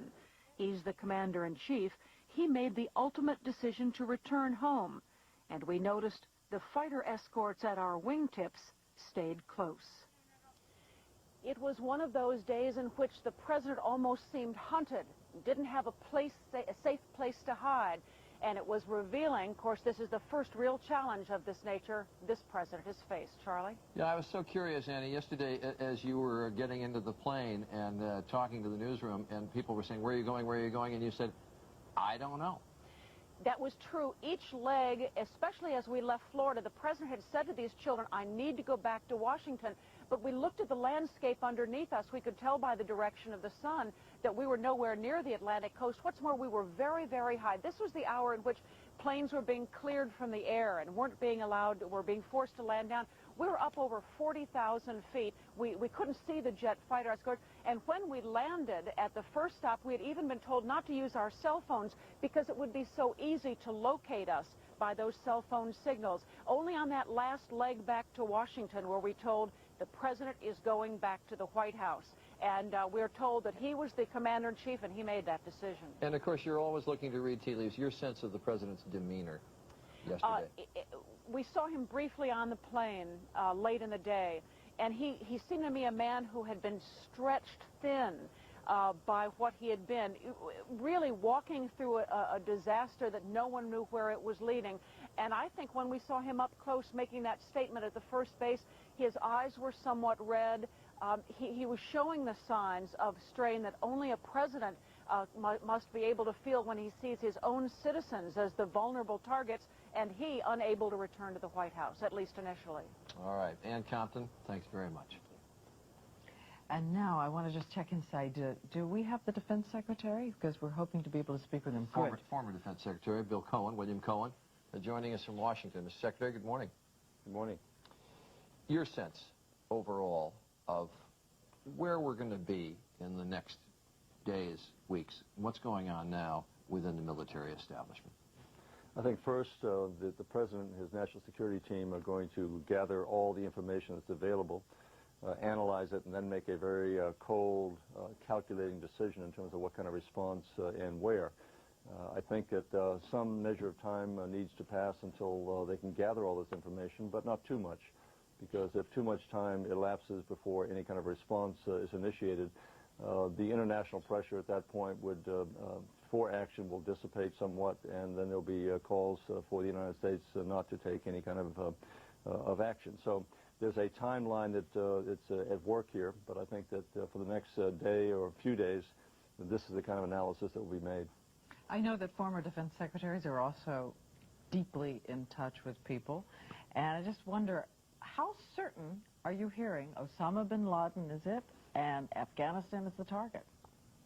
Well, the footprints of guilt, so to speak, would tend to lead to Osama bin Laden and his supporters. We don't have that information yet that would be conclusive, but I think the probabilities are there. The President will have to analyze and make a judgment in terms of, if this is the case, whether action should be taken against those who he said would be held responsible, namely those who are harboring him. And Afghanistan is the place where he has been known to be residing from location to location given a period of time. But Afghanistan would be a logical place to look for him and his supporters. A question that we explored with former UN Ambassador Holbrooke, who was here a few moments ago. We have had retaliatory strikes against Afghanistan. We tried to take out Osama bin Laden. We weren't able to do it. We've had retaliatory airstrikes at times against positions in Iraq. What are the options? I mean, that's not going to be enough, is it? Where no. do you begin to think about after that? Well, first of all, it should not only be a military option that's being considered. I think we have to look at the full panoply of options available, including diplomatic and economic. Namely, we need to ostracize those countries who, in fact, either support terrorism or harbor terrorists. So you need to have international, and I think Dick Holbrooke made this point, we need to have multilateral support for actions that we take that go beyond the military itself. This is not going to be a one-strike response. We are in a different kind of war now. We are in a war of terrorism, and they have launched this war against us on our homeland, and this is not simply one strike. We have to now be concerned about others that will follow. One of the things that we have been most concerned about is that we are likely to see multiple acts of terrorism on American soil, and with these terrorists using weapons of mass destruction, chemical or biological or potentially even nuclear. So this is not something that's going to be dealt with a single response, military response by the United States. This has to be a coordinated international response to root out terrorists and those who support them. Mr. Secretary, I just very quickly, I'm curious about one thing. The World Trade Centers have always, it seems to me, been a vulnerable target. But I must say, having lived many years in Washington, I never thought I would see the pictures I'm looking at right now of the Pentagon, which always seemed to me the rock of solidity sitting on the shores of the Potomac River. You were in that building, headed that building for a number of years. I know you go through security plans, but that's your building, and I can't imagine how you feel. I worried virtually every day that something like this might happen, as I used to preside over some of the receptions and parade ground ceremonies that we had. Each time I walked out on that ground or walked out from my office at the Pentagon, I worried about all of those aircraft flying directly overhead. I worried about a plane going out of control, losing its altitude and crashing in the Pentagon. I worried about a terrorist taking control of a plane and crashing in the Pentagon. It's not something that was beyond the realm of imagination. So we did worry about it, but by virtue of our proximity to the airport and by virtue of the fact that we have open and free skies, it's virtually impossible to provide protection against the kind of attack that we saw. All right, Mr. Secretary, I appreciate you being with us this morning. Thanks very much. It is an obscenity looking at that building. It is simply an obscenity. I think a lot of people were stunned to learn that there's not a no-fly zone over the Pentagon, and hasn't been for the reasons that the former secretary said. You look down on it from the airliners as you're coming into the airport. There you are, right over the Pentagon. I want to go to George Stephanopoulos, because again, we can all feel the rage. We can all say, let's do something, let's attack. But I keep hearing the government officials say, it's an international response. It's got to be international. Is that really all we're talking about in terms of a major incremental difference in response? Maybe we'll have retaliatory attacks, but the key is it's got to be international this time? For any long-term strategy to succeed, and you heard Ambassador Holbrooke talk about the importance of the moderate Arab states, Egypt, Jordan, and this is so difficult to get, however. If you went along with Secretary Cohen and had economic sanctions, say, beyond what we already have against Iraq and Afghanistan, are Egypt and Jordan going to go along with those kind of sanctions when they're facing pressure from their neighbors? And what kind of pressure will that put them under? Because their populations are right now very militant and quite anti-American. This will put them under tremendous pressure. So we're really caught in a dilemma.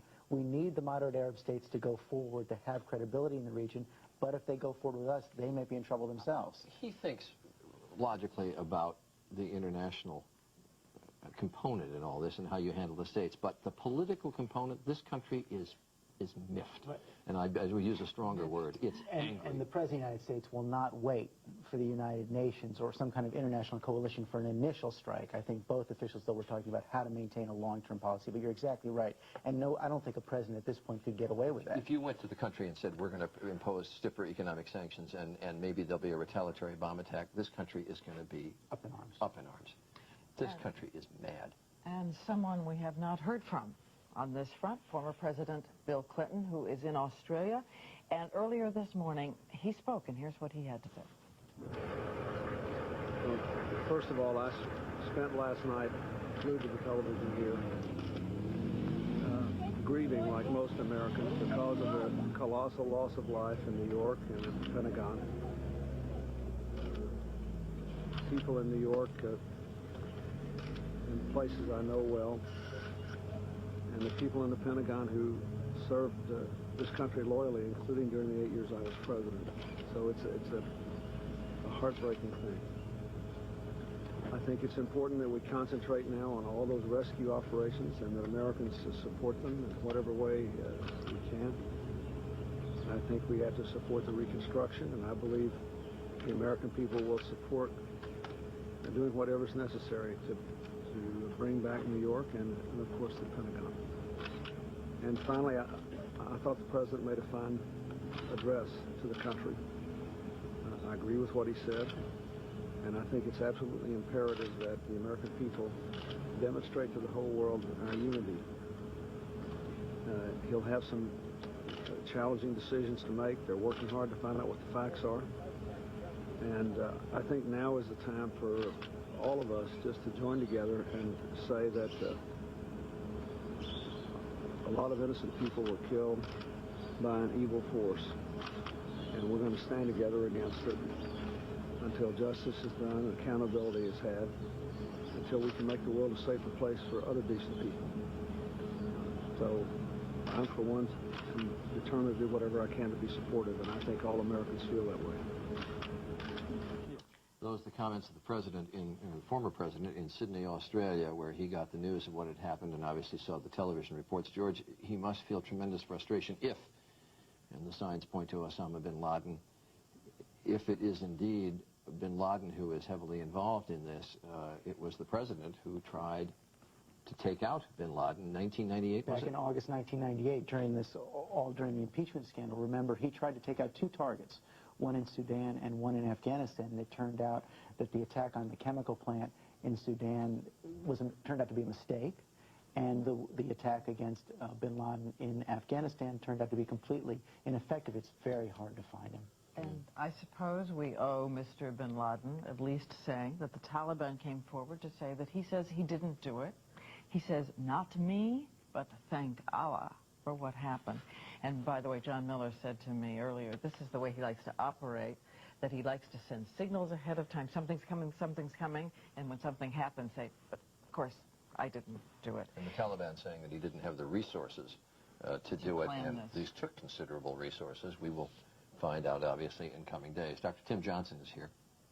I'm sorry, you started to say something. No, I was just going to do the same thing. Dr. Tim Johnson is here, and we have been seeing the pictures, and perhaps can see them again, of what's going on in downtown New York as rescue workers or searchers are on the scene of the incredible pile of rubble that is the 2 World Trade Center towers and number 7 World Trade Center that is right next door. And we've had some reports from the hospitals of what kind of cases they're getting in, the numbers. There are semi-tractor trailers there, horribly, simply to take away the dead. I think all of the hints are pointing in the direction of this not being a medical story for survivals, but a mortuary story for the retrieval and identification of the dead. And that means we have to turn our attention to family and friends, and for that matter, all of us, as we try to digest this terrible horror and its outcome. I pointed out earlier 3 groups particularly vulnerable in those circles. Number 1, people with already existing emotional disorders. They get very quickly tipped over the edge. Suicide rates go up. People with heart disease, the heart attack rates go up. They need special medical attention. And I really want us to think about children in the next few days who are close to the scene, close to some of the victims, and who are close to the horror because they're exposed to television constantly. They need our very special attention and support. Yeah, as you say, this may indeed not be a medical story, but simply a story of the dead. And we have pointed out so many times that they're not speculating on numbers. We know 300 firemen missing, close to 80 policemen missing in New York, 266 killed in the planes, and we're going to get hundreds more, I fear, and maybe thousands dead in those 2 buildings. And we hope very shortly to hear from Mayor Rudolph Giuliani. We want to reset, though, as to exactly where we are right now. We're starting this morning. It's